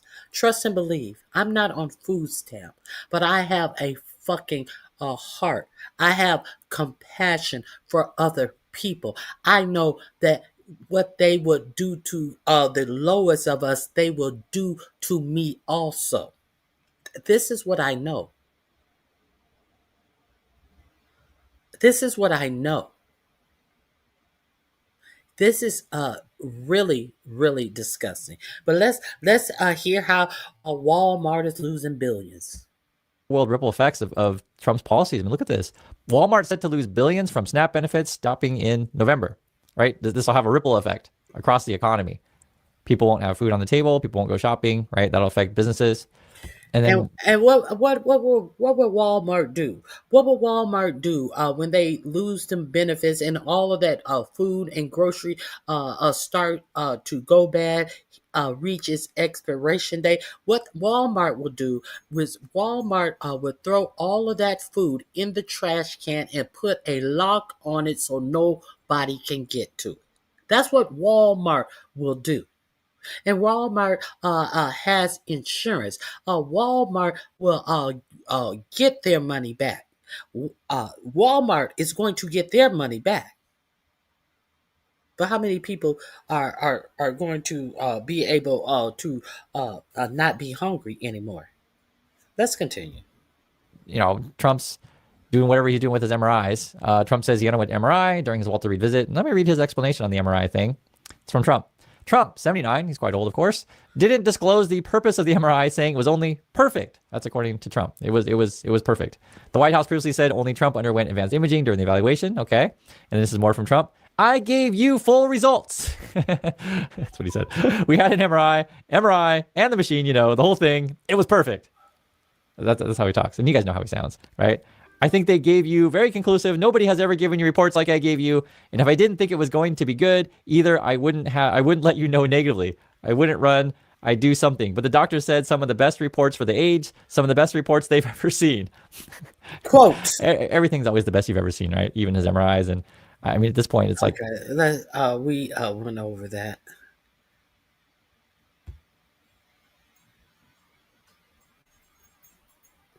CBS news anchor John Dickerson. I don't even know who he is. I don't watch CBS. And then our markets are excited because we're having a meeting with China. CBS news anchor John Dickerson becomes latest figure to exit network. And this is, it matters. It matters if people can report and tell you what Trump's up to, like what's going on with the MRI stuff, right? What's going on with the... Oh, so he's exiting... comes amid concerns about networks' ownership and the ability to maintain editorial independence. So not doing like how all St. Clair bought up all of the local news affiliates in all of these small markets, and everyone who they bought up have to read from the same script of talking points. Kind of like that, St. Clair, who wanted to pull Jimmy Kimmel off the air and tried to keep him off the air, even when he was bought back. St. Clair, that type of shit. Now, this is all CBS, Disney, and all. There are 6 billionaires who runs all of our media. What do you think is going to happen to media? The food stuff, that's the food money that's supposed to come this weekend, that probably won't come. I mean, and then our markets are excited because we're having a meeting with China, which may or may not develop and produce anything, right? That's what's going on. And I flip over to Fox News. They created a framework of a deal with China. Absolutely nothing to announce. And this is sort of why I'm bringing up the, depends on what you believe. And you kind of see we got basically alternate realities here. The headline over at Fox News, they're going to talk about Diddy and prisons and Charlie Kirk stuff and blame Biden and blame Mandami because, Biden's not even in office anymore. So we'll go after Mandami. No, seriously, that's what they're running over at Fox News, right? No mention about the food situation, which is going to affect a lot of Fox viewers, right? And that's going to be this weekend. No mention about the Trump MRI. And then when you look over at the White House, they just retweet this stuff. This is actual, government stuff here. Destroy the flood, join eyes, finishing the fight. And they got these people running around in guns. This is from the Halo video game. This is the government tweets. And then they got Trump dressed like Halo characters, and it's a video game. If you don't know the video game Halo, okay. This is your government. Okay. And then they're celebrating getting rich with Argentina. No, seriously. Congrats to President Milei on a very successful midterm win. Milei has renewed mandate for change. Okay, great. And then our financial news is Argentina. If you invested in stuff down there, you're doing great. They're getting bailouts. They're winning elections, I guess. Argentina, go Argentina. U.S. Treasury Secretary Scott Bessent signaled U.S. support for Milei on Monday, but did not refer to a financial package he promised that includes $20 billion U.S. credit line. Of course, you're not going to talk about it. You don't want to talk about that. You just want to promise to your friends and try to keep it on the DL. And another $20 billion in private sector support for Argentina's bond payments. Okay. Quote, we look forward to continued steps to economic freedom that will attract private sector investment and job creators, bringing prosperity to the Argentine people. Where's the prosperity that they were supposed to bring to the American people is the question. This is your Treasury Secretary, who just gave $40 billion of U.S. money to Argentina. And they're going to bring Argentine beef to the United States for them to profit off of our money when our own farmers can't profit. It just seems like I'm just going to give you the information because it seems like so many people in the United States have been dummied down to absolutely nothing. They absolutely don't see our news. What is coming for them in the United States. They don't understand that there is the United States do not have loan as being a superpower. They do not understand that the United States has alienated themselves through this government to a lot of world leaders in the world. They don't understand any of this. They don't understand that these billionaires that have been allowed to increase their wealth in the United States, they can pick up and go wherever the fuck they want to. The richest billionaire is not even was not even born in the United States. These people can pick up and go anywhere they want to. And the people in a lot of these other nations would never allow what has happened to the United States to happen to them. But as everybody sit up, oh, this ain't my fight. This ain't my fight. There's going to come a time when there's something you will want to protest. But so many of the United States citizens are so unaware of anything that they don't see on CNN and these for-profit medias that they would not even know the wherewithal of where to start because they don't even know it's going on. And I also think that there should be a limit on how long a Supreme Court justice should be able to serve in the United States. They need term limits on these Supreme Court justices. These Supreme Court justices should have to answer to their corruptions and to their gift taking and deal making, taking gifts from these billionaires and then overseeing cases, not recusing themselves from cases that they have before them on the Supreme Court. And I think that they should be prosecuted if they do not recuse themselves from people that they have taken these gifts from and don't recuse themselves in sitting over cases that come before them with these same people. I think they should be prosecuted. These are the people. Corruption, theft should be prosecuted.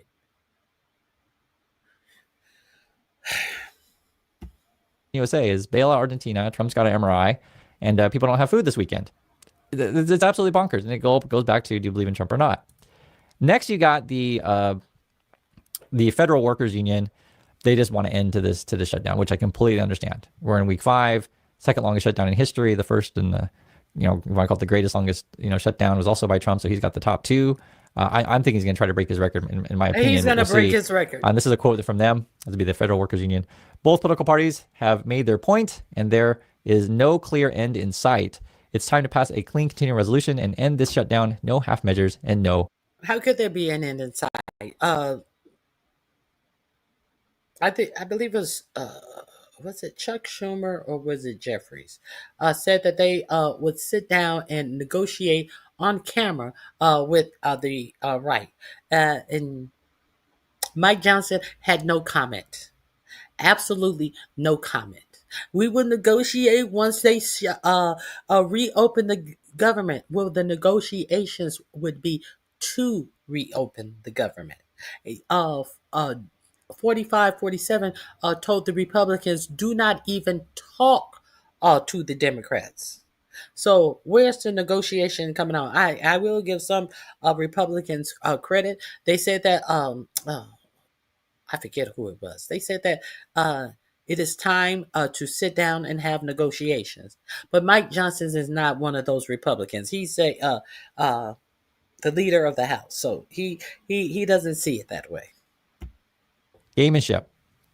When the folks who serve this country are standing in line for food banks after missing a second paycheck because of the shutdown, they aren't looking for a partisan spin. They're looking for wages they earned. The fact that they're being cheated out of it is a national disgrace.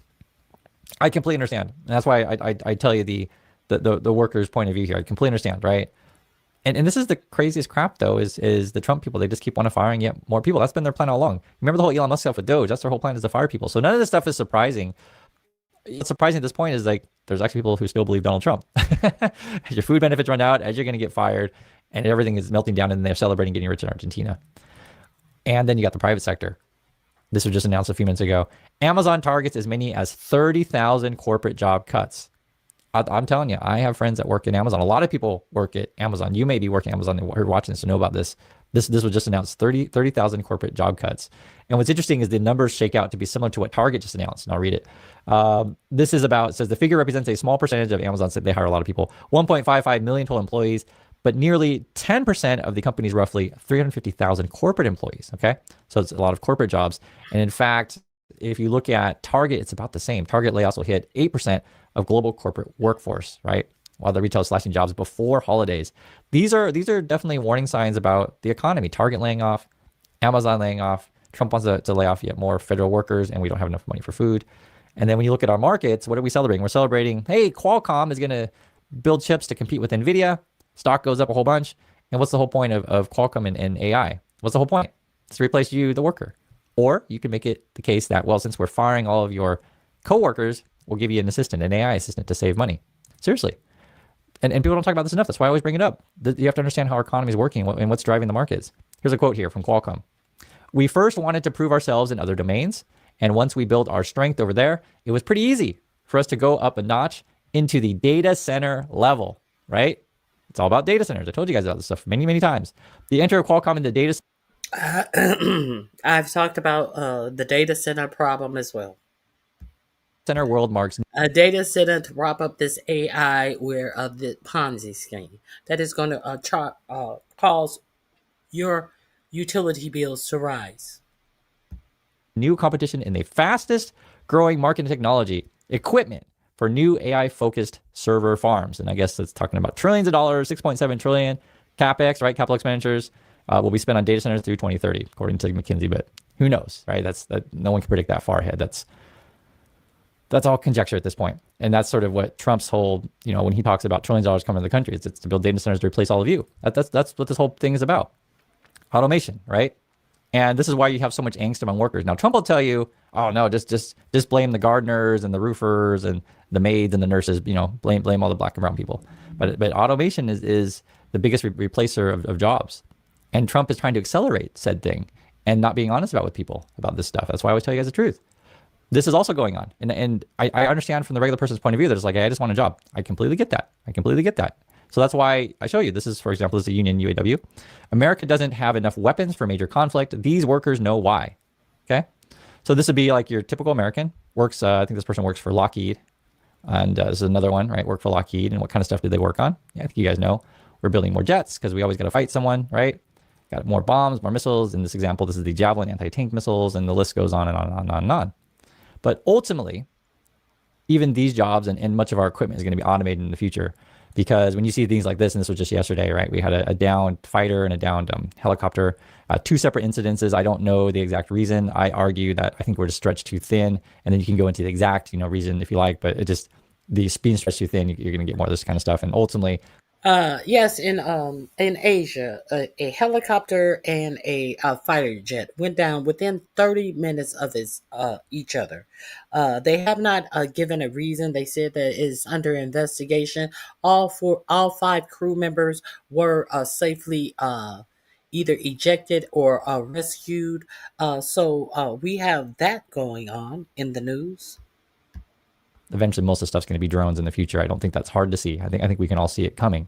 And so then you're going to have to retool all the factories, and then even the factories themselves are going to be all automated. I think you guys know this stuff. I'm telling you the truth. The very few people talk about these things. They even though it's in our news, it's in the financial markets, in the business news, Trump will just go on and on and on about blaming your gardener, basically, or bailing. Bullshit. Absolute bullshit.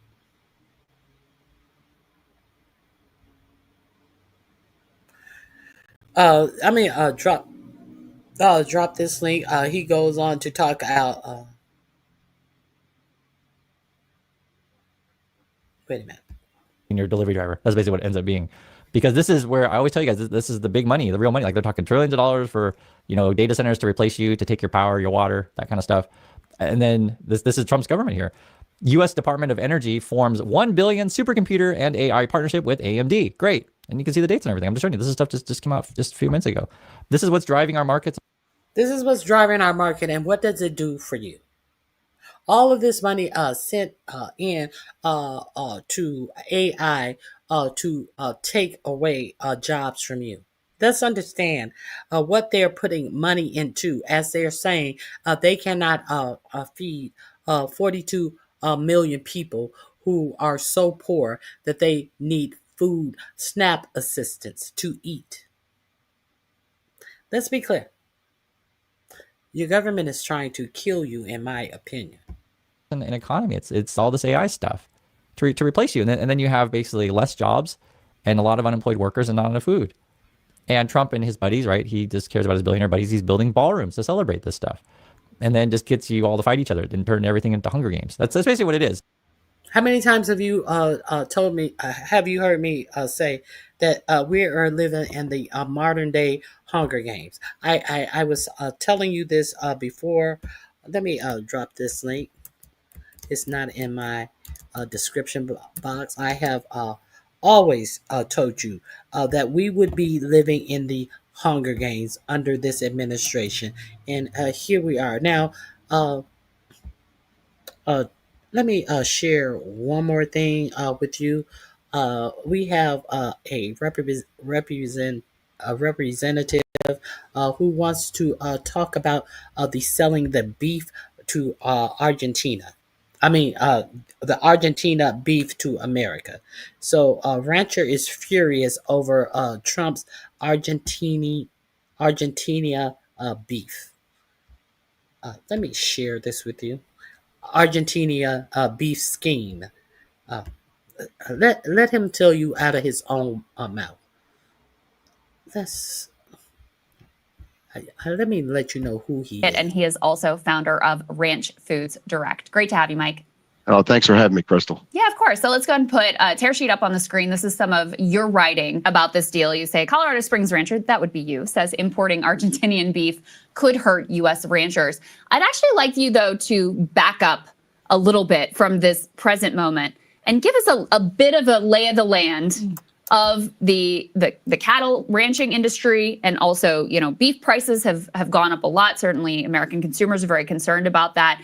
Have ranchers been benefiting from that price increase? What is kind of the state of the industry right now?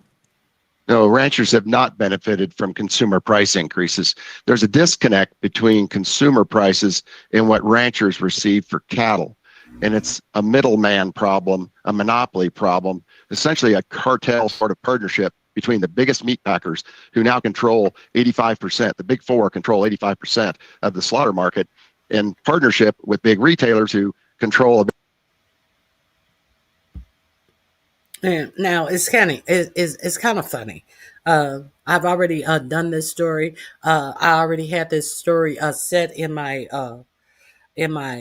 finds to do this story. I already have the links connected to do this story. When is your for-profit media going to do this story? Making it seem like, okay, well, President Trump is going to try to bring down beef prices by propping up our Argentina cattle suppliers.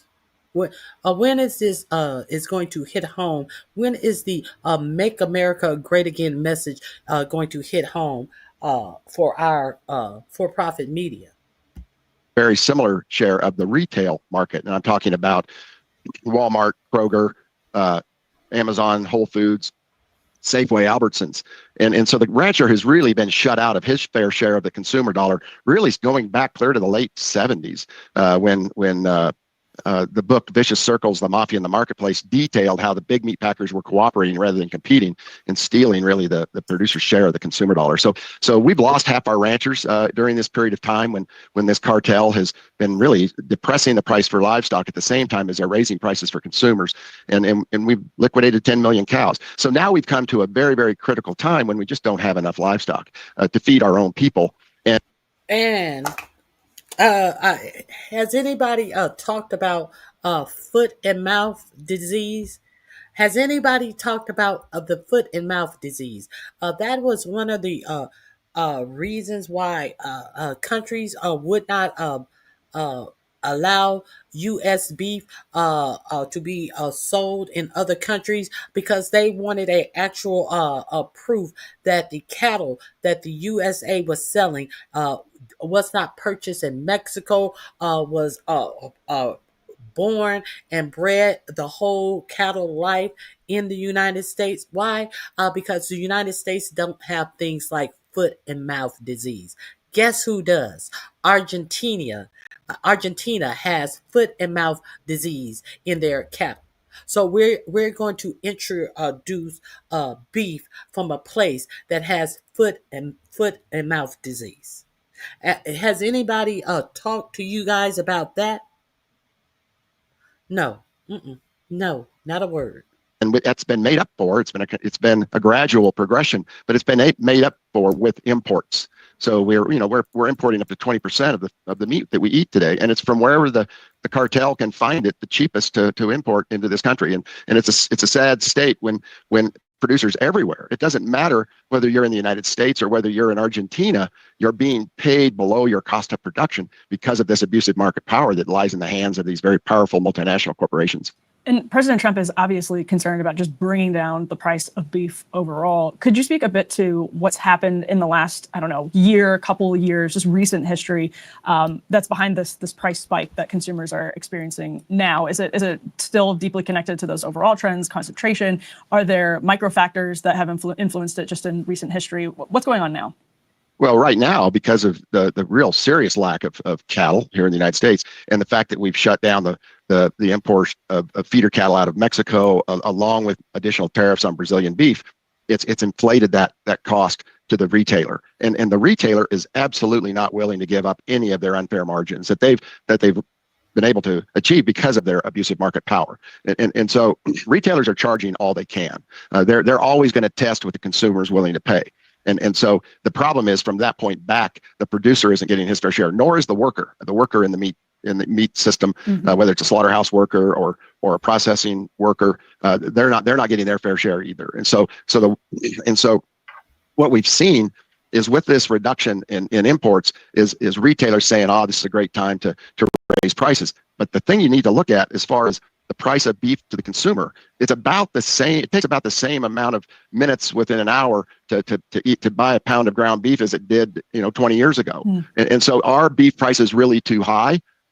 Probably not. But is the income to the normal family that's trying to buy beef too low? Absolutely. When you're working 2 and 3 jobs to pay your mortgage, to pay for your technology, to pay for food, of course it's going to hit you hard.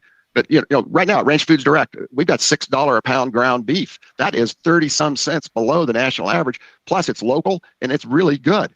But the industry has sold America on the fact that you've got to get big to be efficient and have economies of scale. All of that was proven false during COVID, when we had empty shelves all across America, while our company, the local regional company in Colorado Springs, that has a supply chain that goes to St. Francis, Kansas on the Colorado border, we never ran out. But we have a local regional model that I think has got to get replicated if we're going to actually feed ourselves going forward. We have to address the abusive market power, the monopoly power of big food. And I know this maybe doesn't matter much when you're talking about AI and you're talking about Venezuelan regime changes and you're talking about all of this crazy stuff in the news, but this is food. This is what we put on our plates every day to nourish our families. And it's not just beef. It's everything that we eat is under the power of a handful of global corporations. Yeah, it's such a great. Okay, so I'm gonna drop this link in here as well. You can hear more of the same that I was talking about earlier. I just want to reiterate, we are being bombarded with bullshit that doesn't even matter about you and how you are going to live your lives. All of this regime change is for billionaires to make money. That's why this stuff is important.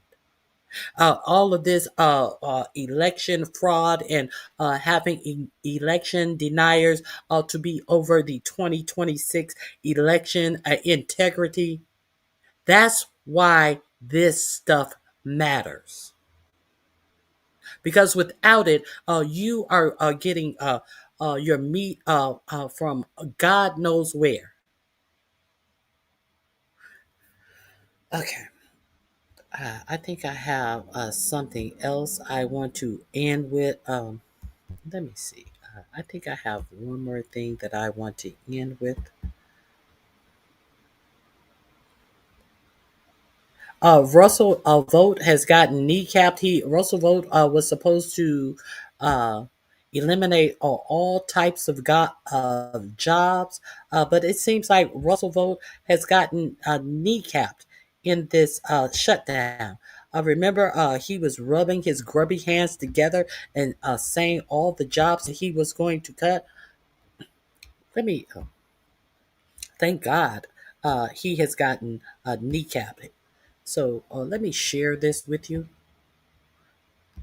He's over the OMB, Office of Management and Budget. Vote promised to use the shutdown to shutter the bureaucracy, and it didn't go as planned. Poor Russell. The White House advised agencies to go big with downsizing, according to a document obtained by Politico. They haven't.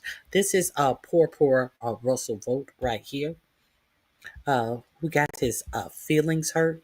Uh, the mastermind of President 4547 effort to downsize the federal workforce, Russell Vogt promised to use the government shutdown to advance his goal of shuttering the bureaucracy.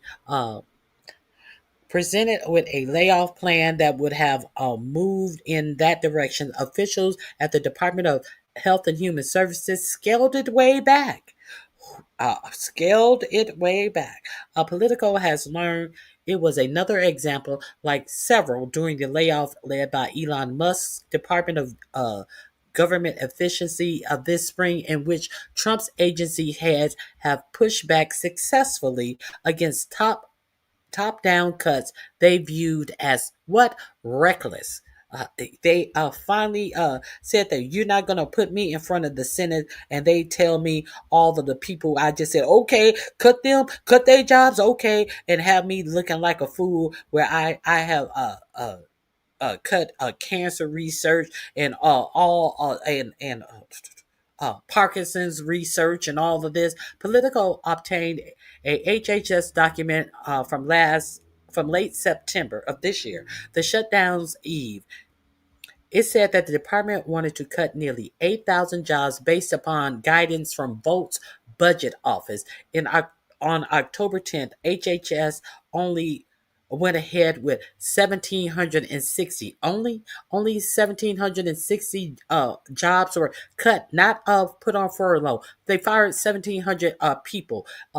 In the 2 weeks since, the number has dwindled to 954, as the department has rescinded nearly half of the total, blaming it on a coding error. So they fired 1760, and they had to bring back nearly half of them, and then they tried to blame it on a coding error. They fired people that they actually need in health and human services on Russell Vogt, who greatest work is working in Project 25 and at the Heritage Foundation, who wants to get rid of bureaucracy. And now the HHS went right along with them until they found out, hey, we need these people who are in what Russell Vogt calls bureaucracy. Okay. The disorganized handling of the layoff is reminiscent of Musk's Doge effort, in which employees were rehired after being fired, sometimes on court orders, sometimes because agency officials objected. In each case, the layoff rattled agency managers and traumatized employees, as Vogt wanted, but haven't gone nearly as far in downsizing the government as forecast. While the nearly 8,000